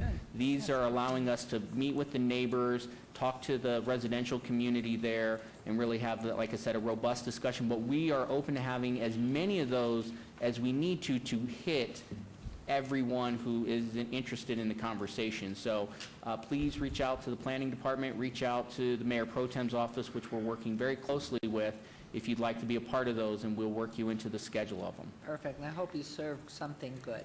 Yeah. I think that answers it. The last thing. Questions. Allergies. Allergies. I think that answers your questions. Yes, those are the two questions we had. The only other thing I have to say is that we do have a sizable group of people who came to speak. Would it be possible just to list the 3 or 4 brief points that we're here to make and call it a day? Yeah, well, Mayor, I'll Or leave that would to it, the or do you think we should wait till the because- 18th before we Well, say you know, I anything? think just because of the fact of you've brought so much out in the discussion, I think the policy, the process of how this is going to lay out to be informed, those may change as you attend the meetings and go to the form-based code and all the discussions, because it doesn't sound like the concreteness of a plan is even there. Yeah. So I'd love to see you all come back. I mean, if somebody has a conflict on the 18th and really feels that they have to do it right now, certainly we would take it. But I think for the most part, I'd highly recommend for the 18th that you wait and the discussion, we put aside enough time. Okay, thank you for allowing us to speak. I appreciate it. And we'll, I work overseas. I don't know if I'll be able to make it, but we'll have some representation here, so that's fine. Woo. Okay. Where do you go? Well, I'm supposed to be in Moscow around then. I'm going to see if I can move it around. Well, especially with the snow, you're better off here. Yes. Okay. Thank you, Mr. Thank you. Robbins. Thanks. Okay. Your Honor. I don't need to at this point, because I've said it every time. But my wonderful counsel who takes care of me, and I'm so sorry he's not at home instead of my husband, has just wanted me to disclose that, of course, I live in the Scotch 80s. I was probably there when the Scotsman opened the Scotch 80s. I've been there for 42 years, so absolutely I live in that beautiful neighborhood. But I do abstain on many of the votes because I'm a very opinionated soul and have opinions. Your Honor. So, yes. Can I have an opinion? Well, if it's on my house, no. All right. You can have one on me. Okay. All I wanted to do was make sure the people who were attending this instant issue here saw us go through the motions of actually recalling another issue, and I wanted to say the reason we were able to do that was because the applicant was still here. In the case of the individuals who had requested the abeyance, they had left relying upon that. So that way we avoid the he said, she said stuff. So you know, that's why I think you did this perfect, Mayor. Thank you. Okay, thank you. I love that. Thank you very much. Now we're on to agenda item 73. Yes, everybody agrees. Good. Okay, VAR 71002, public hearing, applicant owner Ray W. Godfrey, possible action appeal of denial by the Planning Commission on a request for variance to allow a 3-foot side and rear yard setback where 10 feet is required for proposed accessory structure, Class 2 casita garage on .38 acres located at 4100 Nancy Margarita Lane, RPD2 residential plan development, 2 units per acre, and this is in Ward 5, which is vacant. Planning Commission and staff recommend denial. So are you the applicant? I am representing the applicant, Madam Mayor. Okay, and if you would state your name for us, please? Donna DiMaggio, 400 South 4th Street. Thank you very much. Why don't we hear from you first, then we'll hear from planning, then we'll hear from the public, and we'll go from there. Thank you, Madam Mayor. We were here on December 6th. There was some opposition, mainly one particular neighbor who was directly adjacent to the applicant's property. We have since been able to work a compromise that that particular neighbor has approved of. We have since submitted the application or the amendment to the Planning Commission and the affidavit from the particular neighbor that was opposing the original structure. The new structure is much smaller, and it does still require a variance from 10 feet to 5 feet. The original structure that we submitted required a variance of from 10 feet to 3 feet. Again, but the most opposition was from one neighbor who has since agreed to the new plan since we met with him and his attorney. And so that validation, we have that in our possession? Yes, Madam Mayor. Thank you. So, okay, do you have any diagrams, photographs, anything that you could put up? So as we go with public hearing, not that big packet, though. It is not, no. Okay. I do, Your Honor. So it doesn't have to go back to Planning Commission. No. This would be. There should push, there you go. And can you give us the cross streets too, please? Oh, well, the applicant lives on Santa Margarita, or Marguerite Lane. I apologize.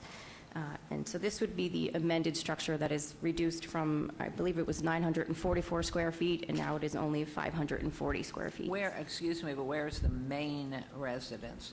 Down at the bottom, or? It would be next to it to the left. Okay. Is it Pardon, this sir? bottom square? It's the bottom square to the left. On the left, Okay. the bottoms. I see, okay. This is the property, the home. Okay, and then there's a swimming pool in the back? Correct, with a water feature, and so this garage structure would be next to the existing pool and water feature. Is that what? Is it okay behind? Do you know what the cross street is behind it? I Has do been not, asked. Madam Mayor. Like a archer. We probably do in planning. Here it is. Okay. Can you tell, oh, I see there's Alexander Road down there. What are these streets, please, Mr. Madam Mayor, it's Tom Boulevard is the street that's behind it. The closest major street looks like Alexander Road to the south, and Hickam to the north. But Tom is the road that borders the eastern property line, which would be the rear property line in And this case. the neighbors on the north, south, and west of the property have no opposition? No, Your Honor, there was one existing neighbor that had the opposition. He has since consented to the new plan. Okay, and do we have proof of that? That the neighbors, Yes, Madam Mayor, we have a copy of the agreement between the two property owners. but I'm talking about the property owners to the west and the south, or the north, whichever one it isn't, the one, do we have agreement by the other ones that they have no issue? Maybe they never objected. I think the only one in opposition at Planning Commission was Mr. Orr. Correct. I don't believe we have received any other opposition cards from the adjacent property owners. Okay, well, we're going to have public hearings, sir, just one second, so I do want to hear from planning then, if you would talk about this, please. Yes, ma'am. Madam Mayor, there's no, even though the applicant has reduced, based on the changes that they've made, they have reduced the intensity of this variance by reducing the size of the structure, eliminating the casita, and just making this a garage. They still require a 5-foot side yard setback where 10 feet is required. Therefore, no evidence of a unique circumstance has been presented by the applicant, and therefore they've created this as a self-imposed hardship by proposing this accessory structure within the required setback area. As such, staff still maintains a recommendation of denial. Thank you. Okay, thank you. And the properties adjacent, they have separate garages, or they have garages part of their main residence? Adjacent, I don't believe they have any detached structures, but there are a few detached structures in the neighborhood as a whole. And does this particular property, did it accommodate a garage before maybe it was converted to a room or something? It does still have a garage. This would be a separate garage. Okay. And of normal height or extra height? It's extra height, but it's matches the home itself, which we discussed with Mr. Orr, and he agreed to the height. It's not an extreme height, but it is not the same height as the home. Okay. Thank you. All right, this is a public hearing. Anyone wishing to be heard on this item, please come forward and just state your name for the record. Yeah, my name is Regan Orr. I live at 4060 Nancy Marguerite Lane. I've been in here a few times, and I did agree to this compromise between myself and my neighbor, Ray Godfrey, with the setback in the rear of 13 and a half feet from the southeast corner of the wall, 5-foot setback on the side, which would be to the south of his property from the wall that we share to his garage, and in the northwest kind of corner from his garage to the wall where it bellies back 18 and a half feet. And I did sign a declaration through my attorney, Eric Gilberstein, and they worked out a compromise with Mrs. Maggio. And I would like to say thank you to both my counsel and Ray's counsel for working out this compromise. I would also like to thank the City Council and especially my council person, Ricky Barlow. I appreciate everyone working with myself and Ray and the community to reach this compromise, so thank you very much. Thank you. Okay, so I think that's beautifully stated, and I'm going to make a motion that we go ahead. Anybody else from the public before I close that? All right, we'll close public hearing, and, excuse me? Mayor, I was just impressed by that. I was saying we need more of that. You're right. Anyway, because of that, wonderful comments anyway, I will move to accept the request. And that's my motion. So please vote and please post. Motion carries. Thank you. Thank you, Madam Mayor, and thank you, council members. Thank you. Okay, so let's see, it's 73, and now we're on to 75. Okay, item 75, SUP 71498, public hearing, applicant owner Florida Mark LLC, possible action or request for a special use permit for a proposed short-term residential rental use at 2000 Fontana Avenue, R1 Single Family Residential, Ward 5, which is vacant. Planning Commission recommends denial. Staff recommends approval. This is a public hearing. Is the applicant or representative present? Hi. Hi. Hi, Madam Mayor, Councilman. I've been here in December, beginning of December. You asked me to do the landscaping. And your name, please? Sorry, Ron Neer, 3754 Emerald Bay, Circle, Las Vegas, 89147. Oh, right, I remember. So please go ahead. So I see that you got the pictures from our new landscaping a little bit. We cut the tree. The tree is now, all the leaves are down because of the winter, but it will be green again and nice. But we took all the We trim it a lot. Since then, we had a meeting from the neighborhood. We did a meeting with the city. We scheduled it, and also we attend the classes that the city recommended for the short term in the universities. So we got that also, and I'm back here. So. Okay, this is a public hearing. Anyone wishing to be heard on this item, please come forward, state your name for the record. Yeah, I'm Kimberly Knutson. I live directly right next door to his house. To the left there, or to the right, or behind? In that picture? To the right. There you are with the yellow. Yeah. Okay. And about the short-term rental, you know, before we had been here before about this, many hassles. They started renting again, so I had made some phone calls, and I had called the number they give, and it's somebody else, but they come up with a story saying it's just Ron's friends. It's all just Ron's friends. It's like, I go, all 13 of them? It's like, you need to come up with a new story. So then Monday night when they woke us up, there was 5 cars. I called and he goes, oh, well, we're doing rental by the month. So he came up with a new story. There's 7 cars within this last week, 7 different cars, people staying there, and Monday night there was 13 people going in the house. I didn't even know if that's legal for a month-to-month rental, but their short-term rental, they say it's for 8 people. So I don't know what the deal is, but he comes up with a lot of stories. And it's just been a major hassle. Okay, thank you. I'd like you to vote it down if at all possible, because there's a lot more I want to say, but I never can remember when I get up here.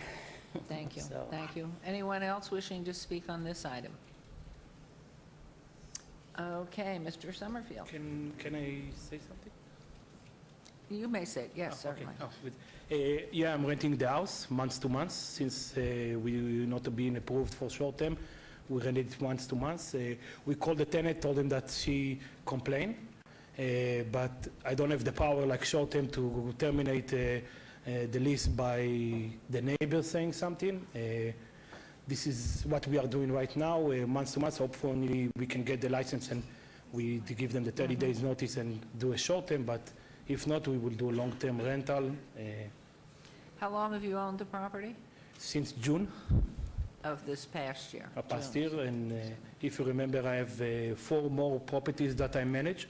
When I did the meeting with the neighbor, they had a lot of questions, also about my past, also about my other properties. They even got the addresses I gave them, and they went to the addresses and checked the other neighbors to see that I'm operating okay. And they didn't come today, and they called me and they say that if they will have a problem, they will let me know, but I think I was okay. I just told everybody when we're going to do a short term, it will be different. We have a sign, we have the cameras, we have they can call us with any problem. Right now, if it's month to month, it's a different management. They need to call the police if they have a problem with the tenant. I have no power to do anything about getting cars or getting people in the house. They have the rights to get people coming Thank you. in. Let's turn this back to planning, please. Madam Mayor, the proposed short-term rental would not be owner-occupied, thus requiring a special use permit. The site does conform to the R1 lot standards and distance separation requirement from other short-term rental uses. As the use can be conducted in a manner that is harmonious with an existing surrounding land uses, staff recommends approval. Planning Commission, however, found that the proposed use was not compatible with the surrounding area and did recommend denial of the application with a 7-0 vote.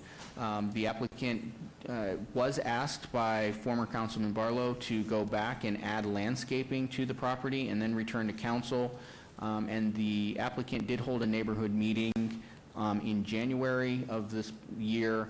And unfortunately, that was not updated in the backup, so I just wanted to make sure that it was clear that there was a neighborhood meeting as had been requested by the former councilman, and they held that, and we just didn't get it in the staff report. And what was the result of it? I mean, you don't have it in the report, but what was the result of the neighborhood meeting? And have they, in fact, improved the property with the landscaping request that was asked?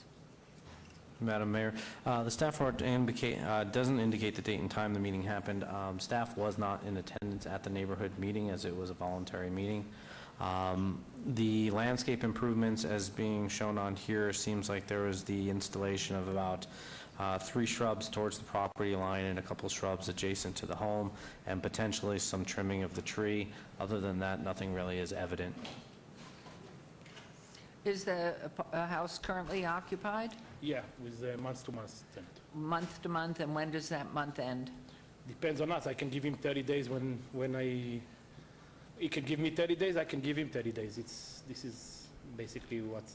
Okay, well, we're very He committed sensitive for on 31 this. days, and after that, it's Okay. become...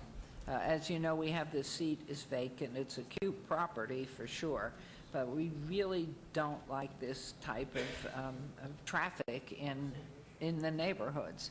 So rather than, I'm just going to go ahead and ask for, can we hold another meeting with the residents?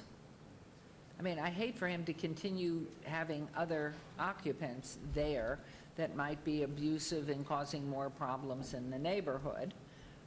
With this one that is currently residing in the house, what do we do with those who are currently in homes on short-term rentals that are abusing the privilege of the short-term rental, besides reporting them to Metro? We have any record of that on this house and this property? Madam Mayor, I think if I understand the question, you're asking, do we have any complaints on this property? Again, they're not, to our understanding, they're not, we have not received any complaints to substantiate a short-term rental. The applicant has indicated that the people that are renting that the neighbor has complained about are technically they're what would be long-term renters. They're renting for a month or more. They're on month-to-month lease. Planning does not have, and licensing does not have any enforcement on that behavior beyond any nuisance issues that they may create that may result in a Metro call, or if there were weeds or something like that, code enforcement could act. So I'm not quite sure what we could do, again, unless it's substantiated that he is in fact renting on a short-term basis at this time, and then we would take action through a code enforcement violation for renting short-term. But if it is in fact a long-term renter, we do not have any actionable items that we're aware of at this time. So if this were denied, he could come back for short-term rental later on? It would remain then only as a long-term rental? Correct. If this is denied, he would have to wait 1 year from the time of the denial to apply for a new special use permit on the site. There is a cooling off period, if you would, if it is denied. If it was withdrawn without prejudice, then he could come back at any time between now and sometime in the future when he would want to. He, of course, can always rent his property out as a long-term, more than 31-day rental. Yes, Councilwoman. So I have a couple of questions with this, because unfortunately our seat for your ward is vacant and it will be filled on April 18th. That's number one. Number two, with the STRs, because again, as Councilman Soroka had alluded to before, we are trying to work diligently in the future to make sure we come up with, you know, some adjustments. So what my question is as a neighbor, is it the cars that are, is it music? And here's the most important, do we have a complaint on record? Do we have a Metro report? Do we have, because one of the things that as neighbors complain about short-term rentals, instead of coming in here, like, I would like to see the documentation of a code violation, of a Metro report, of something. But anyone can come up, and I'm not saying that I'm new, and we have a bad STR in my ward, they're handling it, but there are also okay ones. So what I'm saying is, where's the documentation of issues with this property? Well, I've called the number, the short-term rental, when, after talking to one of the renters a few days ago. They were renting it for a couple weeks. They're a bunch of people from all over the country, from Washington State, Virginia, Maryland, Idaho, all the different cars that are coming and going. It's a couple days, one car will be here, and then it's another car and another car, because it's different people coming in and renting this house. Right, so I understand that, but how does that affect you? Like, is it music? Are they being loud? Are they trashing your property? How does a neighbor Just affect you? Loud and renting short-term without a license. Okay, so it's more about the policy that you're aggravated with, not so much the people. When he first started renting short-term, I didn't know where to go. I called the previous owner, I tried finding out everything, and then they put a sign in the yard, so I went that route. And that's when I found out about the city council meeting, well, that sign's no longer there. But then we kept going through all these different meetings with the planning commission. But I just, Canceled city yeah. council. So what I'm trying to get at is the problem. Is it the problem that you as a neighbor don't want a short-term rental, or is it a problem that you're calling Metro because they're thrashing your personal property and they're having parties? Like, what's the problem? Was his short-term rental were really rude, loud, throwing parties, throwing chicken bones in my yard for our dogs, which they cannot have. A lot of issues. I did not know you had a short-term rental number. Okay. Until the last time I was here, I was given the short-term rental phone number, the last city council meeting. Do we have code violations or Metro reports on any of the things you're saying? Because I have to tell you, as a councilwoman up here, I'm hearing it all, right? So what I'm asking for with the short-term rental, with folks that don't like them or do like them, when you don't like them, please come to me with evidence that, number one, this is occurring. You've called Metro, you've got a Metro number, you've called the code enforcement, because as we go forth, if it's a problem, hey, we will handle it. But just not liking a short-term rental, you know, people have personal property rights. I don't have code enforcement's number. I'm a surveillance operator. Right, they'll give it to you. I'm not a city council person. I don't know all the rules and regulations. You know, I don't know. Madam Mayor, if I could just say a few words. First of all, I remember you from the last time you were here and Mr. Barlow was here. I think Mr. Barlow questioned your veracity at that time. And I'm looking at how you fixed up your house with about 4 or 5 shrubs. It sure doesn't look so good right now. And one of the reasons why we're told short-term rentals are so nice is they take so much better care of their yards rather than some of the long-term rentals. I have a great concern about this because, as I recall, there were some problems in the past. I haven't talked with Mr. Barlow. If I'd seen this on the agenda, I should have thought of calling him. But there were problems at that time, and that's why you were set back to fix up the house. Now, you look at the house, you got weeds growing all around the front. You have a bush on the left as you're going in the driveway that if you don't water it pretty soon, it's going to be totally dead because it's starting to die right now. Not this one, but I'm talking about the driveway. This one right here, as you can see, it's almost dead. And you put the very minimum you could into it. Now, you have 4 other places you rent, and you have been renting this, I believe, in the past as a short-term rental, and you haven't had a license. Can we prove that? Probably not be able to prove it to the extent that Councilwoman would want, and I can understand why she would want that. But I also feel that this lady did get the number from us. It's too bad that our line was down. Because if you do make those complaints, or if you take video, or if you take pictures of something, that helps you as far as that's concerned.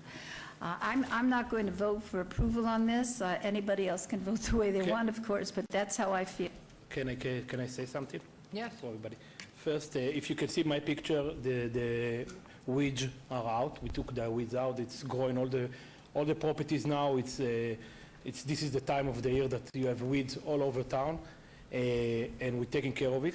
We did some scrubs. We didn't do a lot, and you can look at the neighborhood. We keep it. The house is beautiful inside, and also outside it's clean. It's maybe not all green and all that, but it's compared to the other house, it's look very nice.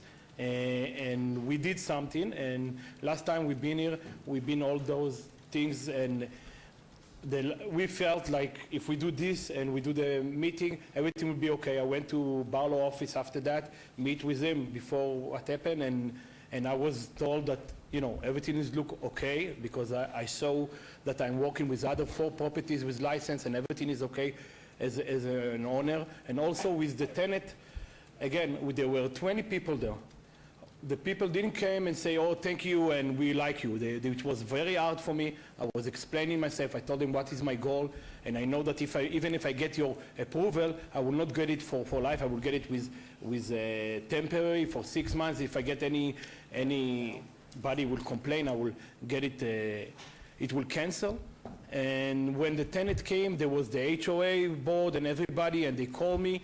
And if there was any problem with other tenants except this tenant that I know about, they would tell. And nobody complained, nobody came. I don't know if somebody. Okay, let me ask a question too. Can we give an SUP for 2 months? And then with follow-up and comments, complaints, it rests with you to make sure your property is well taken care of, that the people that rent from you are good people in a neighborhood and respect that. And so rather than have it vest in the property, that it's going to be the 2 months would be my recommendation, but only in the fact that we can be allowed to do that and would come back here at the end of 2 months, at which time, if there are any problems and it's not cleaned up and it's not, you know, you're having more problems with numbers of parties and people and cars and everything else, that those of us who live in homes and like to keep our neighborhoods up, is that possible?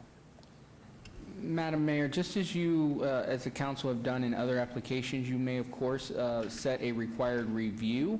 I will defer to the city attorney's office about an expiration on the actual SUP, but you can definitely set a required review for 2 months. That can be an administrative required review where we'll go out and look at the site, and if everything's good, great. If everything's bad, then we'll refer it to council for a hearing.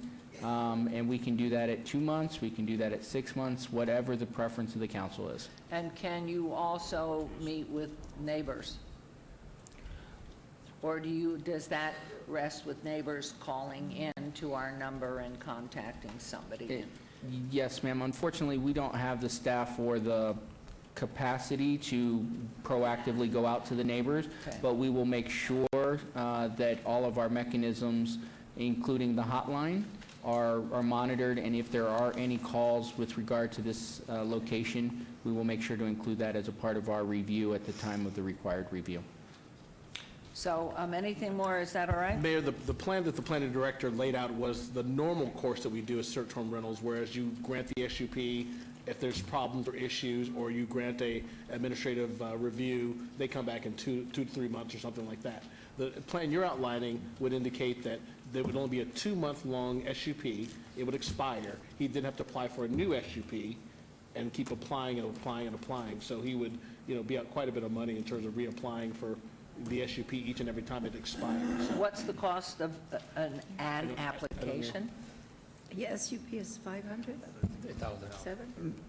Madam Mayor, the total cost for a special use permit application is, I believe, $1,030. That includes notification fees, application fees, and recording fees. So it would seem to me, if you are in earnest and this is your property and you care about keeping the property up for the neighborhood, that's the result. If you do not keep it up and there are complaints on what goes on in the house that disturbs the neighborhood, you will be out the money, you will not have an SUP, and if you want to come back again, it's going to cost you over $1,000. I agree. So I would like to move on that and have staff review, but I would move. Mayor, so with that plan, he would have to necessarily come back in 2 months, spend another $1,000, and then reapply for another SUP. Okay, so what I'd like to do is actually give him a solid chance, give him 3 months. Yep. And at the end of that, before that time, staff will go out and review, and if there are any complaints, those will have come through before he has to reapply, so it doesn't die on him, is what I'm trying to do. Yeah, the normal course would be you'd grant the SUP, give it a 3-month review, administrative review. In 3 months, if there's no issues, you won't see it again. Unless there are complaints and he's Right. gone backwards. Right, if there's complaints and issues that rise to the amount, rise to the level where we have to take the SUP from him, Mary would then present that information, and you can take the SUP at that time. Okay. Any other comments here? That's what I'm going to do. Okay, all right, staff? Madam Mayor, can I read into the record a proposed condition then based on what we've heard? Please. So, an administrative review shall be conducted within 3 months of the issuance of the business license. If the required review is denied, the item shall be heard before the city council at the next available public hearing. But I would like to add to that a condition, as we're hearing complaints, either through Metro or through our code enforcement, that we be advised immediately, because then we might be able to pull it and you're finished with that. So that part would be a policy direction that I have received as your Director of Planning, and we will make sure that you're notified if we do receive any complaints. Okay? All right, that's my motion. Do you want to read it again, or have you had enough of it? Actually, if I can read it one more time, just for clarity. So the added condition would be an administrative required review shall be conducted within 3 months from the issuance of the business license. If the required review is denied, the item shall be heard before the city council. At such time, the SUP may be revoked. Good. Okay, that's my motion. And Mayor, the Yes. applicant agree with that condition? Oh, he doesn't really have much of a choice. Well, Do you agree? yeah, I agree, of course. You Yeah, Thank agree? you. Thank you for the chance. I mean, you're... Thank you for the chance, of course, yes. I didn't know, everything, like you said, you know. So we want to hear nothing but Of course, yeah, joys it's and my- pleasure and what beautiful people Now you have there. I need to prove that I'm a good Yes. operator. If not, this is what I want. I want a chance, and thank you for that. Wonderful. So that's my motion. Please vote and please post. Motion carries. Good luck. Thank you so much. We're counting on you. We will. Thank We'll you. see you some other time. All right, now what number are we on? 76 through, wrong. Yes, 76, right? 76. Okay, 76 through 81. 76 GPA 72194, and a request for a general plan amendment from DR Desert Rural Density Residential to R Rural Density Residential, 77 ZON 72195. A request for rezoning from RE Residence Estates to RD Single Family Residential Restricted, number 78 WVR 72197, a request for a waiver to allow no internal or external street lights where such is required. Number 79 VAR 72196, a request for a variance to allow no amenity zones, including no landscape buffers, sidewalk, curbs, or gutters where such are required, to allow a private street to not be developed to public street standards where such is required, and to allow a 37-foot wide private street with no gate where 47 feet is required. Number 80 VAC 72241, a request for a petition to vacate a portion of the east half of Belcastro Street, a portion of the south half of the Holmby Avenue drainage channel, and U.S. government patent easements generally located southeast corner of Holmby Avenue, Belcastro Street, number 81 TMP 72198, on a request for a tentative map or a 5-lot, single-family residential subdivision.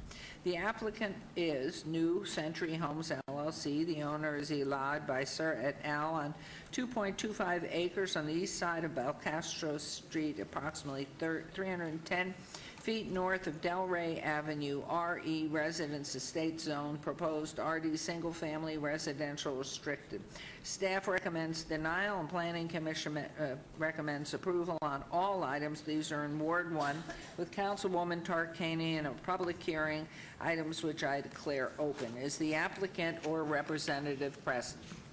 Yes, ma'am. Ed Tanny with Tanny Engineering at 6030 South Jones. I'm here on behalf of the owners who are standing next to me. Okay, and your names, please? My name is Elad Beiser, Hi. 2640 Mystere Court, Okay. 9117. And Joseph Crosland, 6024 Aromatico Court, A9141. Okay, so tell us about this. Do you have any pictures you want to, oh, you do, right there. Well, I do, yeah. If you could just go to, draw your attention to the overhead here, and I'm just showing basically the tentative map, which encompasses basically the entirety of the application. I'll start off by saying that probably about 2 to 3 months ago, we met with Councilwoman Tarkanian to initiate the whole process. This 2.5 acre parcel is essentially an infill piece. It's really a remnant parcel that's been left.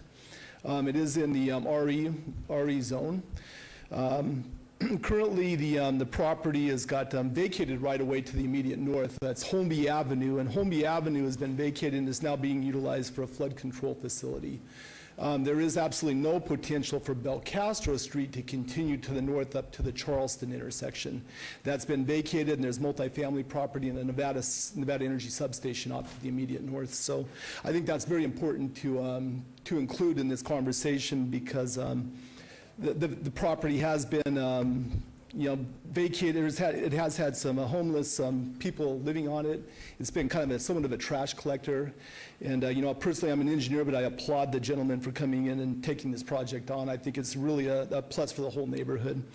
And again, we talked with Councilwoman Tarkanian several months ago about this. We went ahead and had town board meetings, initiated that process, had a little bit of feedback from the neighbors, and we've tried to take into account everything that we heard. We presented this before the Planning Commission about a month ago, and we were able to get a unanimous 7-0 vote on approval on it. What we are asking for is an additional lot. We're asking for 5 lots on the 2.5 acres.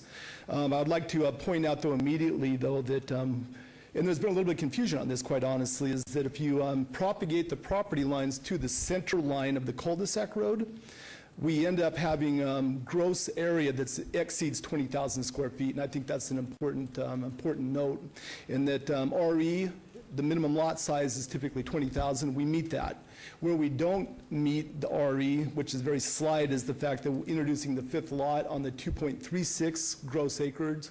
We're not quite at the 2 dwelling units per acre, but it's very, very, very close. And so what they're going to be doing on this property is they're going to be going ranch style. They're going to be having a 4,000 square foot minimum type of product on that.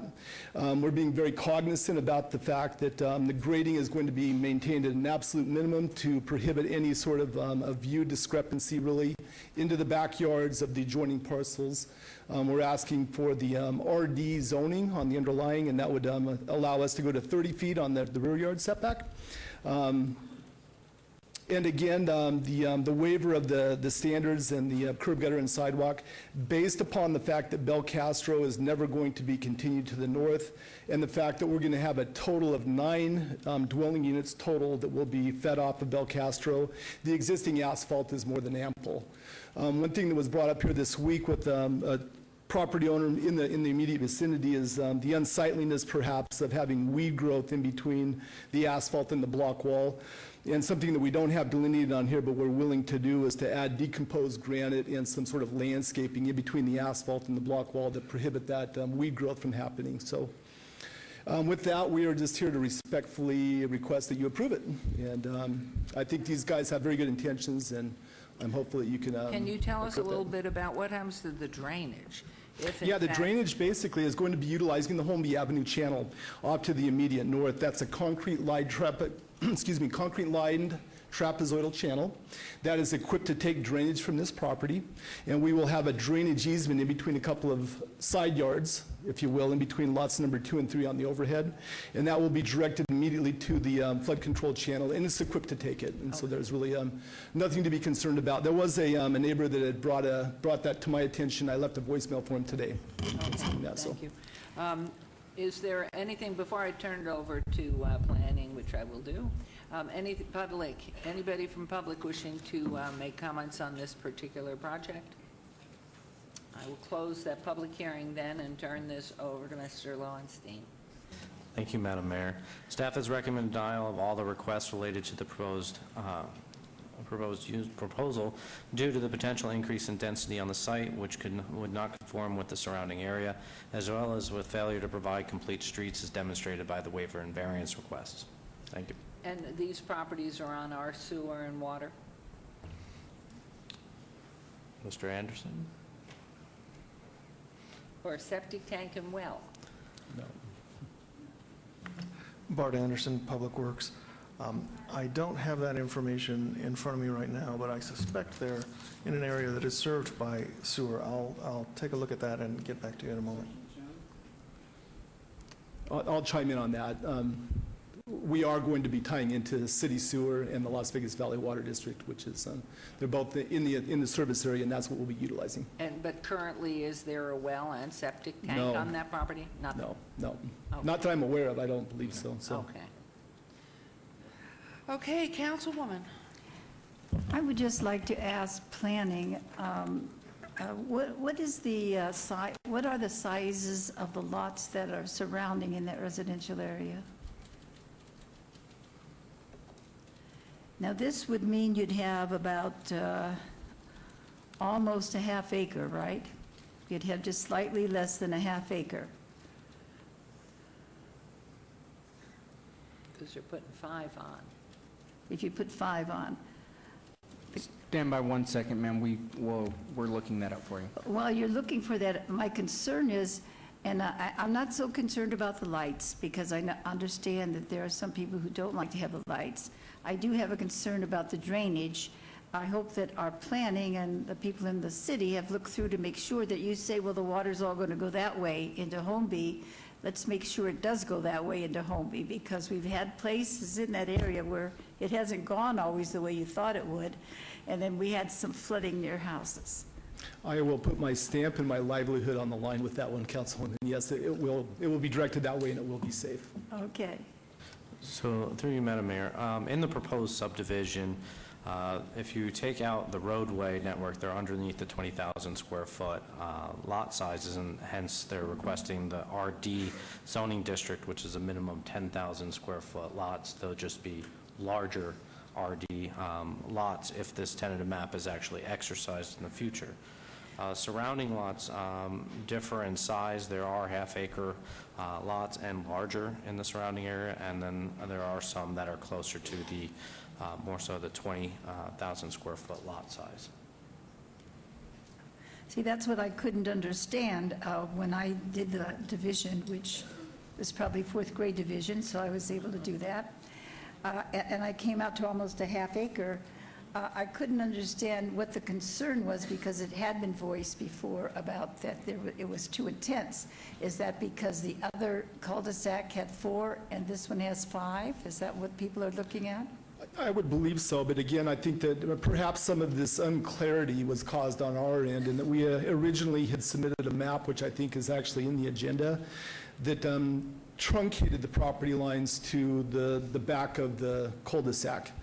And that therefore, we were indicating at that point some gross square footages, which were down in the 15 to 16,000.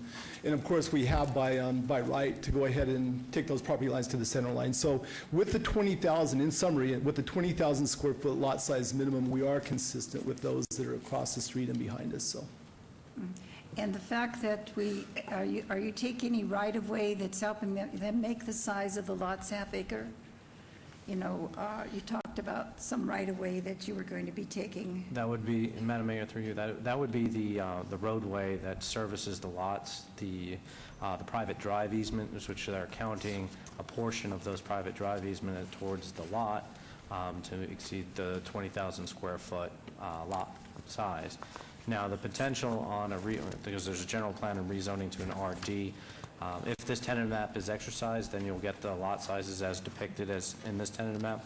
If these entitlements lapse and new ones come in, they'll be allowed up to a minimum lot size of 10,000 square feet.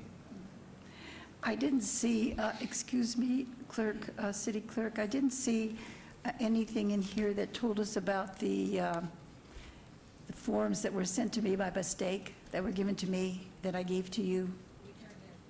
Okay, I didn't, what was the support on that? Was that concern, or? We can get them for you. They're back in our office. They're being scanned to be submitted as part of the backup for the record. Okay, but we're voting on it then before we see them. Yeah, how many were there? Yeah. I'm just, Mayor Pro Tem, as far as indicated in the staff report, we've received 3 protests, 0 approvals, but that's not indicative of anything after the publication of the item. Right, I just was handed a group of them, and I turned them over to the city clerk. Okay, and the other thing is where the road meets, where the road into the cul-de-sac meets the other road, do they match? It looked a little crooked on what you gave me, but maybe that was because you had some trouble, you said, with that map that you drew before. Yeah, that would match, and just for the record as well, there's going to have to be an existing Nevada power pole that has to be relocated, which is sitting right in the center. But yes, they will match. Okay, okay. Well, that's all right. I don't know how many there are. There's 9. Well, I don't know if I had any other questions. Does anybody else have any other questions? Usually I get to go out and spend some time and look around, but I got busy with a whole lot of others, and you're the one I didn't get out to. And the only concern I had was that without the curbs, I was worried about the water flowing. I don't mind not having sidewalks or lights, but planning had some concerns about that too, I believe. Is that correct? Mayor Pro Tem, the city staff supports the municipal code, which requires those improvements, and we still have concerns about drainage and things, but through the tenor of that process and their technical studies, they should be able to address those concerns. You say you can't address the concerns? The applicant will be able to provide evidence of them being able to address those concerns. All righty, then you're going to address all the concerns. So if we go over there and it's a heavy rainy day, we're not going to see big puddles or anything. Well, if you do, then you'll see me in Canada. No, I'm just kidding. No, Yeah. that's not going to happen. So. Anyway, the 2 gentlemen here are 2 nice young men, and they're trying very hard to do something, and I respect that very much. I hadn't been able to get out to the site personally, and that's why I had so many questions. But I will move. Yeah, we had 14 protests, but a lot of these protests were some distance away. They weren't as close, and so anyway, I will move for approval. Thank you. There's a motion to approve items. Well, we'll take, can we do it one at a time? 76. Please vote and please post. And that motion carries. 77, please. Move for approval. There's a motion to approve 77. Please vote and please post. Motion carries. 78. Move for approval. Motion to approve 78. Please vote, please post.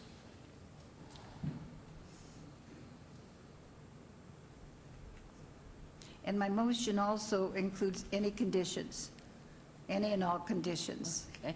And you agree with Thank that, you. sir? Yes. Okay, 79. Move to approve with any conditions. A motion to approve 79. Please vote, please post. Councilwoman. Yours. Motion carries. Agenda item 80. Move to approve. Motion to approve agenda item 80. Please post. Motion carries. And 81. Move to approve with all conditions, the whole bunch. Thank you. There's motion to approve on agenda item 81. 82, excuse me. No, 81. What did I 81. just say? Please And I post. would like to say I have a lot of friends who live in that area, some of whom cautioned me on this. So when you're all done, let us know so we can go out there and bring them along and show them what a great job you did, okay? You bet. Thank you very much. Good luck. Thank you very much. Good luck. Thank you.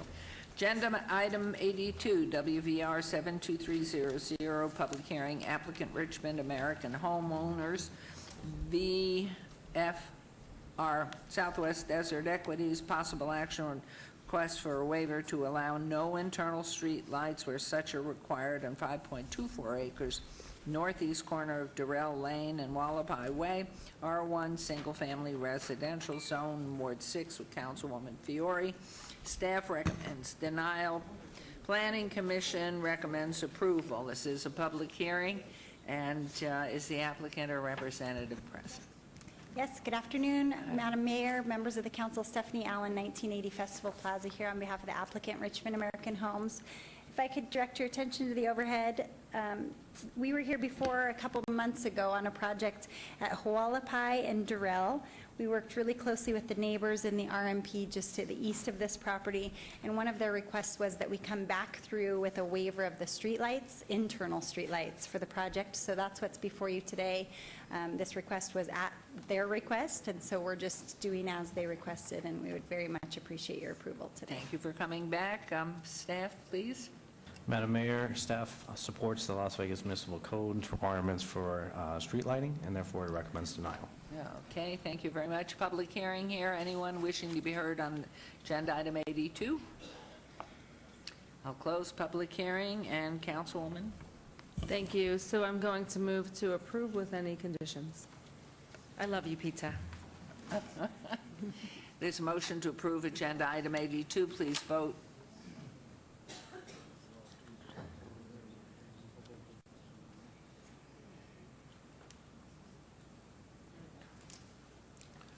And please post.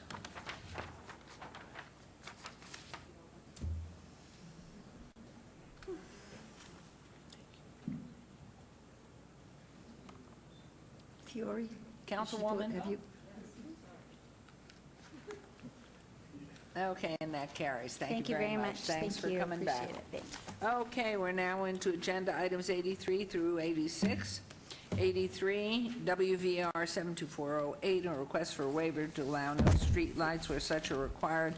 The proposed residential subdivision on 4.49 acres adjacent to the south side of Centennial Parkway, approximately 275 feet west of Fort Apache Road, APM 125-30-502-009, R1 Single Family Residential Zone, number 84, VAR 72407, a request for a variance to allow no amenity zone where such is required for a proposed residential subdivision on 4.49 acres adjacent to the south side of Centennial Parkway, approximately 275 feet west of Fort Apache Road, APN 125-30-502-009, R1 Single Family Residential Zone, and number 85 VAC 72409, a request for a petition to vacate a 33-foot U.S. government patent easement generally located on the south side of Centennial Parkway, approximately 275 feet west of Fort Apache.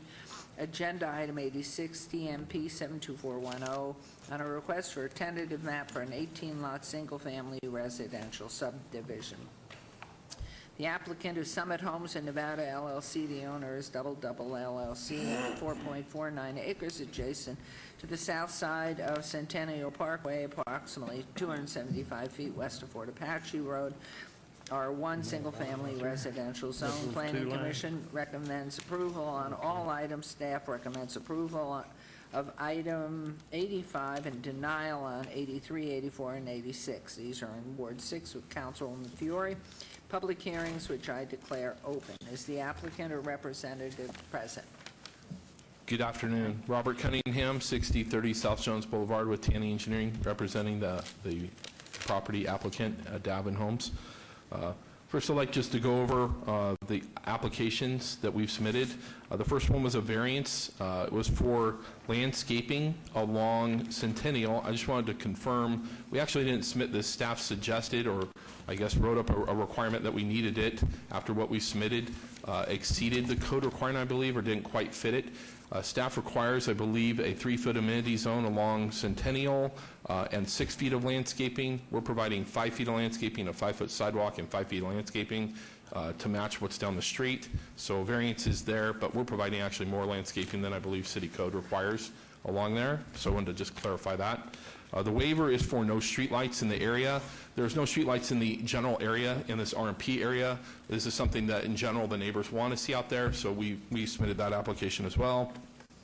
At the Planning Commission, it came to be that our project was approved, but some of the neighbors stood up and said that, I guess, when the entitlements went through, the general plan amendment and zoning went through with a different property owner, there was some agreed upon site plan at that point in time with some lots that faced Regina as opposed to how we had it drawn, which was internal to the subdivision. So at that time, we discussed it with Councilwoman Fiore and her staff, as well as the planning department staff, revised our site plan. Appreciate staff working with us and getting that in and still hitting this date. So this site plan has 2 lots that are facing Regina. The 2 southmost lots, 9 and 10, will front onto Regina. There'll be no wall facing it. Those homes will actually face out to the street, which is what the neighbors wanted at that community, or at the Planning Commission meeting, the neighbors who live across the street.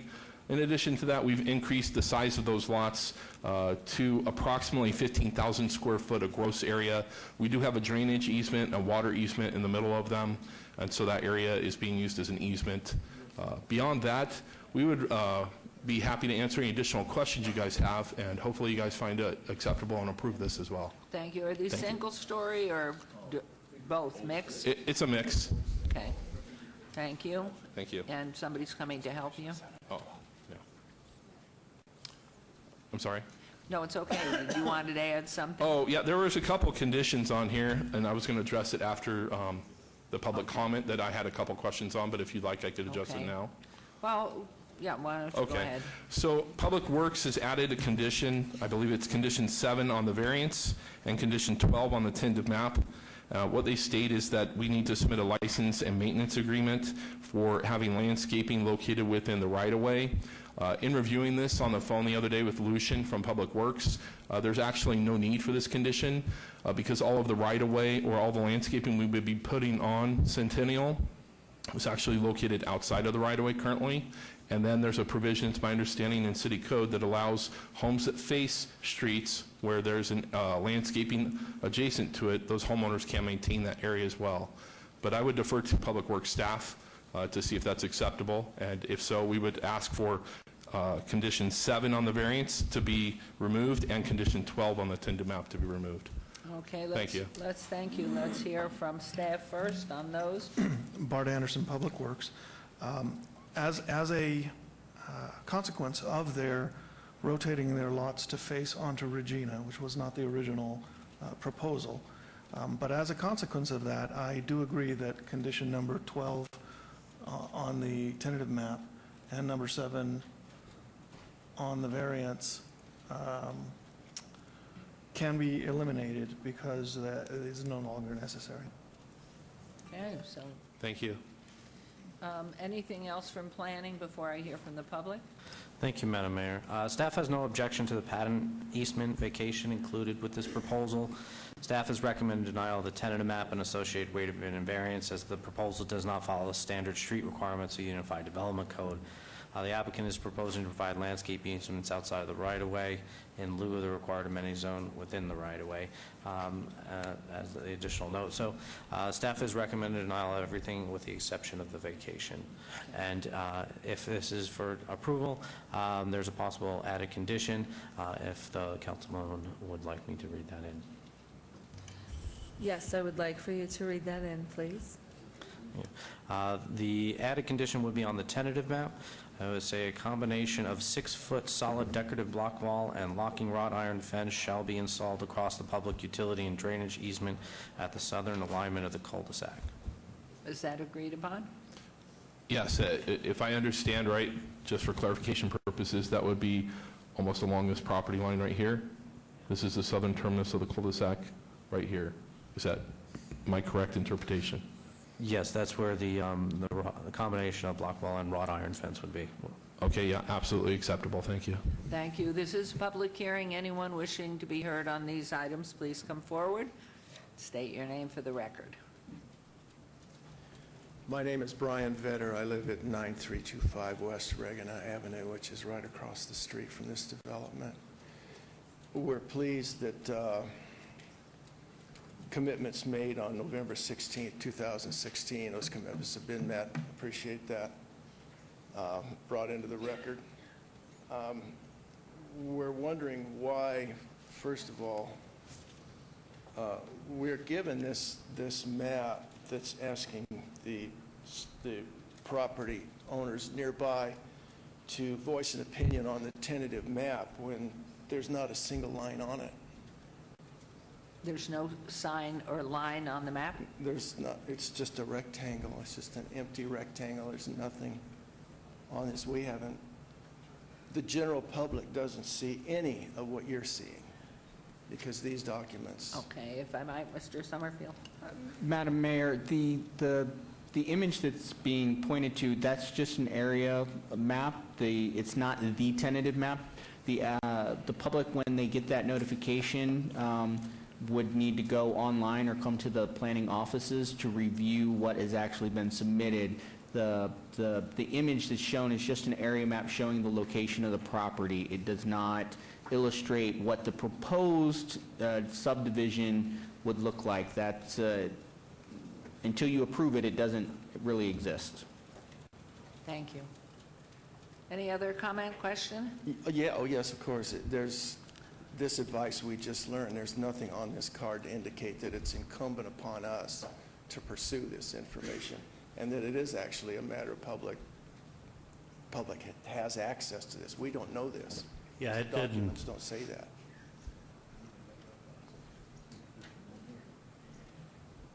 Yeah, we've been wondering, and I'm Randy Kidd. I live on Fort Apache, and I have horse property a diagonal corner on here.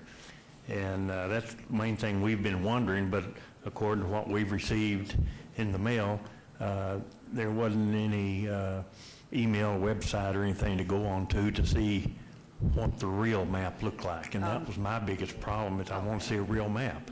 Yeah, had you called Councilwoman Fiore's office to access that? No, I was just going to show up here today. Okay. But appreciate it. Councilwoman, I know her staff are tremendous and very proud of Ward 6, so. Well, this, it pretty much fits in with what we finally all agreed to over there, and just, that was just the main thing about those two lots on the south side, is that there was a wall there and no access onto Regina from the cul-de-sac. Okay, thank you. Thank you very much. Thank you. Anyone else wishing to be heard on these items, please come forward. Could I please continue my comments? Oh, absolutely. I thought you were together, sorry. Very well, thank you. We're also wondering why there's 35 feet has been committed to this drainage easement. I spoke with Mr. Tanny as he was leaving the room, and he indicated in the project that you'd all looked at previously only has a 15-foot wide easement. We're wondering why this one must be 35 feet. And also, it's drawn with a hard line. It looks like a continuation of the street. Will there be anything to prevent that from being used as a street by default? Okay, thank you. Mr. Summerfield, back to you. Ma'am, if I could defer to Public Works on those questions, I Yes, believe he please. can help. Bart Anderson, Public Works. When you combine utilities and sewer in a single corridor, there's a minimum requirement for 30 to 35 feet to allow for separation, because the water district has separation requirements, the sewer has separation requirements, and then when you're including other utilities, they have their own requirements. So the 35-foot is a consequence of having more than one utility in that corridor. The requirement for the fence that was read in previously should prevent any vehicular access through this corridor. Thank you. Very well, that's good information. Thank you. And finally, we've heard verbal comment here regarding some block walls that will be somewhere. We had upwards of 40 people from the surrounding area who became very interested in this when it was first brought to our attention back in 2016. And so I feel confident in saying that we would all we'd be much more comfortable if we could see some graphic representation of the walls that they're proposing to do, how high they'll be, where they're going to be, and have some sort of commitment that they'll be done. Okay, thank you. Good question, good comments. Yes, thank you. Are you done with your reading? Yes. Okay, Yeah, I great. think so. So Let me do one more yep. thing. Is there anyone else wishing to be heard on these items? All right, I'm going to close public hearing, but we will get to your points. Please, thank you, Councilwoman. Thank you. Well, first of all, I have to, again, thank our neighbors for coming forth. And again, I have to talk about these Summit developers simply because they had purchased this property and they were set to go, approved and ready to go. And our neighbors came up and said, whoa, whoa. In 2016, when Councilman Ross was up here, he put on the record that these houses had to face Regina, okay? And so these developers literally changed their plan, even after being approved, to satisfy something that was a previous owner, a previous council. And so they have gone above and beyond to make all of our neighbors happy. That's what we do in Ward 6.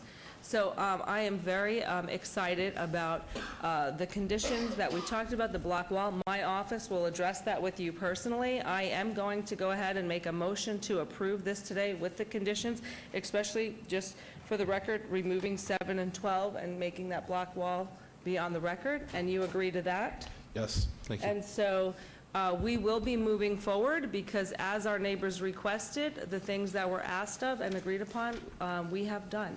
Good. So let's take them one at a time. 83, please. Yes. We're going to go to 82. Oh, no, 83, sorry. 83, I motion to approve with conditions. Okay, there's a motion on 83. Please vote and please post. And that motion carries. We'll move on to 84, please. I move to approve with conditions on 84. Madam Mayor, that's with the deletion of condition number 7? That's correct, and then the deletion of 12 as well. Okay. Okay, with the deletion of 780 on 84, please vote and please post.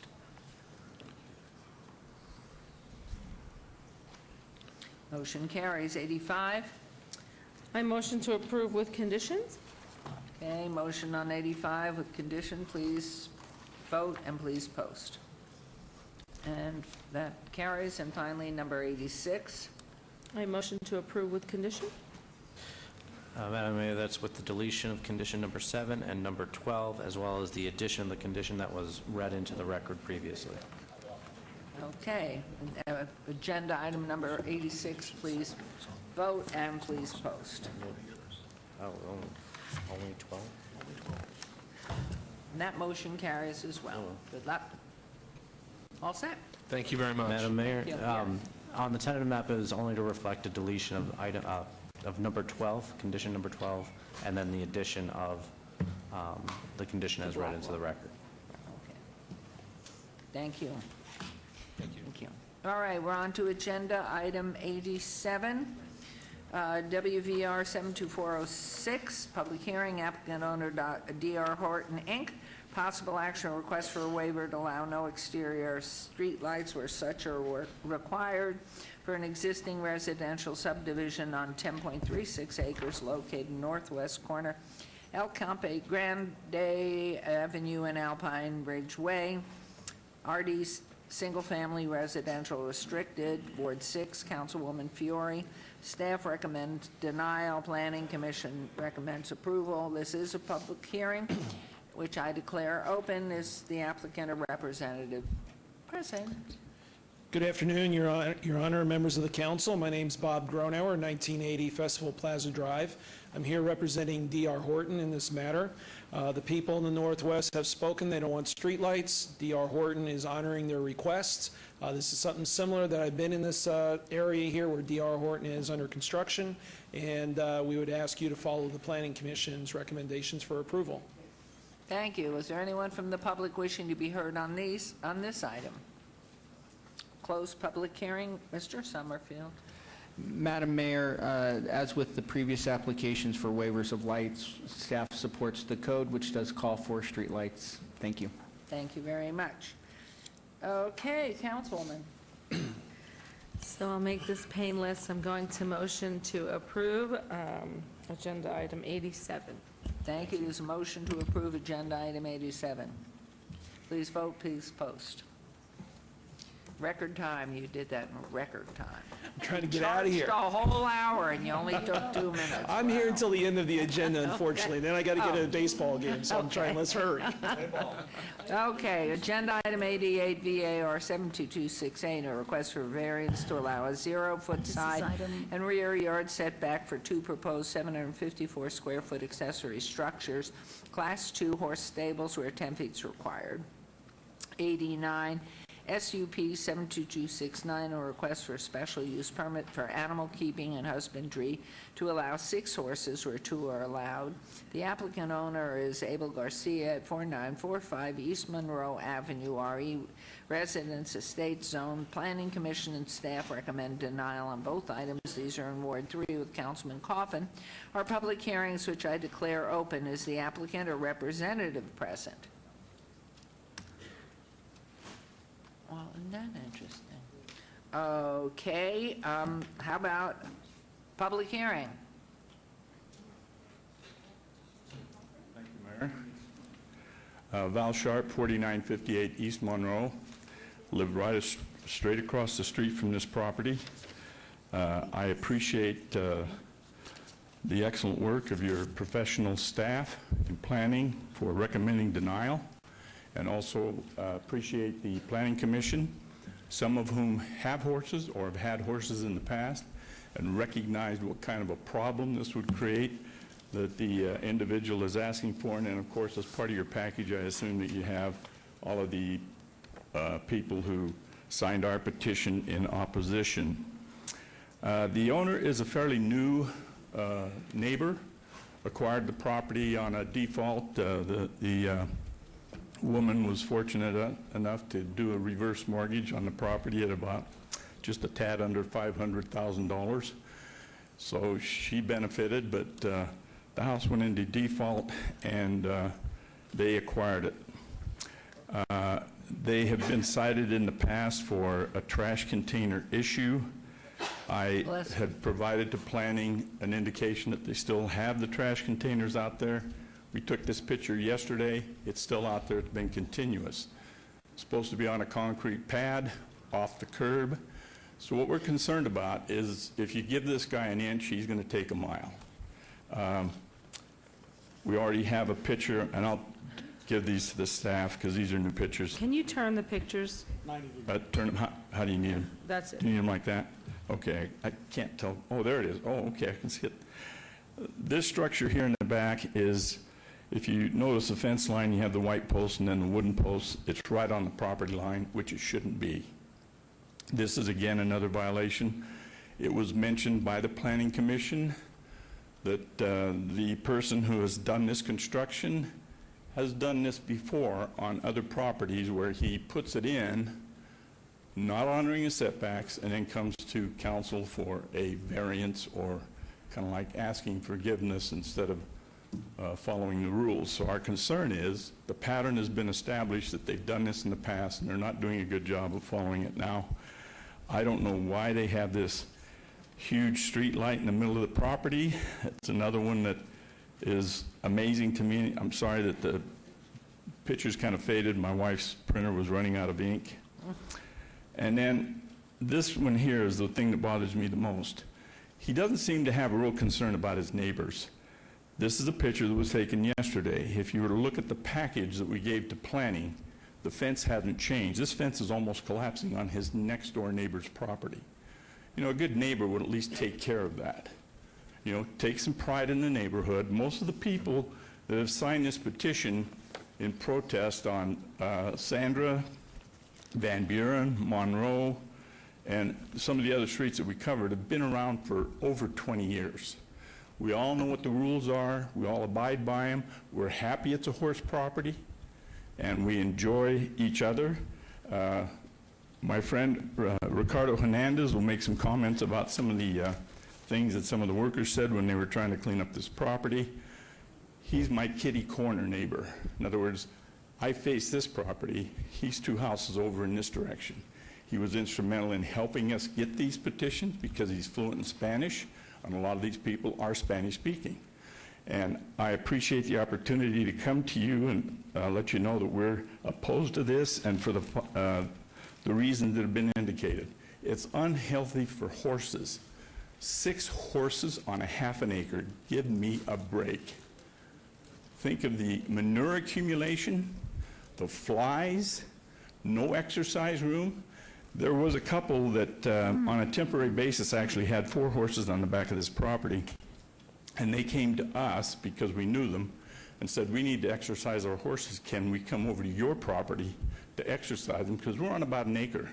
So we allowed them to exercise their horses on our property because we understood. We've got 2 horses already ourselves, and we could have up to 4 almost.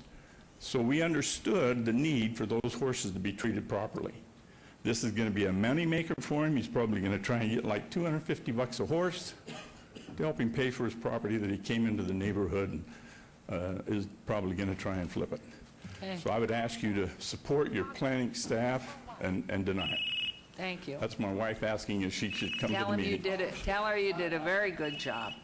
Okay, we have cards from Ricardo Yeah. Hernandez Yeah, my and name- Dale McIntosh. Yes, my name is Ricardo Hernandez. I live in 4953 East Monroe Avenue.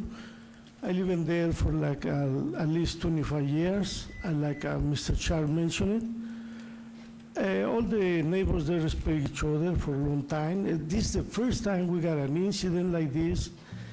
And the reason why I'm here, because I oppose this deal. And good thing these guys, they don't show up.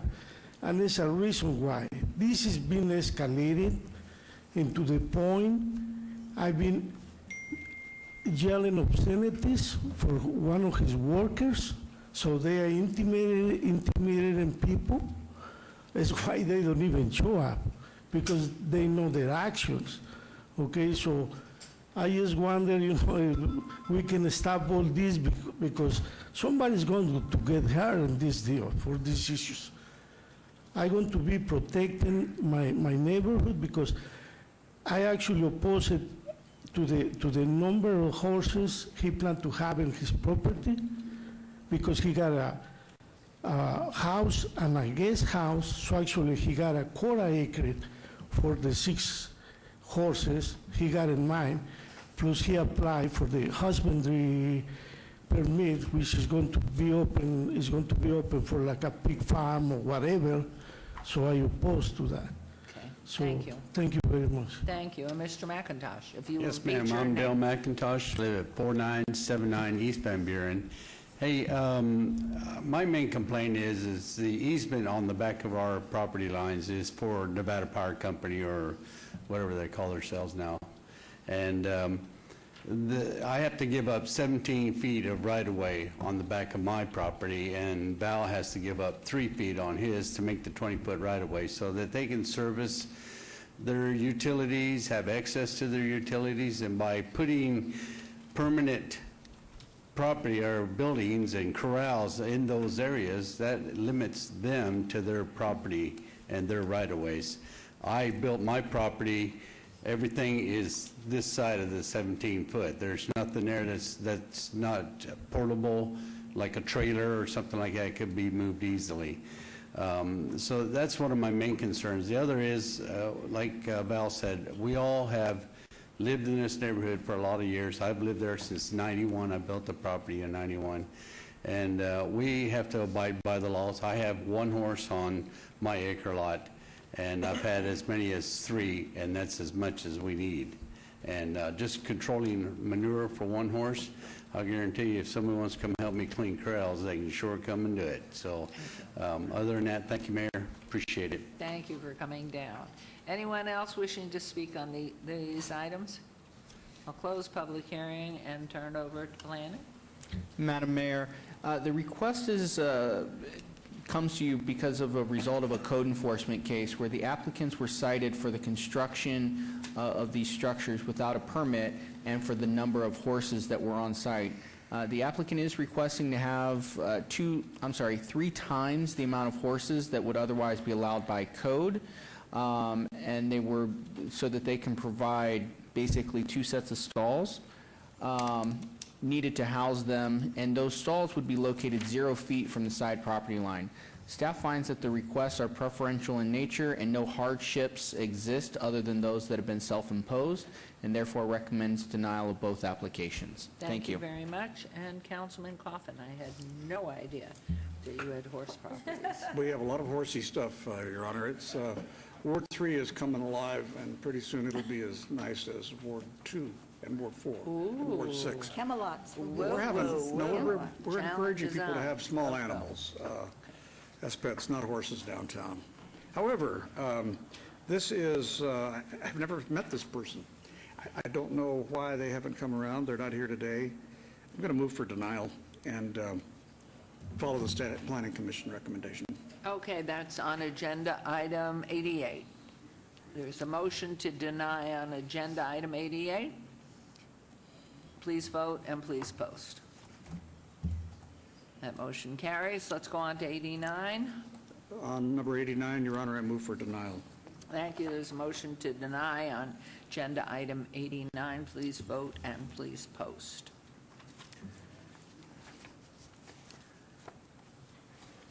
And that motion carries as well. So now we will move on to agenda items 90 through 92. 90 VAR 72325 on a request for variance to allow a proposed 0-foot side yard setback where 10 feet are required on .43 acres. Number 91 VAR 72326 on a request for variance to allow a proposed 0-foot front yard setback where 10 feet is required on 1.16 acres. Agenda item 92 SDR 72328, request for a site development plan review for a proposed single-story 189-unit mini-storage facility with waivers to allow no perimeter landscape buffers along all property lines where 8 feet is required on 1.86 acres. The applicant owner is Highland Industrial Park, LLC at 2901 Highland Drive, M Industrial. Zone. Planning Commission and staff recommend approval on all items. These are in Ward 1 with Councilwoman Tarkanian. Public hearing items which I declare open. Is the applicant or representative present? Salem, 596 Kelsford Drive for the owner. Thank you. Rick Salem? Yes. Thank you. We are, as is stated in the conditions, we're looking for storage along the back property line that is adjacent to the interstate, cleaning up the problem that is back there of a lot of the old cars. This owner is new to the property, has bought it. He is renovating it and cleaning it up and making it look a lot better than what it was. So we've read the conditions, we approve, we agree with all the conditions, and we look for your approval today. If you have any questions, we'll be happy to answer them. Thank you. This is a public hearing. Anyone have any issues on 90, 91, 92? Please come forward. I'll close public hearing and turn this over to Mr. Summerfield. Any issues here? Madam Mayor, no. The proposed mini storage facility is located within the Las Vegas redevelopment plan area for downtown Las Vegas and supports the objectives of the plan area by retaining an existing industrial park development, by allowing that facility to expand its services and providing by rehabilitating 2 lots within the park. Currently used for outdoor storage. The addition of the shipping containers painted to match the existing warehouse facilities provides screen storage that creates an aesthetically compatible as well as addressing the fact that it's an irregularly shaped parcel, creating no self-imposed hardship. Staff is therefore recommending approval of both of the requested variance and the site development review. Thank you. Thank you very much. And so I believe this is yours, Councilwoman? Yes. Wonderful. First of all, I would like you to ask the owner if he could clean up behind that fence because it sure looked bad in the picture. He is in the process of doing that. He is Good. renovating all the landscaping and getting a lot of the stuff That's taken great. care of. And I move for approval on item number 90. Thank you. There's a motion to approve agenda item 90, and according to the conditions of painting and everything else? I'm sorry, yes, ma'am, the standard conditions. Okay, thank you. Please vote and please post. Motion carries. Agenda item 91. Move for approval.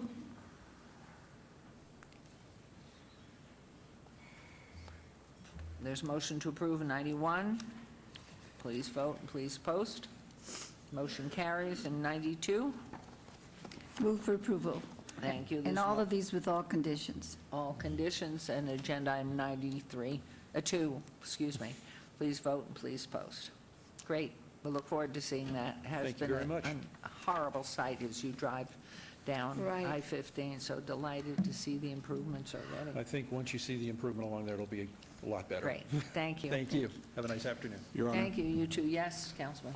On the two previous items, 88 and 89, which we voted, I don't want to recall them, but they are ones where the applicant was denied in their request.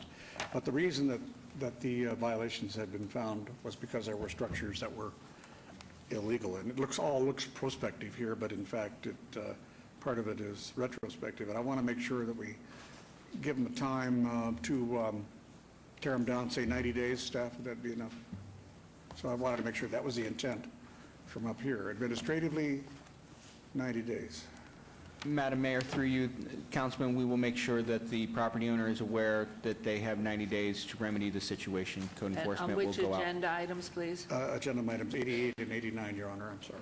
88 and 89. To add that in, that they have 90 days. Do we need to recall them, though, No. to do that? No. Okay. Okay, so now we will move on to agenda item 93. VAR 72416, public hearing, applicant owner 6060 Elton Avenue LLC. Possible action on a request for variance to allow two signs in the northern tenant space elevation where one side is allowed to allow a wall signage area of 19% of the building elevation where 10% is allowed on a .24 acres at 6060 Elton Avenue, PR. Professional offices and parking zone, Ward 1, Councilwoman Tarkanian. Staff recommends denial. Planning Commission recommends approval. This is a public hearing. Is the applicant owner or representative here? Good evening, Representative. Jacob Gateson, 6630 Arroyo Spring Street. Yeah, essentially what we're asking for is this waiver so that we can adequately advertise the business. The location of this particular park is such that that north side essentially just faces the highway. The highway is about 440 feet, so we need to increase the size so that it's legible. It won't have any negative impact on any residencies. Planning Commission recommended approval. I hope you'll do the same. Thank you very much. There is already advertising on that wall for adjacent building, is there not? There are other, in that building, no, it's a separate building in the same park. But the next Yes, building? yeah. Yes. So the next buildings, and those signs are of similar proportion, and we're trying to keep a, Same black lettering and same size approximately? they're actually cabinets. I actually have some photos if you care.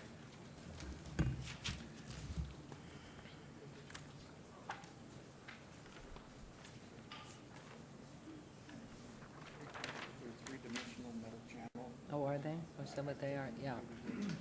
Okay. Yeah. Yeah, You can see they're quite large, and those are existing approved. great. Okay, thank you. Anyone wishing to be heard on these items, please, or this item, please come forward. Going to close it, going to turn over to our good friends in planning. A good friend in planning. Thank you, Madam Mayor. Peter Lowenstein for the record. Staff has recommended denial of this request as it is a result of a self-imposed hardship. Thank you. Okay. Councilwoman? I'm not quite sure, what you're requesting here? It seems that, too, we already gave an extra sign to someone in your area. That was a special thing we did for them. So what are you saying? You want to have a sign that's on the same side as Piercy Boulder? Yes, yes. You don't have a sign there now? No, currently no. So is that because it's the back of your building? Or It is, yeah. The north It's the elevation is back the of your back side building. of the building, yes. So people don't come in that way? They go around to get in? They do come around to the front, but that is going to be the main, it's going to be the first thing you see from the highway. It's going to be the first thing you see from the exit, and the first thing you see if you're headed south on Jones. So it's very important for site identification. And the why highway- do you need two signs while everybody else has one? So in this case, the two signs, we had initially submitted it as one sign, and during the pre-application meeting, they felt that when we spoke with the planner, they thought For procedural reasons, calling it two signs made more sense. But we're happy to, and let me show you the drawing again if it's not loaded up. Why would planning, can you tell me why you do two instead of one? The way the others have done?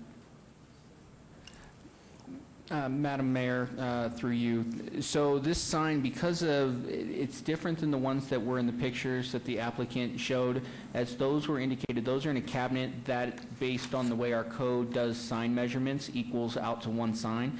Because these are separate pieces affixed to the wall, they actually create, for purposes of measurement, it creates two sign areas. So that's why the planner indicated that this really is two signs instead of one sign. It actually reduced, by treating it as two signs, it reduces down the amount of area.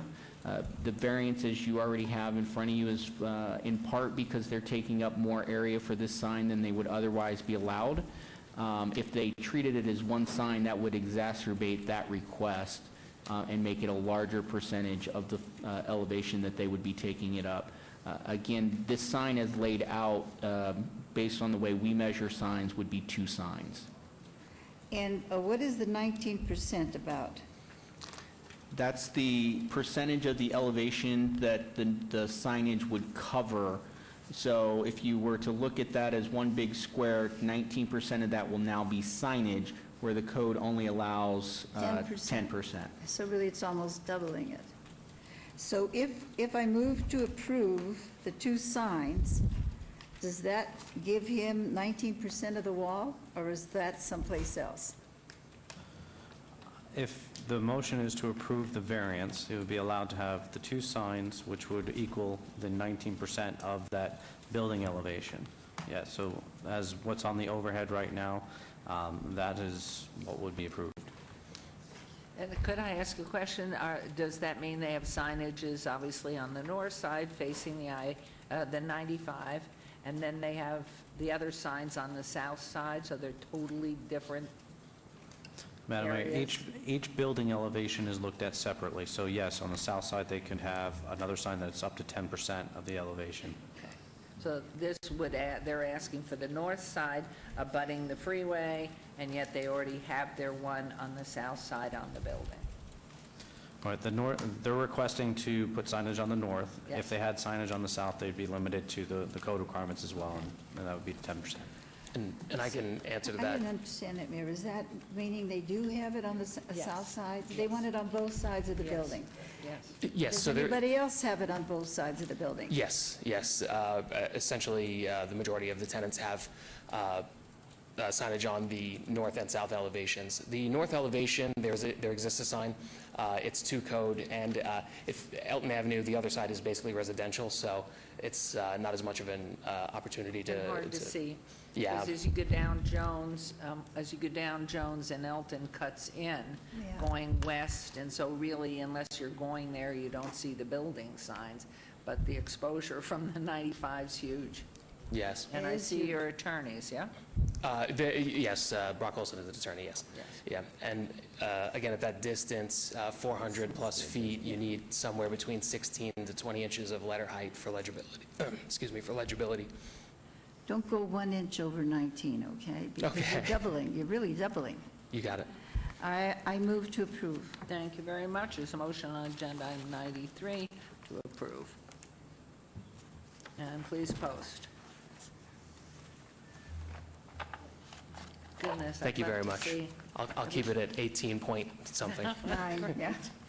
Okay, agenda item 94, SUP 71660, public hearing, applicant owner, Calanda House LLC, possible action request for a special use permit for an existing short-term residential rental use at 1913 Calandra Court, R1, single-family residential zone, Ward 1, with Councilwoman Tarkanian.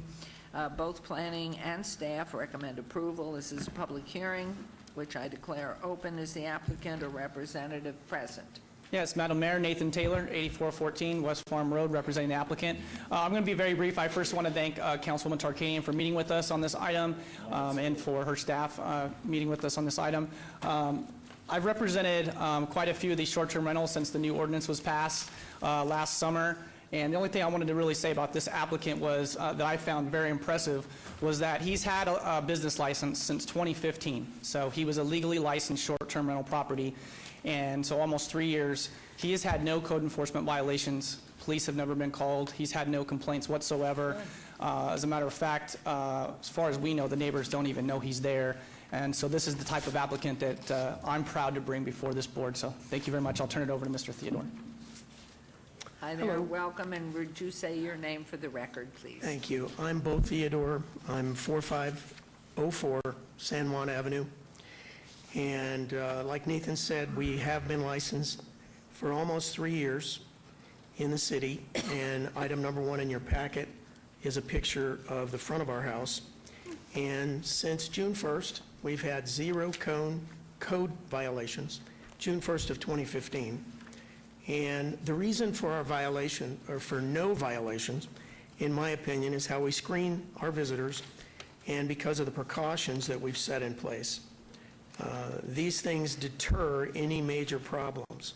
We have a 6-step screening process, and step 1 starts with our listing, our actual advertising, which includes our house rules. The house rules do not allow parties, weddings, large events. They state that we're in a neighborhood, loud noise will not be tolerated. They also state that there's no off-site parking. 4 main areas that we emphasize: parties, noise, trash, and parking. Step 2, the email from our prospective visitor. The person emails us asking questions about the house. We answer those questions and find out basic information, where they're from, what brings them to Las Vegas, and then we revisit those rules again: parties, noise, house, trash, and parking. Step 3, we have a written agreement that they sign that states all those rules again. Same thing: parties, noise, trash, parking. Step 4 is when we meet the people in person at the house, and again, we go through that same routine. We meet each visitor, have a walkthrough, explain the house rules. Step 5, we have signs. Right at the front door, we have a parking sign. That's item 2 and 3. The backyard, we have 2 other signs. Item 2 and 3 state all vehicles are required to be parked on site. There's no street parking allowed. And the signs in the backyard, I've got no outdoor music allowed, no excessive noise, respect our neighbors. No playing basketball after dark. We do have a basketball court, but there's no lights. But they're not allowed to play after dark, no exceptions. Please respect our neighbors. And then step 6, we've prepared a good neighbor brochure, and they see that in the house. It's right next to our license. And again, it emphasizes party, noise, trash, and parking. The middle of that brochure, the verbiage comes straight off the website of the City of Las Vegas. So it explains that again. And that's the 6 steps. That's why we don't have any code violations, in my opinion. Number 3, our inspections. The City of Las Vegas, the fire inspector and the code enforcement came out, inspected our house. They signed off on it, the 2 guys. Step 4, the assessor's map shows an aerial view of the support and protest cards that were mailed in. We had 2 support cards. One was on our street. The protests are in pink dots and the support are in green dots. My house is at the end of the cul-de-sac. And notice that there's no protest directly on our street, but there is support. No protests on any connected lots to our property either. So, number 5, response time. In the 3 years we've been operating, we've never had to respond to any major problems. The City of Las Vegas requires us to respond within 2 hours. Here's how we respond. I'm first. I live 10 minutes from the house if there's an issue. The second responder is my son. He's the manager, and he lives 15 minutes from the house. And then the third responder is Ed Norton that we've retained at Norton Security. And he's 24/7, of course, as well. Then security monitoring, we have an alarm system with cameras in the front of the house to monitor parking and trash and to verify there's no large parties on the premises. And we monitor those cameras on a regular basis. I'm on those cameras 2 to 3 times a day. Number 7, I went to the class as well, the short-term rental class at CSN for 2 days and got my certificate, and that is item number 8 as a picture. In closing, I've been in business and living here in Clark County since 1982, and with the track record that we've got, our management, and the precautions that we put in place, we would appreciate your vote for approval and also for following your staff recommendations, which are for approval as well. Awesome. Thank you. We clone you. Excellent. This is public hearing. Anyone wishing to be heard on this item, please come forward. State your name for the record. Good afternoon. My name is Jim Sullivan, and I'm here representing the Culinary Union. I am here today to oppose this special use permit. The regulations on short-term rentals were rightly put in place to regulate a fairly new industry that has had negative effects on communities all around the country. For example, Airbnb, a popular short-term rental site, has been found to provide a platform for discriminatory rental practices as well as to restrict affordable housing and raise rents. There are also numerous stories of rentals that turn into party houses and cause major disruptions. This new and often problematic industry should be tightly regulated, and allowing exceptions to these rules sets a dangerous precedent. We urge you to deny this special use permit. Thank you. Thank you for coming forward. Anyone else, please come forward. State your name for the record. Well, I just want to talk, when it comes to Airbnb... Wait. Name. Oh, Your name. Sorry. Name is Cyrus Hojati, zip code 89166. Okay. So we hear somebody from the Culinary Workers Union, a track record of all the candidates that they have supported, a track record of supporting non-legal immigration is telling us about Airbnb. Wow. Just want to respond to that. It makes housing more unaffordable. If housing is more unaffordable based on supply and demand, increase the supply of housing. It's very simple. Mayor, do these folks live in the neighborhood that are protesting? I don't think so. No, but I think it's okay just to make your comments if you would. Sure, and I think that if people are creating noise and problems with Airbnb, the visitors have the right to be rated just like Uber and Lyft, and if they create noise, they'll get a low rating and they won't ever be able to have that Airbnb. I think that's a more appropriate system. I wonder, does that system actually exist? So that's one of the things, and we need other competitive alternatives to hotels because people are getting tired of parking fees and resort fees and all these different things, and I want there to be a plan B. And I've thought about personally myself, when the housing market comes down, I'll buy a house, I'll use an Airbnb, I'll be happy to do one in Summerlin, I don't know where it's gonna be, Summerlin, Henderson, wherever, and I'm happy to get started on that. So please preserve Airbnb and look at the track record of the Culinary Workers Union and what they have done. Thank you so much. Thank you very much for coming down. Anyone else? No more. You already had your opportunity. Thank you. Anyone else, please? I'm going to close public hearing at this point, and we are going to go to Mr. Lowenstein. Thank you. Madam Mayor, the subject site has operated as a short-term rental since June of 2015 with a valid City of Las Vegas business license and without incident. Staff is recommending approval of this application with conditions. Thank you.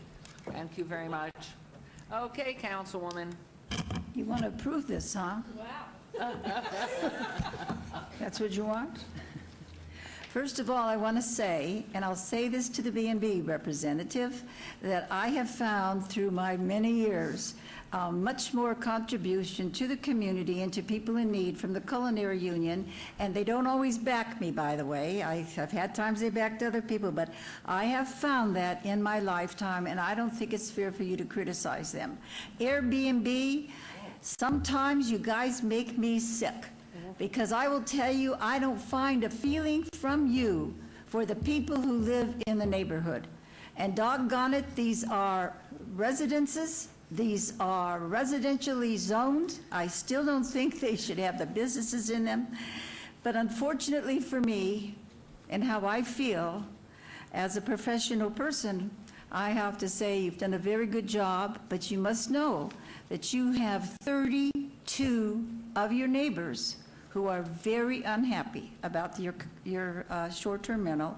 You have 2 that back it. So it might help if maybe sometime you could have them come over or you could meet with them so they could understand. I don't know if the 32 even knew you existed because you are one of the exceptional ones. Right. And the guy representing you has been very exceptional too. He tries to help every way he can, I know. So reluctantly, because I really love those people who live there and I understand why they're worried. But if we do this, we have an absolutely great owner who shows a great what he can do, and we won't have any other one coming up within 660 feet.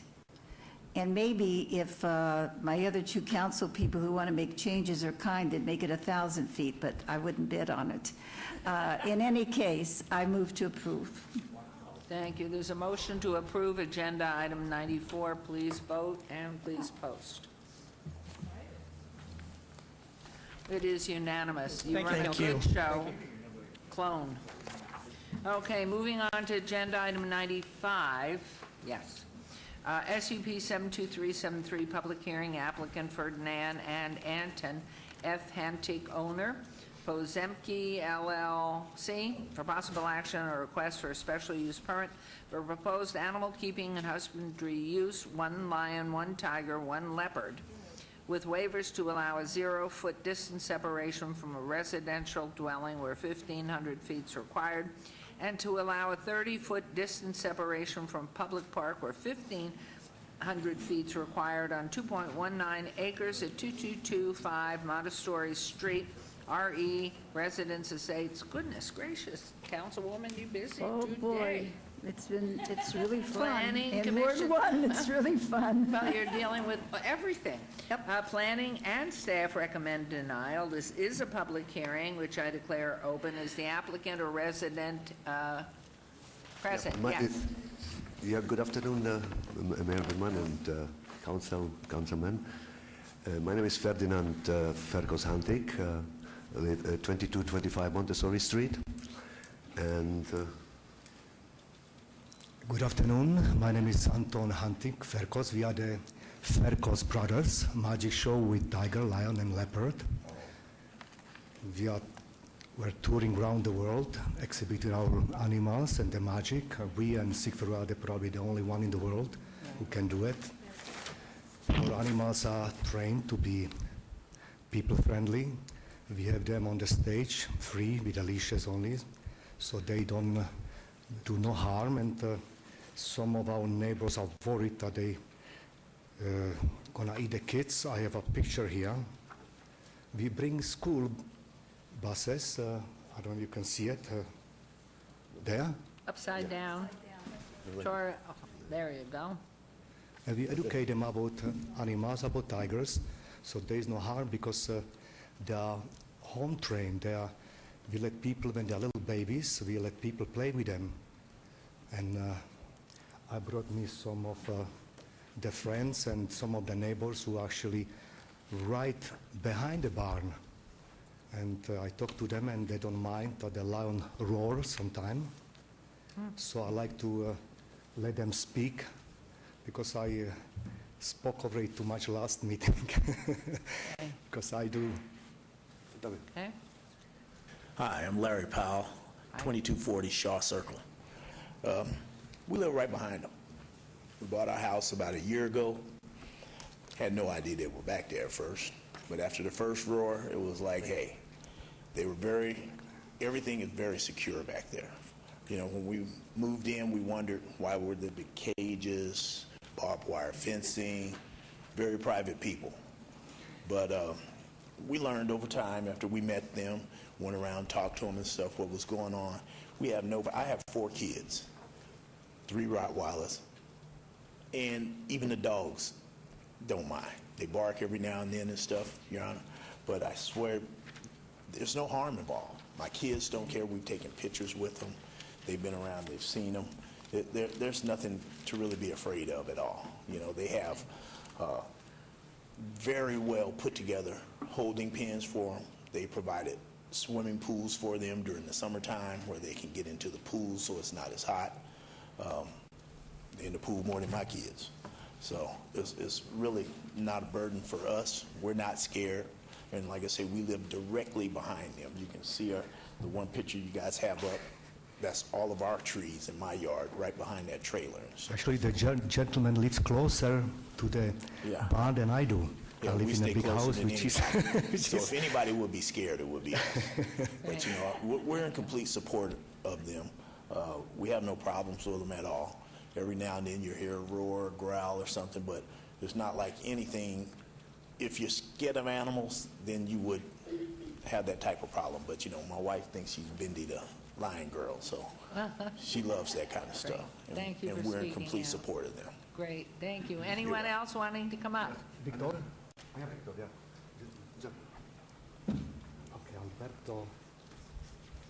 Good afternoon. My name is Alberto Giraldo.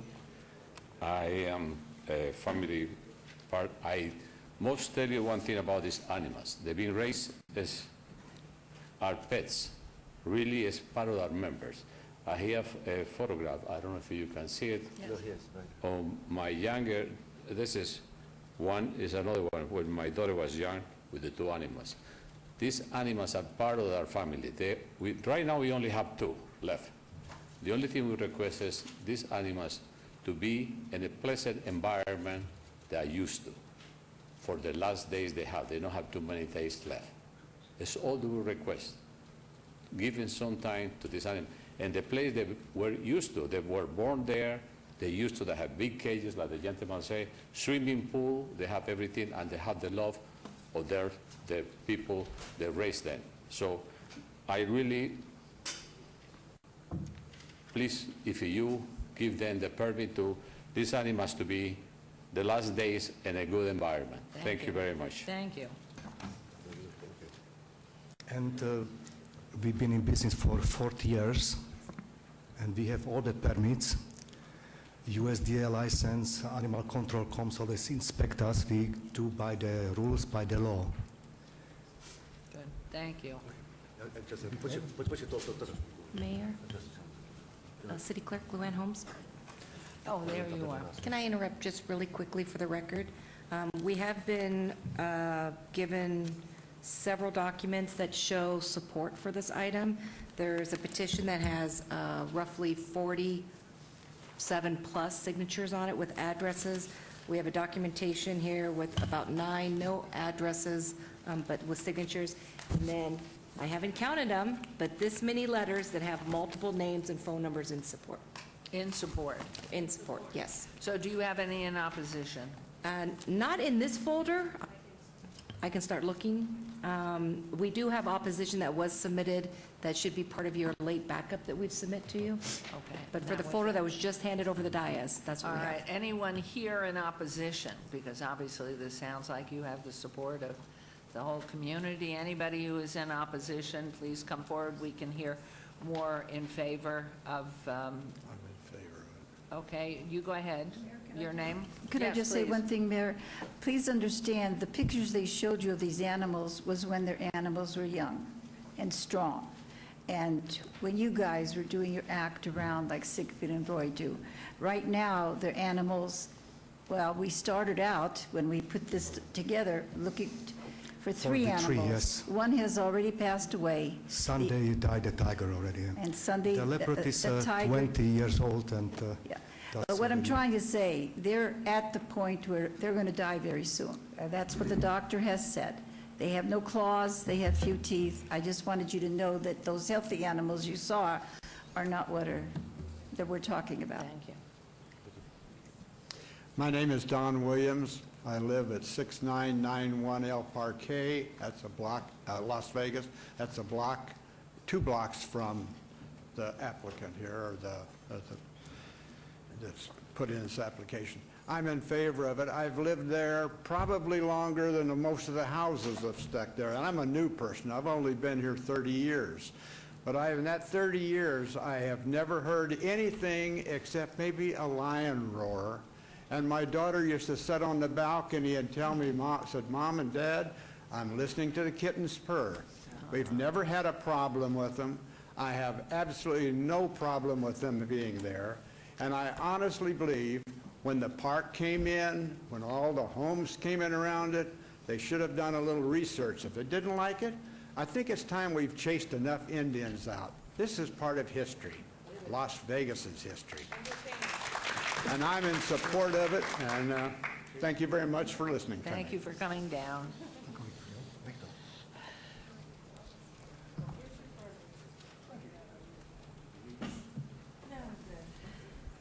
Madam Mayor, I'm Victor Smith, 6145 Woodick Avenue. I've been uniquely involved with these exotic animals since 1972. I can tell you this much, that to move these animals from this location would be highly stressful for them and probably result in a very early death to them. It'd be no different than me taking you and putting you in a tent in the middle of the desert and seeing what kind of stress you would be under. So what I'm saying is that they should be able to live out their life. They don't have much life left. What little life they have, they should be able to have it in peace. Thank you. Thank you for your service to our country. You're very welcome, ma'am. Thank You you. look wonderful. He does keep working out, I'm sure. That is just not God's gift. We're not Yes, supposed to ma'am. comment on the sexy guys. We're supposed to not comment. Good afternoon, Mayor Goodman, councilmen, and residents of Las Vegas. My name is Elizabeth Apcar. I'm the daughter of Frederick Apcar, who was one of the first 100 in Las Vegas. He brought the Parisian shows here, and he also brought the Ferkos family here from Switzerland. So this is my family, and my family has raised me that our animals are our children, and you never give your children away, do you? No, so you don't give your animals away. So my uncles actually, I've seen them stress out, and they also went and tried giving the animals to sanctuaries, and they told my uncle that he had to sign a form that said you will no longer be able to perform where there are animals. Now that's kind of like blackmailing someone, because when you're from show business and that's your life and that's your life, that's how you survive, that's your job, is to entertain folks like you, to make you happy, and we get paid for it.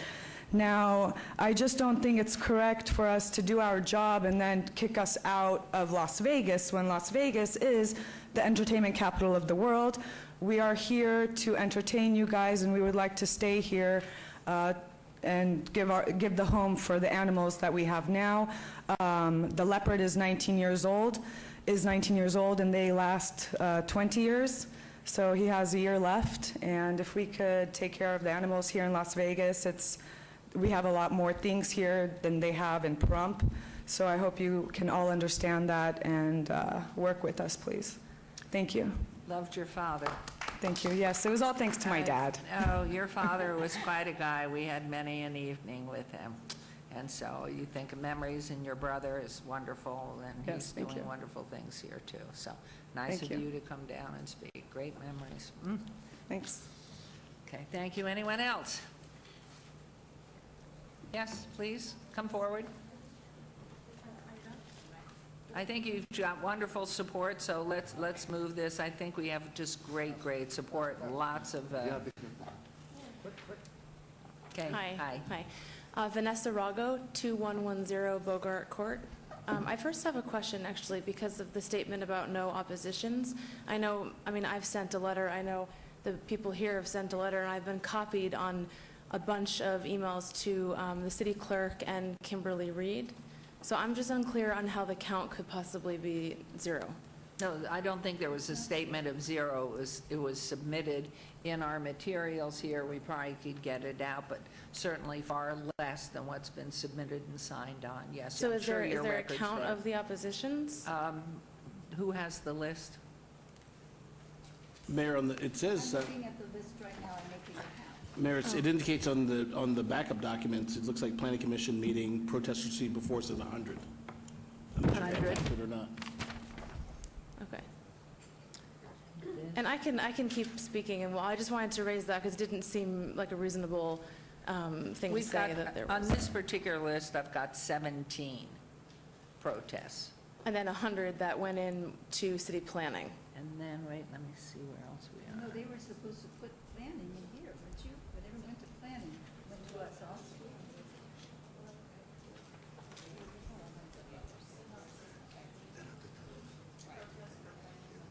Right.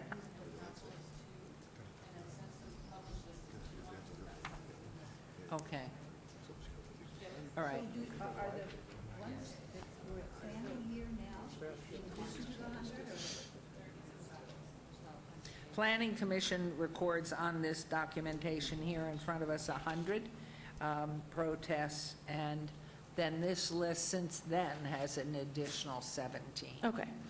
So. Okay, because I myself have walked around the neighborhood quite a bit since receiving the first postcard in the mail.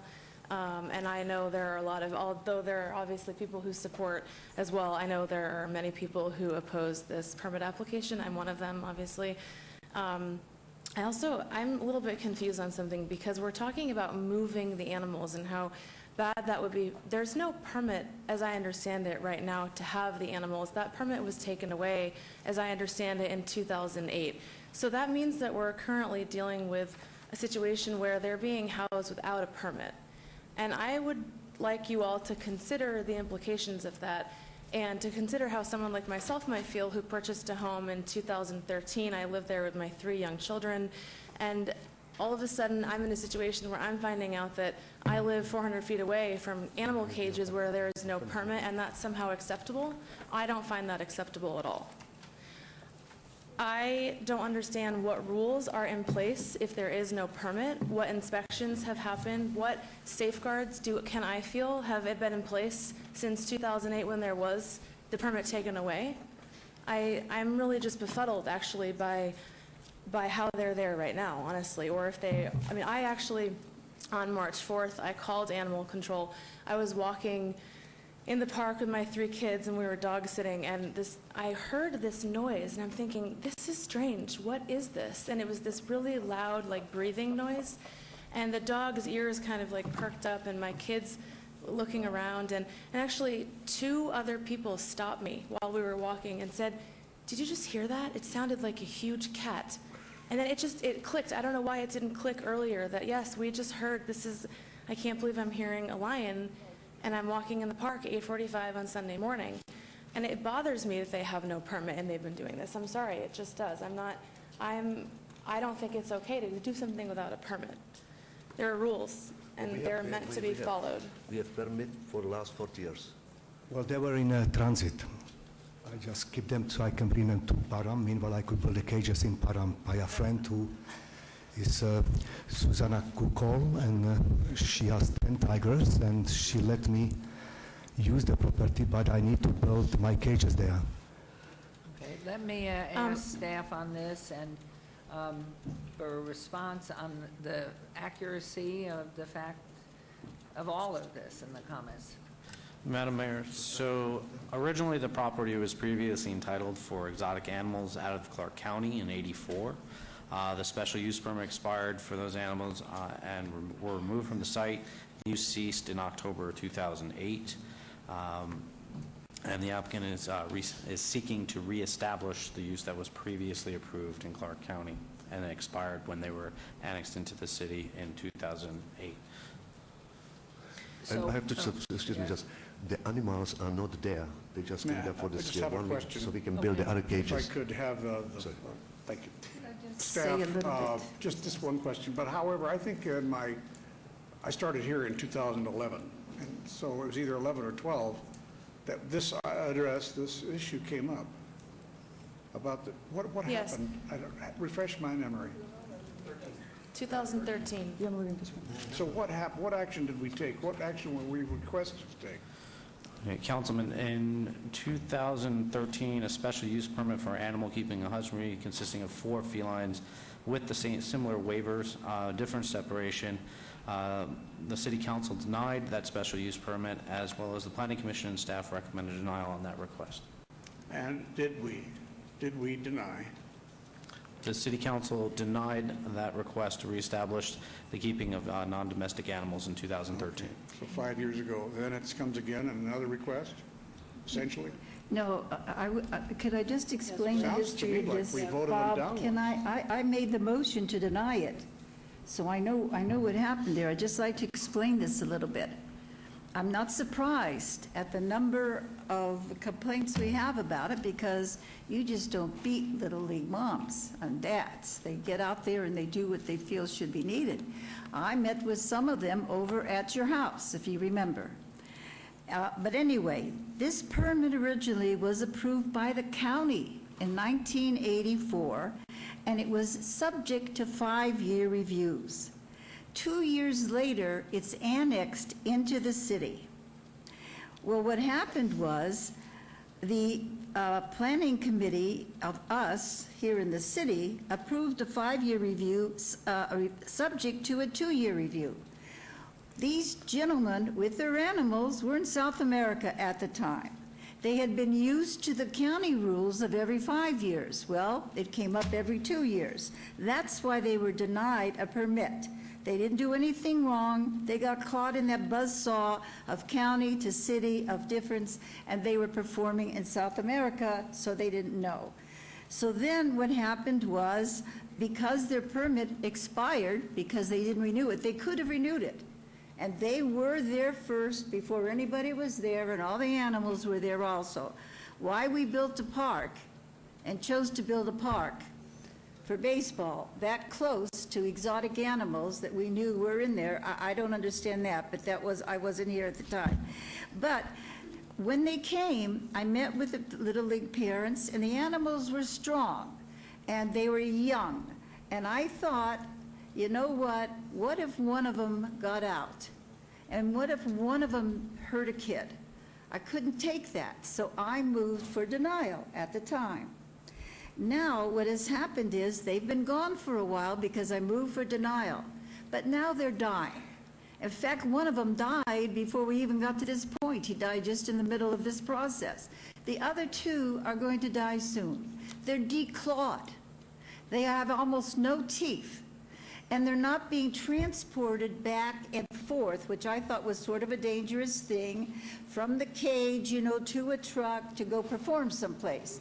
They can only wobble and lie down in the cage, which is double, by the way. It's not just one enclosure, it's 2 enclosures. And it's true, whoever spoke and said there's the water for them to swim. Okay, 3 enclosures. I don't understand enclosures that much. I know there's 2, but there could be 3. But the problem, well, maybe you put that up afterwards, I don't know. But in any case, they're not going to get out of there. Now, I noticed that there were some things that you asked for, and you asked for maybe an alarm if something should go off. Somebody did. I read it. I read that in the letter. Oh, you wrote as well. that? No, I didn't write that, but I read that. But you know what? I'm sure they would put in an alarm. All these gentlemen are asking is, we had these animals here, this is what they knew as home. And they travel back and forth every place. And they were kept out of here because of that motion I made. And now they're dying. And they just want to be where they can take care of them and feed them and pet them and give them some love. And they probably will both be gone in a year. We could I'm going to move to approve, and I've never done this before because I respect, anybody up here knows, I have never, ever gone against the residents, certainly with this amount of concern you have. But in my heart and in my conscience, I just feel it's the right thing to do. I denied their being there when there might have been danger. Where are your pictures? I told you to bring some pictures of the lion showing how he can, oh, there he is. Is this he now? That's the tiger. Yeah. The photos now. No, that's a man exercising. This is the lion. No, this, I don't want to see it when you, I don't want when you performed, because when you performed, they were young and strong. But they have pictures of them now where they're lying there. We've been out there, personally. I'm sure some of you were there the night we were out there, and we met. And I listened to you, and I denied them being there. I just don't think they would have enough gumption to walk a block. And they haven't, to this point, done any harm to anybody. And as I said, if you go and you look at the enclosure, somebody said, oh, it's no good, or it looks dirty or something. I will tell you, USDA is out there, and my secretary got all the animal people here to look here, all our animal people, and it's fine. I mean, that enclosure they feel is fine. And they all are hoping that these animals can die peacefully, just as we would want our pets to. So I just want to give you that background, if I can, Mr. Coffin. So, I denied these people. So it's not that I'm all gung-ho this way. I've had Little League kids. I had kids in a park, and I couldn't take anything if I felt there was any chance of danger. But these animals are almost dead now. And what's amazing is I remember when you denied before. I remember that meeting years back. Councilwoman Fiore. So, again, this is the city of Las Vegas, and we just went through a meeting where we had 500 folks from the county who didn't want to come into our city because our city is so strict on animals, horses, everything. And as we grow as a city, I want to make sure our county folks know that we are animal friendly. And I support Mayor Pro Tem 100%. And I find it disturbing and that people don't support. It's just like, animals are my family. My animals are my family. It's kind of like they're in hospice now. So why not let them be in hospice at their home instead of creating this ruckus? So I am with Mayor Pro Tem 100%, and I hope you guys can open your hearts and be with them too. Okay, we are, what I'm going to do, I'm going to continue. We have not closed the public hearing yet, so I'm going to let you proceed with your comments. And certainly, I do recall back whenever it was, 4 or 5 years ago, that time when Councilwoman said no, and it was a very different time. But would appreciate each of you as you feel it's appropriate to come up and make your comments. Yeah, So I'll please. be quick since I've already spoken a little bit. I'd like to finish though, because it was, I asked a question and then it sort of opened up to a dialogue. So I think that it would be a reasonable request to consider the public safety as well as the comfort of the animals. And although there is a lot of history with the family and the animals themselves, I also think it's very reasonable to consider all the people that live in the area who may not feel safe. And I know our nanny was dropped off in early 2017 on Rainbow and walked up O'Bannon and walked right by the property and saw a lion sitting outside the front door of the property, which is nowhere near, actually, the animal enclosure area, which I don't know, the 2 or 3 fence, I don't know if the perimeter fence to the actual home is considered the 3rd fence that they refer to, or if that's an additional fence, but I'm sure, as you saw from that first picture, that is not a thing that you would feel comfortable if you were walking by seeing a lion sitting outside the front door. I also would like to show something which is actually from their own Facebook page. It's a post from 2014 which shows exactly what my nanny saw. Excuse me. Which is that? Upside down. This picture was done like in 1994, maybe 1994. Your microphone, there you go. Hello? Yeah. This picture was done in 92 or 86, this picture. And this that's was done actually even a better point, And this was, excuse me, this was done for Life magazine. Time magazine. Sorry, Times magazine. Yeah, Times magazine. That's it. Please, So that's actually even a better of a point. With a permit, perhaps at that time, that would be considered a standard for public safety, I think is not a reasonable thing in a neighborhood. I urge you, I will turn the floor to the other people who are here to speak, but I urge you to please consider also, in addition to the comfort of the dying animals, the safety of the public at large, all the little leaguers that play across the street at the park, all the families that live in the area, whose really it only takes, we talk about these animals as pets, or they do, but The reality is they're wild cats, and all it takes is one moment of failure, we've had this in other states. We have no state law here about the private possession of exotic animals, and let's not let this be the local example of why something needs a state law to regulate this when our local ordinances are not reasonable. This is an unreasonable request, and it imposes unnecessary and inappropriate risk, in my opinion. Okay. Thank you. for coming down. Your comments? Hi, Christina Beltram, 2111 Bogart Court. It's actually kind of awkward because I know now, I know half of these people. But that being said, you know, I know most of their support is their family. They have a great family, a great system. I know that they all, you know, support it and they can speak to the character of the people. The problem is, my problem is that they're asking for private ownership and at a private residence. Not a sanctuary. It's not something where it has rules, regulations, funding, you know, all of those things that would take to take, you know, care of an animal. The other problem I have is that this permit is asking for 1 lion, 1 tiger, 1 leopard. It's not Tiger specific. Sorry? The tiger died? Okay, so sorry. It's not specific to these animals, so who is to say that another younger generation, you know, would be housed to replace it? And then in that case, so, you know, that's kind of a thing that I would like to have addressed. Also, I know that the Little League wanted to be here tonight. I don't know if I can speak on behalf of them, but they did send in a letter. They also supported us in the opposition last time, talking about, you know, they may or may not want to stay in the fields. Okay. I would hate for that to happen. Our neighborhood is kind of dependent, the safety of the neighborhood is dependent on that Little League field, having people in that park all the time. When the Little League is not playing, you have people, transients, they're coming in, you know, unsavory things are happening in neighborhoods. I would really, really hate to see them leave as a result of this as well. Thank you. Okay, thank you. Good afternoon, Daniel Sprung, 2001 Bogart Court. I, as well as our fellow neighbors, are all within the 1,500 feet boundary where this permit would be applicable. I will say that in response to the gentleman who said, if you don't have anything to fear about animals, you're okay. Well, I admit it. I'm scared of animals. I'm scared of tigers and lions. I don't want them in my neighborhood.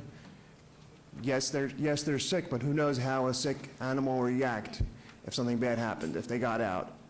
It just is not really fair to the residents who are there when there's a process in place where they need 1,500 square feet separation and they have 0.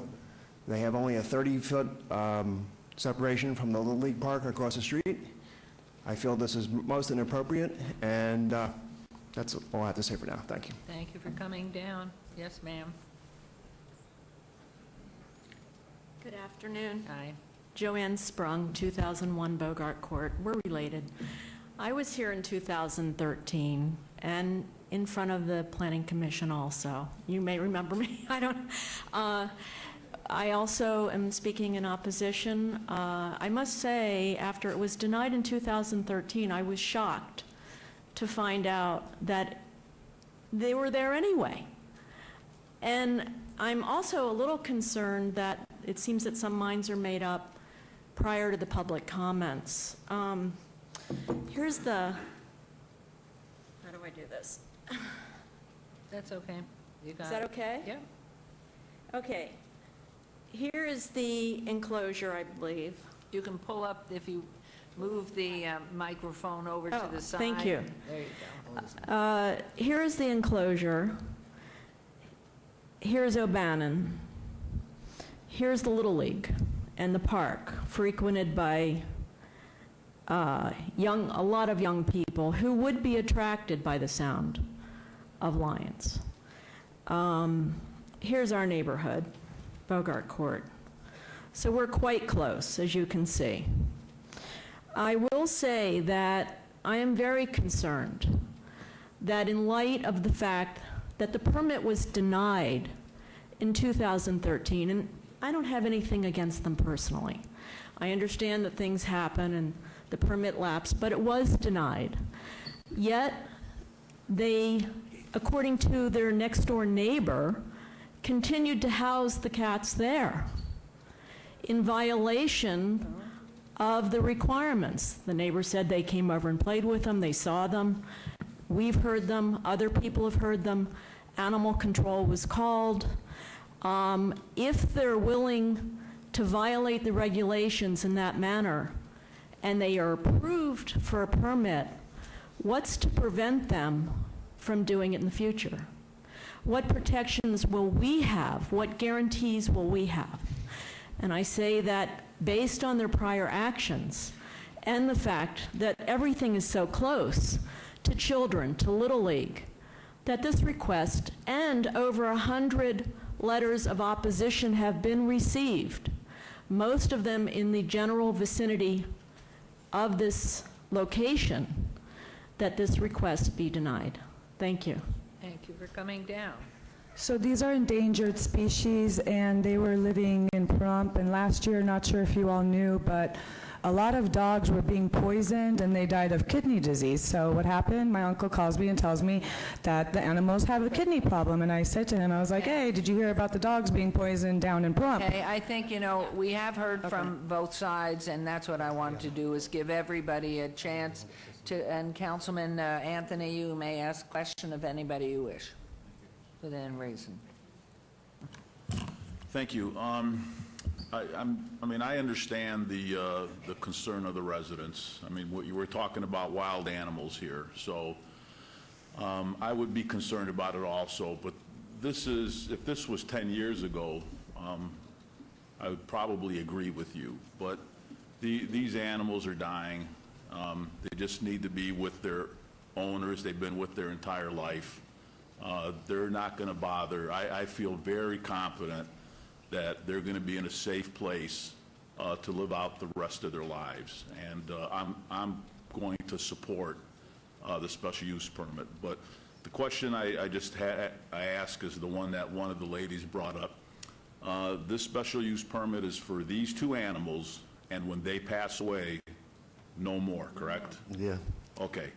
So that clears up that question. So I support what you want to do here, because these animals just deserve to die in their home. You know, one thing with our show, we to the whole world, we educate public with our animals about tigers. Not that they have to watch National Geographic TV. We put them on stage alive. So we did it 40 years, and I think for me, that's. I think everybody appreciates what you've been doing all these years. I'd like to ask something, though. I think so much has been brought out about, and listening to Councilwoman, because I had forgotten, I remember why it was denied, but as property transferred from the county to the city, there was obviously a lapse. So what I hear from this, with permitting, special use permit, it seems to me on special use permitting, period, that we have to tighten up the follow-up of that we inspect what we expect, and I'm not talking about this motion that right now Councilwoman has, but for the slippage that occurred there, that it was denied in 2013, and yet the animals could remain there after the denial. And I'm not talking about the specifics of this, but the slippage on our part, when something's been denied, that should have been the end of it. And so obviously this was multifaceted, and it's just something, I don't know what the answer is, and I don't know whether whether it's code enforcement, but I would just like to ask staff to really take a look at this as we move forward, because in that annexation, with the slippage of going from county with their regulations to the city with our regulations, then it coming before us, and then there being a denial, and that here they are back without, as was pointed out, without a special use permit. I think we just need to take a look at that, so I would ask you, as we go forward with special use permits, when they're denied, what in fact does that spill out to be? So if you would just put that in your bag of tricks going forward, because I think those are points very well taken, and really specifically, and I see Councilman Coffin, you wanted to add something, but listening to If I have the everybody floor, and your yeah, input. Yes. if it's my turn. Yes. I cannot support the special use permit, and the reason is because, for a reason, I remembered this discussion 5 years ago, as it turns out. And at that time, one of the cats had gotten out, I think, and was strolling the neighborhood. Well, that was a different address. That was in North Las Vegas, the other property. But going Well, back to I Mrs. recall- Microphone. Nobody Not, escaped. Mr. I took Kaufman, the I animals just want to tell out you that. for. He didn't hear. If you could identify yourself as you go along, but don't speak too long, because it's my floor, Yeah. so. To the comments of Mrs. Goodman, we never, when we were denied, we never had animals there in Montessori. No, I'm talking were- from the staff's perspective, not from your perspective, where the slippage is that we want to make sure going forward Yeah. that we are doing the prudent work of what we do and that we follow up from us, not this particular Well, issue. specifically on the You have to bill, put your mic on, though. My mic, Mr. Coffin, please, if I could just tell you, no animal has escaped from their enclosure. well, let me I ask, mean, there might have been, my concern at the time was they were transporting animals too, you know, so I can't say everything every time, but no animal has ever escaped I from that thought one enclosure. had, thank you, I thought one had eloped, and the gentleman here is in front, this is what I recall. Yeah, the previous hearing in 2013, there was somebody And from... your name, please, again, Daniel sorry. Sprung, again, 2001 Bogart Court. There was a man from Animal Control, and he said that they were out walking one of the big cats. The big cat saw a bunny rabbit and got scared and ran after it and was out in the neighborhood. The gentleman said that that was around 11 o'clock at night, and it was after all the kids would be asleep, and it would be of no problem. But the animal control person contradicted that and said, no, that was at 7:30 when they got the call. So once again, if I just have one more thing to say, the fact that well, God, I'm sorry. Go ahead. Well, I think that, if I may continue, thank you very much for your information, sir. I know that I remembered this, and you brought it up again with the animal control. We faced this issue. We faced this risk once. I don't want to face it again. It seems to me that, boy, times have changed. If the gentleman had not let their permission lapse more than once, and then had scoffed at the law, which we said you could not have them there 5 years ago, and you still do. Well, I think that... We don't. When we got refused, they were always in Pahrump. And they are in Pahrump now, is that correct? Yes. But you want to bring them here into Las Vegas, and I say, don't. I say, now to move them again, that's not very good for their health either. But that's my opinion, and it is only because I recognize that a cat, one of these big cats, as old as it can be, if it gets loose, if it wanders, if it just elopes, and it swipes at one of those kids, it doesn't have to bite them. They are too old already. The swipe in the head will kill them. Thank you very much. Mayor, I have a question, if I may. Wait, no, I'm going to close public hearing. I think we've got as much information as we need. But that was a question I asked. I didn't know if you want to. Please understand this. Number one, the gentleman was correct, that they were walking the animal, and the animal got loose. But that he was not enclosed. It was stupid, I think, quite honestly, to be walking the animal outside the enclosure. But, and that was one of the reasons why, too, I felt they were doing things that perhaps shouldn't be done, and that's why I moved for denial. Right now, my understanding is that this whole time, since we denied, they were not in that home. But they were brought back when they got so old, and you had some difficulty with the Pahrump and with the other thing, because it's hard for anybody to keep wild animals. So it was not that they were in Pahrump very long. They're back home, is my understanding now. They're in Pahrump. Oh, they're still in Pahrump, okay, so they're still in Pahrump, huh? And why can't they stay in Pahrump? Because, why? To be close to the dad, just to be in Las Well, Vegas. the lion has a kidney disease, and I have to give him IV all the time. He has kidney disease, the lion, yeah. And I have the letter from the veterinarian. So I give him once a month, I have to give him IV so he can Because you work survive. out of here and you He's and my you need to lion, be my closer. baby. Yeah, I know. It's So like I a like to child. take care of him. I don't know if the mayor wants anybody else to speak. No, I think we've closed public hearing. It's closed, not closed public hearing. I just, Just with the- request. could you follow up, though, with the fact if the animals are in Pahrump, aside from your own comfort and desire to be living in Las Vegas, why can't they stay in Pahrump and you only have to do the administration of whatever you're doing? When we- It's not your home. When we went to Pahrump, we had 7 animals when we applied in 2012. Yeah. So we moved them to Pahrump, and during this time, 4 of the animals died in Pahrump because there is no proper housing. These animals are home raised, they are used to comfort, they are not used to Pahrump desert, to be on the rocks of Pahrump. They used to be inside, have air condition, and in the winter a heater. They are our babies, they are our pets. They are different than the animals in the zoo or in the wilderness. They are No, weak I animals. can understand that, but I thought you had mentioned that they have been in Pahrump this duration. Yes. That's a whole duration. And so then, No, when they were sick, we brought them here, and we brought them back to life also. but they are currently in Pahrump and they've Yeah, been they're in Yes. Pahrump. Yeah. Can I talk or you? Okay, so that's my question. Thank you. No, I think we've closed. that. Mayor, I had a question now, if I could. Councilman Soroka. Oh, Over here. thank you. The voice from above. Well, if the animals since 2013, I'm just trying to clarify, have been in Pahrump, yet there was testimony that people in the audience had children, that they had interacted with the animals at the home, I'm now confused as to how that is possible if they haven't been in Las Vegas since 2013. So those children, when did people interact It with must have been the before. animals? Okay, I'm asking the gentleman to come back up to answer that question, please.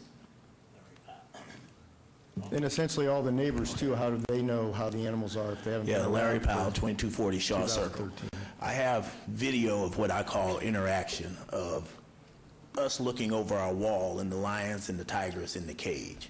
I actually have a video of the tiger that just passed a week ago, 2 weeks ago, And when was that video taken? just a couple weeks ago. Okay, because when I the- when think the tiger- Councilman Soroka was asking you, based on what we've been told. Yeah, no, we've never, that- my kids have never physically played No, with no, the no, no, tigers. no, the question is, the animals have been in Pahrump. So when did you see them here if they've been domiciled in Pahrump? Just a week ago when they brought in the tiger dying, Just a week ago. probably 2 weeks. Okay. Yeah, because That they have not clarifies been it. there the whole time. When we moved into the home, we've been there a year. We'll be there a year in April. Pool guy told us, you just missed it. They used to have lions and bears and tigers over next door to you. And then we were like, wow, really? Okay. And we never heard them. Okay. Never heard a thing. And then Thank you. months ago, we heard them come up and you hear a roar, Okay. and then they'd be gone. Because we were trying to establish if in fact they are in was doing Pahrump, have been transport. in Pahrump. Yes. But now we understand because the veterinarian issued them and brought down here Exactly. to treat them and give them Yes, when the they were doing lion thing. transport. Okay, thank you very much. We had the animals in Clark County for 5 months, and in February, when we had a hearing, the gentleman, his name Joe Kraftwell, he had birds. He has a show with the birds, so he gave me a space to keep the animals for these 5-6 In the months. county. In the county, yeah. Okay. And then he said I have to move out because he gonna bring birds from Texas, how we show, and he needs the space. Okay. So then I contacted Param, my friend, Zuzana Kukol, which they're the tigers, and she said, okay, you can have it, but you have to build the cages. So I had to move out and bring the animals for 3 days to Montessori. Meanwhile, I was building the cages in Param. And so now, is there In Param now, yes. They're in Pahrump. Yes. Is there a residence there, a Yes. house on the property? Yeah, And do but it's you? not ours. It's not your property? It's not ours, and they have 10 tigers on their own, Okay. and the problem Okay, is I have think to- the information's clear, so Councilwoman, yours. Well, Where was that lady? She wanted to say one last thing. I'm going to call you up. Now, excuse me, I think it was she. Did you want to say one last thing? Oh, I'm sorry, she says. Only if you had a question. I don't have a question, so I can't ask you to come up. I'm sorry, I can't. I have to follow. Sorry about that. I want to approve a way that these animals can have the last few weeks in peace. But I want to ensure that the animals are not taken back and forth any place, and I want to ensure that we don't have any more wild animals take their place, any kind of wild animals. You don't have to tell me anything, I just am telling you. We agree. Okay, you agree, but I want to ensure, just so you don't slip up, because sometimes you love them so much, I'm afraid you slip. Councilwoman, if I might interject there too, because of that one picture that was outside, in kindness to the animal, you may want to walk the animal.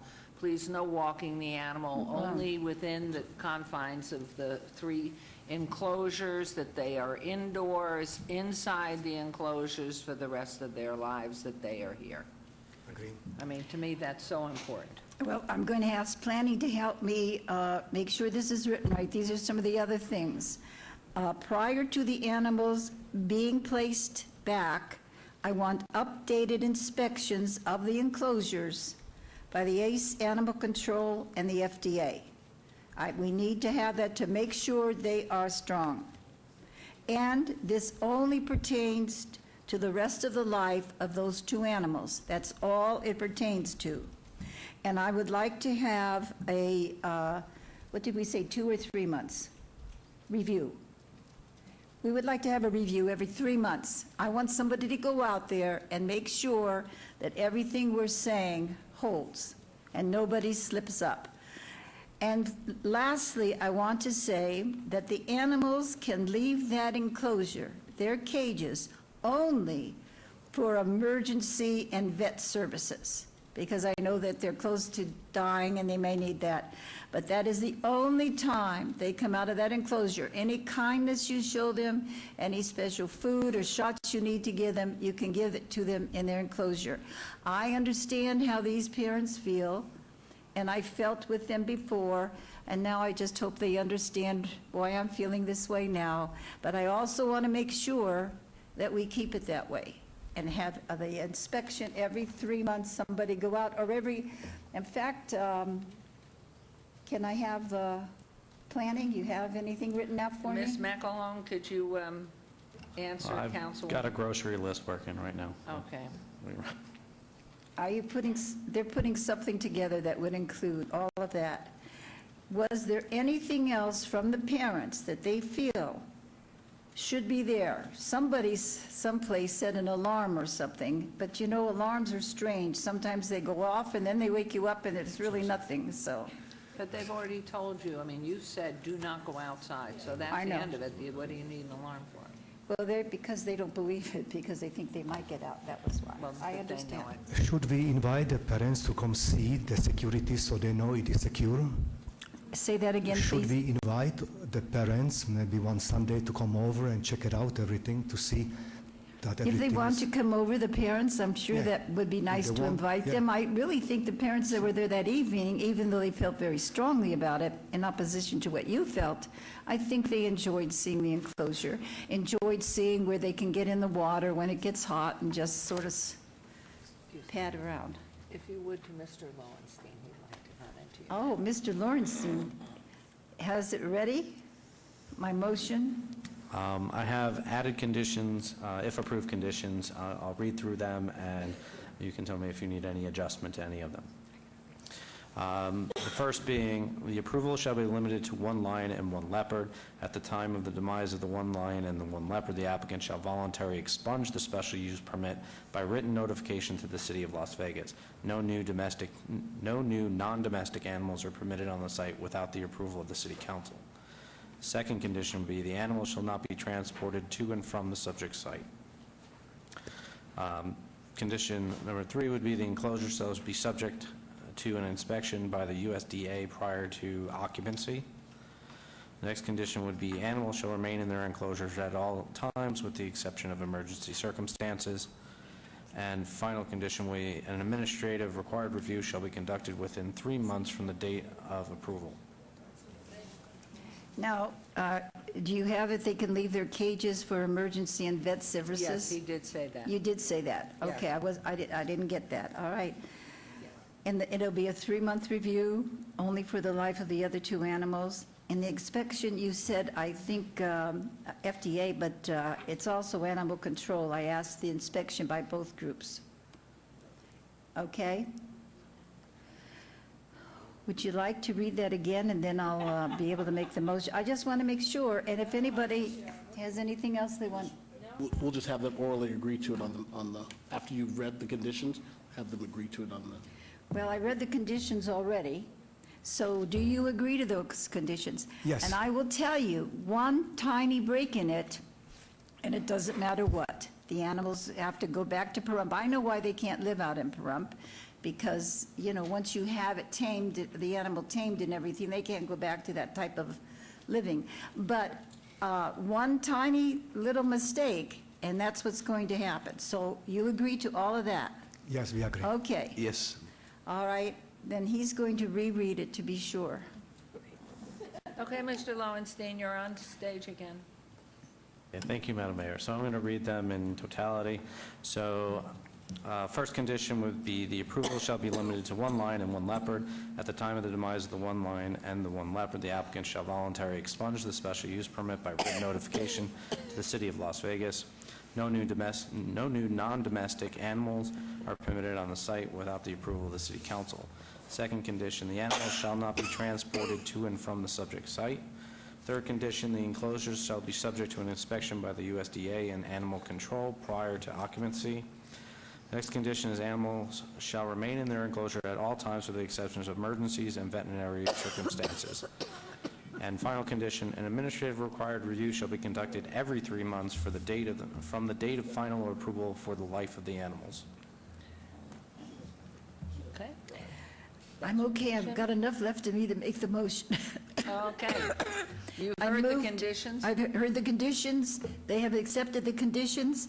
I move to approve with all conditions that have been noted in this motion. Thank you. There's a motion on agenda item 95. Please vote and please post. And that motion carries. So thank you all, and hopefully everything will... Thank you very much.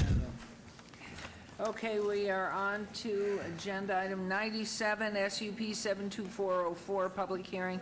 Applicant owner Northern Properties LLC for possible action or request for a special use permit for an existing short-term residential rental use at 2804 Northam Street, R1 single-family residence zone, Ward 1, Councilwoman Tarkanian. Planning and staff recommend approval. This is a public hearing which I declare open. Is the applicant or representative present? Yes. Hi. My name is Gene Raper. This is my wife Stephanie Raper. We live at 1717 Tangiers Drive. Okay. And I think you all received a book like this. Should have been put in Beautifully your boxes done. on Monday. Under the assumption that you didn't have the time to read all the way through it, I'd like if I may to point out a few highlights in it. If any of you don't have one and need one, we have a couple of extras Let just in me, case. in the, looking at time, did you read your booklet? You're good? Councilman Soroka, who's not there. Councilman Anthony, are you familiar with yours? Yep. I did go thoroughly through it. I was very impressed. Thank you. And I did speak to Councilwoman who's choking, and yet to the rescue comes Chance for your water. No, do you have your water? It's right there. I'm drinking with the water. Oh, I'll take she's the water. drinking. She's got Cokes coming out of her ears. Fine. All right, so knowing that we have seen this, anything additionally, I just thought it was beautifully, I'm very impressed. I don't think I've seen anything put together so well, not saying that it's going to pass Thank you. or recommending, but, yeah, well, you're both to the T. Thank you. So no wonder, as long as you enforce what you put in there. This is a public hearing. Well, first of all, let's hear if there's anything beyond that you wanted to address, because I don't think so. Okay. Anything that we could hear from our staff before I open public comment? Ma'am, the subject location is an existing approved special use, approved under a special use verification and has been licensed since April of 2017. Since that time, it has operated without any enforcement action or neighborhood complaints. However, as you know, in June of 2017, Ordinance 6585 was adopted and required that all short-term residential rentals meet current requirements of Title 1912, including obtaining a special use permit if applicable for the type of short-term rental. The proposed four-bedroom short-term rental will not be owner-occupied and therefore does require the approval of a special use permit. This proposed use complies with all of our other code provisions. Therefore, staff recommends approval. Thank you. Thank you very much. It is a public hearing. Anyone wishing to speak on this agenda item? Hearing and seeing none. Councilwoman Tarkanian, are you able to talk? Yes. I wanted to say that what you have, I've had some people put together, short-term rental people, some good guidelines, and I think we had one earlier today. But I must say that yours, I felt, was the best. So having all this experience with short-term rentals that I wish I never had, I would ask all of my colleagues, please, especially if this is going to come back again, to look through what you have put together, because it's very professional and it handles a lot of the problems that we have with short-term rentals. I still don't feel we should have them in residential areas, but if this is what our board voted and we have them, then you are the type of people with the type of material you have. You already have one short-term rental. We've had no problems there. This is the second one. We've had no problems there, so I move to approve. Thank you. And I'm sorry you had to wait so long. Okay, so there's a motion here. Yes. And knowing we all, I mean, it certainly is going to be a template as we look at others going forward. So congratulations to you. There's a motion to approve agenda item 97. Please vote and please post. And that motion carries. Thank you. Keep the faith, keep going. Okay, and now we are on to agenda item 104. Is that correct, Ms. Clerk? Okay. Luann, I approve. Okay, thank you, Councilman. Okay. DIR 72522, public hearing applicant, Olympia Companies, owner KAG Property LLC, for possible action or request for an amendment to section 7.08 of the Third Amendment and restatement of Sky Canyon Development Agreement on approximately 1,664 acres southwest corner of North Sky Canyon Park Drive, Moccasin Drive, Ward 6. Councilwoman Fiore, Planning Commission and staff both recommend approval. You are back. You have waited. This is public hearing. I declare it open. Is the applicant's representative present? Yes, Your Honor, members of the council, Bob Gronauer, 1980 Festival Plaza Drive. I'm here representing Sky Canyon Master Plan Community. There are many exciting things that are going on up there in Councilwoman Fiore's ward. Your staff has been great to work with. We're going to be coming back with some more amendments and changes to the plans on our development as we move forward. This is just one step of another step that will be taken in the near future. But I want to thank your city attorney's office, your staff, and the Public Works Department in working with us on these matters. Anyone wishing to comment from the public on this agenda 104? Closed public hearing. The floor is yours. Thank you, Madam Mayor. This amendment will fulfill some of the obligations within the existing development agreement, and everything else is in order, and we recommend approval. Thank you very much. Councilwoman Fiore. I love when our staff recommends approval. It makes it so easy. It makes me not have to say I love you, pizza, but I'm going to approve it anyway. So I'm going to make the motion to approve, and thank you guys for doing such a great job out in the Northwest. Thank you. Thank you. There's a motion on agenda item 104. Please vote and please post. Thank you very much and have a good night. Thank you. What happened to number 55? Oh, I got that one too. That's. Yes, so now I read it. Don't go away so fast. I know. Okay, new bills. Agenda item 55. Item 55, bill number 2018-6 will be heard at the recommending committee meeting on Monday, April 2nd, 2018. City Attorney, would you please read the new bill? Mayor, if we could have our extern, Michael Shamoon, read the bill for us. Go, Mr. Schmoon.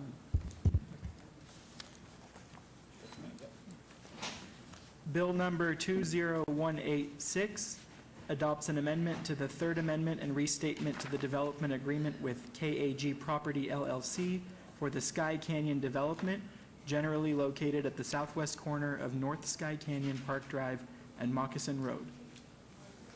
Thank you. Let's see, where am I in this? This new bill, 20186, is assigned to the recommending committee members, Councilman Anthony Coffin and Councilwoman Fiore. If any so designated or unable to attend, the clerk's office will coordinate finding a substitute as necessary at my direction. This session, we have just finished that. Yep. So, Thank you. Now you have may a go. good night. Thank you. Thank you. Okay, we will now go to agenda item 105, and let me give you these back while you're standing up. Okay. We have set the date on any appeals filed or required public hearings. I'd instruct the city clerk to set the public hearing dates and appeals from the City Planning Commission meetings, dangerous building, or nuisance litter abatements. Thank you, we will. Okay, we will now go to our final and second public comment. And we are going to set the time for each at 3 minutes, please. We have comments from Cyrus Hodgety and Jean Raper and James Cameron. So, citizen participation, public comment during this portion of the agenda must be limited to matters within the jurisdiction of the City Council. No subject may be acted upon by the City Council unless the subject is on the agenda scheduled for action. If you wish to be heard, please come to the podium and give your name for the record. The amount of discussion, all these allergies on any, God bless you, any single subject as well as the amount of time any single speaker is allowed may be limited. This is your opportunity to address the council, but the council is not able to respond or engage in dialogue. Are there any members of the public who wish to speak under this part of the agenda?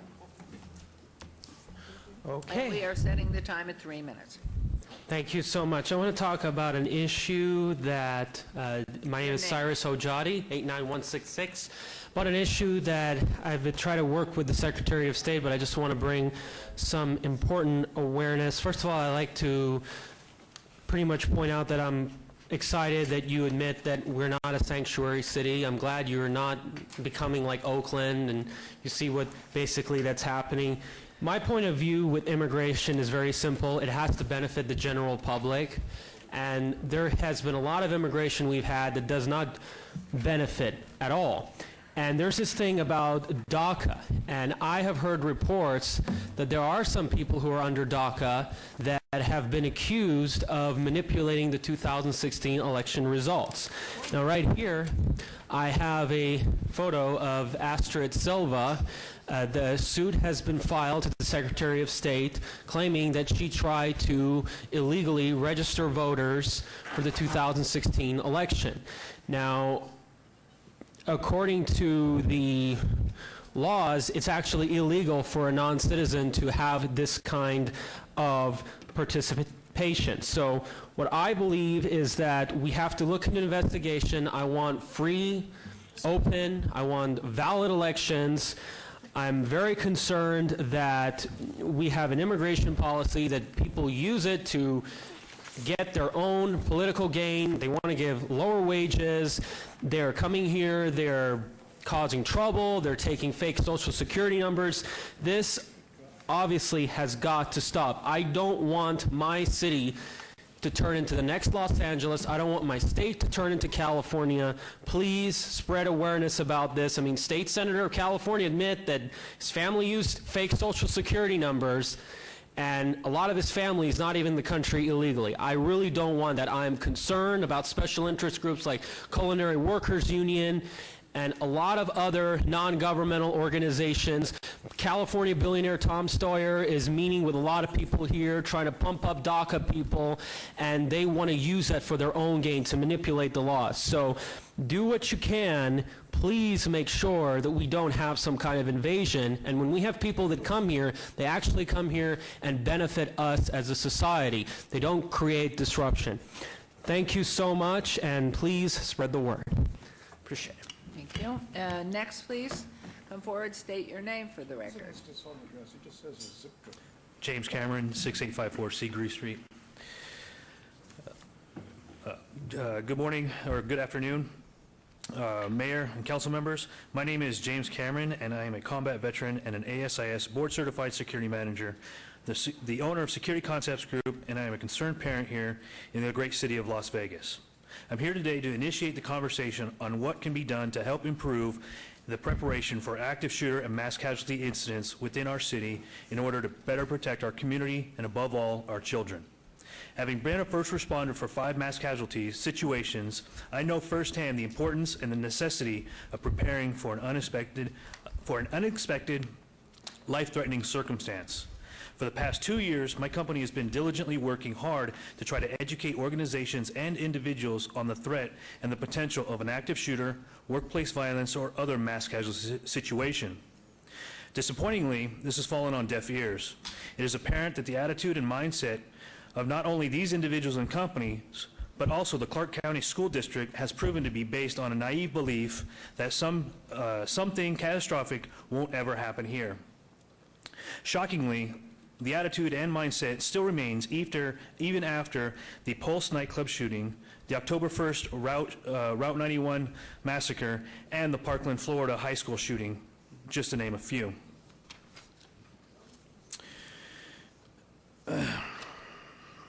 Sorry, I'm reducing my speech since I only have a little bit of time. I've always been told if you're not part of the solution, you're part of the problem. By being here today, this is me trying to be part of the solution. Based on my own experience and education, I've come up with a few recommendations to help resolve the current unprepared community of Las Vegas. One recommendation would be requiring the event promoter industry or conference halls to carry percentage of individual first aid kits or IFAKs based on the size of the expected number of participants attending their event. When I say first aid kits, these are not filled with Band-Aids, rather they are trauma kits meant for severe situations. For example, if there's an expected attendance of 22,000 people, there should be no less than 10% or roughly 2,000 medical first aid kits available and spread out over the entire venue. Training should also be provided and mandatory for those working the event. Paramedics and EMTs are not enough.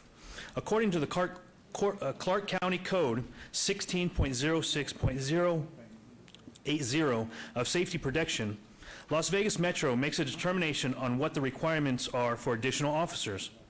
As this is the case, why isn't there a requirement for individual first aid kits? Another recommendation would be having the city implement additional requirements for active shooter and mass casualty training. Are you aware that the current requirements for special events entails no in-depth training or education when planning for mass casualty situations? Rather, it's a simple check the box of on an event application.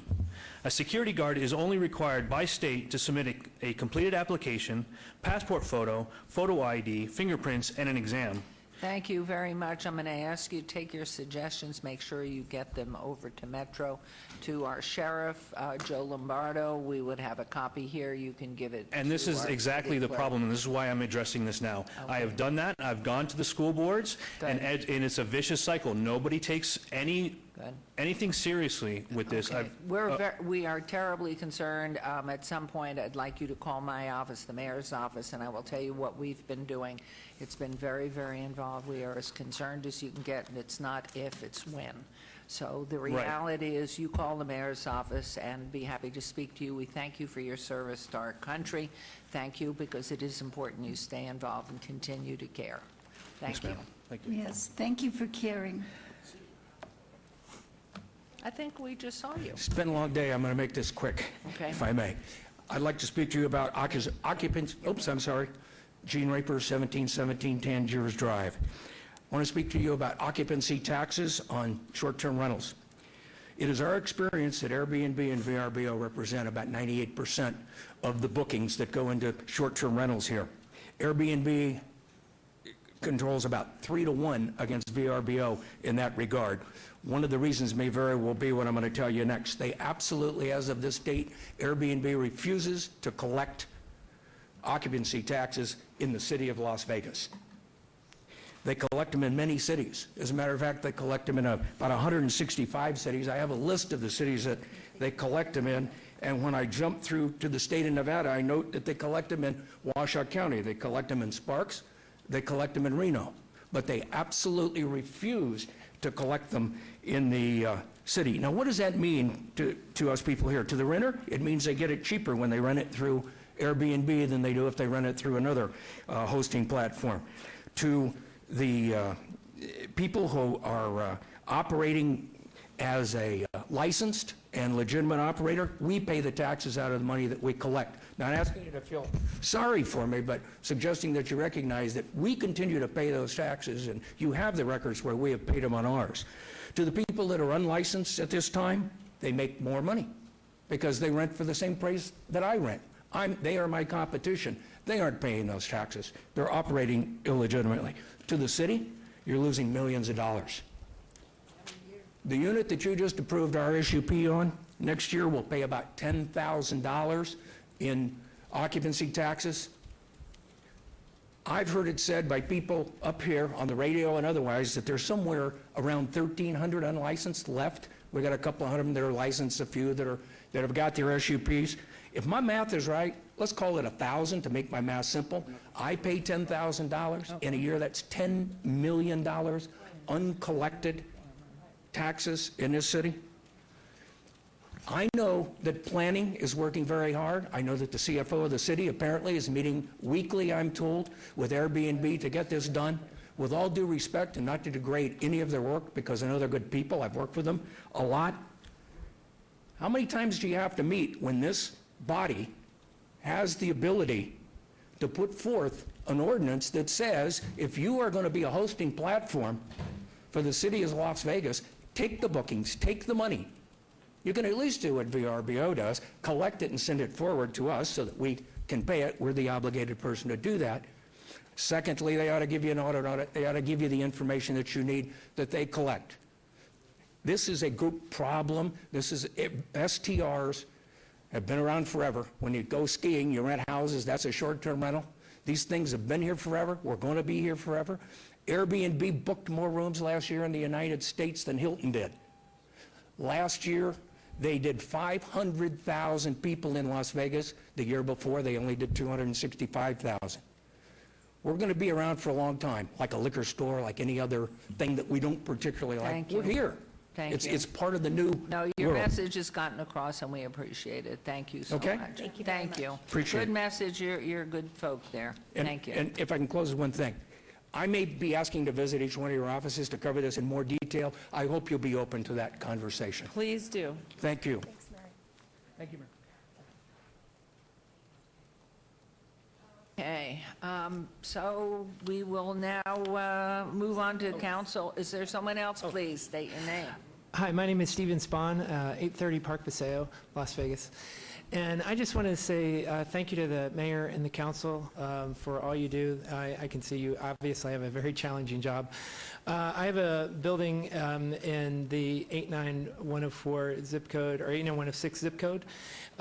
It's 418 West Mesquite, and it's an older building. It was built in 1947, and we've been working on it for about 2.5 years now.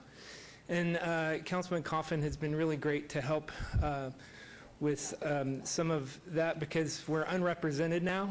And so I just want to say thank you for the mayor and the council in helping developers, small developers like myself, working with older buildings, getting those Well, projects. and if you have issues coming up forward, please contact the mayor's office, my office, in the interim until we have put someone in the Ward 5 seat to be happy to help you. Great. Thank you very much. Thank you very much.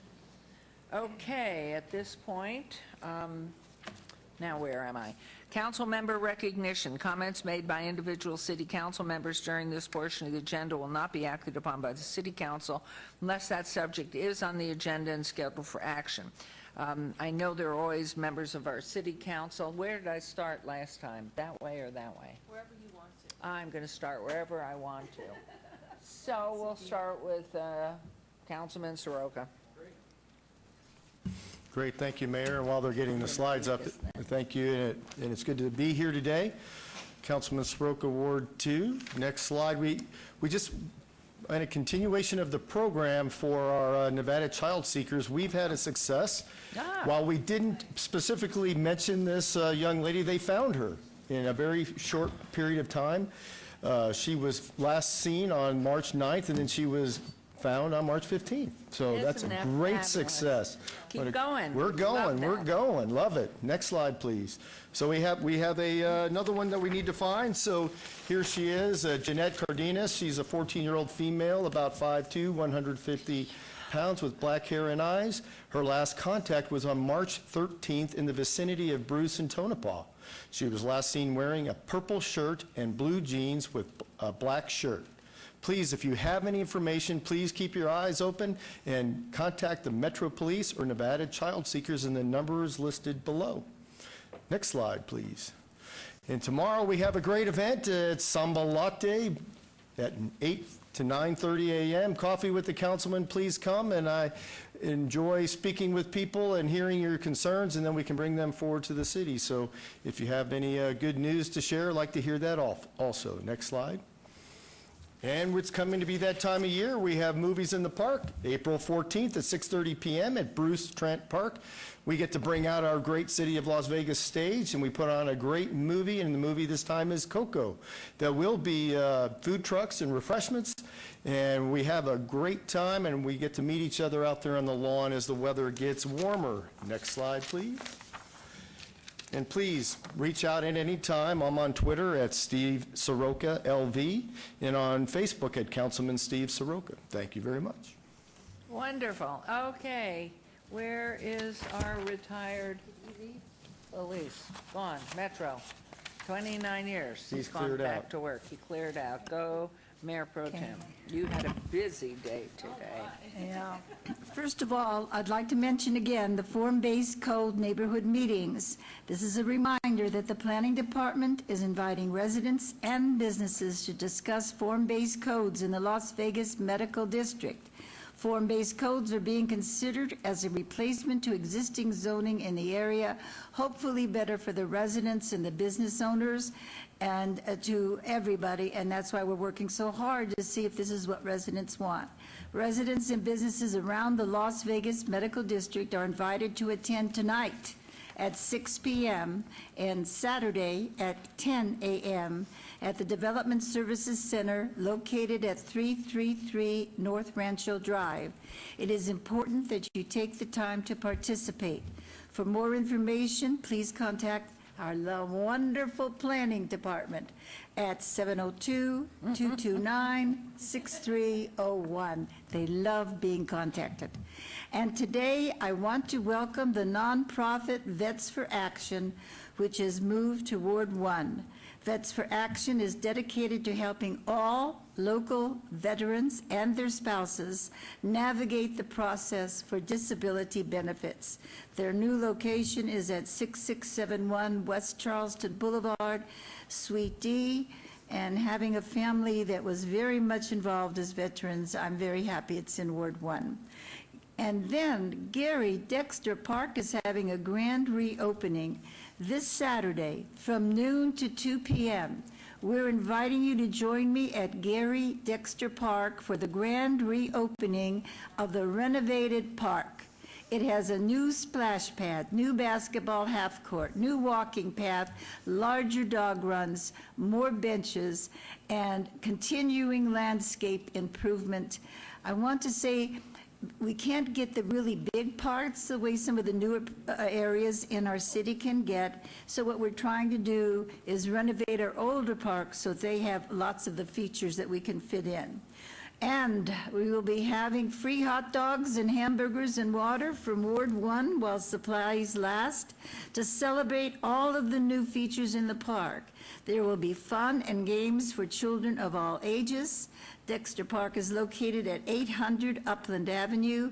I hope you will join us.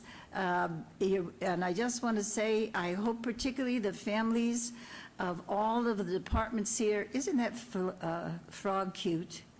Now, maybe you guys up in the Northwest have lots of frogs and things. Oh, yeah, that one looks adorable, too. But this one I know is in the park. I've seen him already. And we're even opening our splash pad on the day of our luncheon on Saturday. The Springs Preserve is having a plant sale March 24th and 25th from 8 a.m. to 1 p.m. Native and desert-adapted plants will be available for purchase. Springs Preserve staff will also be on hand to answer questions about plant care. For more information, contact the Springs Preserve at 702-822-7770. And then lastly, for all of us who are grandparents, we are having at the Leeburn Senior Center a grandparent Easter picnic. And we will have a hunt for eggs on Wednesday, March 28th from 11 to 1 p.m. at Mirabelli Park. Grandchildren must be 10 years or under. That means if your grandchild's 15, don't bring him because he collects too many eggs. It doesn't leave enough for the 2-year-olds. The cost is $3 per child. Space is limited, so registration is required. For more information or to RSVP, grandparents can contact the Leeburn Senior Center at 702-229-1600. And lastly, I just want to say, we can't get too worried about what we hear is happening in the medical district and regions and what's infighting or whatever. What we have to do as a city, we wanted to have the best medical center, the best hospital for UNLV, and we're going to keep our focus on that, and we're going to keep going, and eventually the rest will fall together. It always does, doesn't it? Yes, a lot of disagreements over there, Yes. but we keep going, and that's it there. I hope you have a lovely evening. You have worked very hard today. I did, didn't I? Yes, I you deserve did. Something. Councilwoman. Yes, I have to give it to Mayor Pro Tem. She had an array of issues today. So there will be, we're going to talk about Mondays with Michelle, and there will be no Mondays with Michelle on March 26th, as I'll be heading to Washington, D.C. this Friday to work with our federal colleagues on Ward 6 lands issues with our workforce connections as well. So we've got a couple of issues that we're going to be dealing with in D.C. But the next Mondays with Michelle will be April 9th at the usual location at 6601 North Buffalo at our YMCA Centennial Hills. Please pop by and say hello. On Saturday, April 7th, I'm really excited. We are doing our Spring Foster celebration and the Classic Car Show. And I have to tell you, the last time we did a Classic Car Show, it was so great. There's going to be many activities there along with the car show and the Foster celebration. We will be having face painting and games, horseback riding, local entertainment, jump houses. We're going to be doing egg tosses, egg rolls, and the Easter Bunny will be there with us as well. Then we will go to our, during our spring celebration, I wanted to also tell you with the Classic Car Show, we will have awards for the different cars, like the Crowd Pleaser, the Best in Show, and Baby's Chick Pick. So overall, the kids get to pick their favorite, and that was really fun the last time we did that. So if you'd like to register for the car show, please call 702-229-5463, or you can visit cityoflasvegas.gov. I'm excited to announce that Friday, April 13th at 7 p.m., we're going to be having our first Movies in the Park of the new year. Due to the weather at our last event, we had to cancel our showing of Beauty and the Beast, and so I purposely have not seen the new Beauty and the Beast just so we could see it together at Centennial Hills. So please meet me out there Friday, April 13th at 7 p.m. We'll have free popcorn and water, and we'll have a lot of food trucks there as well. And I'm really excited to see that movie. Then, of course, we have our pets, our new adoptable pets. So we have Dancer, who is a domestic short hair. She's 7 years old. She's spayed. Her fee is $25. She's over at our adoption campus, over at our Animal Foundation at 655 North Mojave Road. And again, these animals are near and dear to my heart. So for the next 24 hours, if you go and ask for Dancer and adopt her, I will pick that tab up. And then we have Nano. Nano is a neutered male. He's a domestic mixed breed. He's a beautiful dog. He's 3 years old. And again, he's $50 for the adoption fee. And again, I will pick that up if you go pick up Nano in the next 24 hours.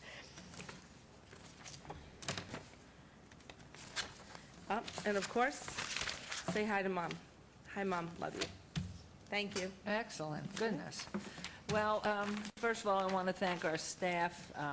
I want to thank colleagues up here. Long day, very long day. I certainly want to thank our marshals and our IT department. These are sometimes very long and in-depth, strenuous issues that we consider, but we're very lucky to have these positions and to really try to do the best we can do. So I want to thank you all. On a special note, one of our workers here, who's been 28 years in our business licensing, a gentleman by the name of Jim Azor, has had surgery today, and our prayers surely are with him.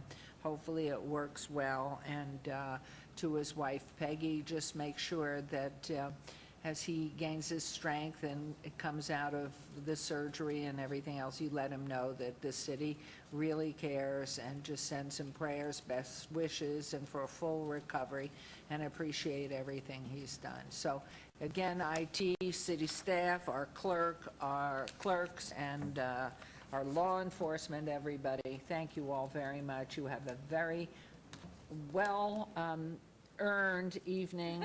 Enjoy yourselves. Lay back and have a good time. Thank you. Thank you all so much. Oh, and our next city council meeting is Wednesday, the 4th of April. Okay, off we go.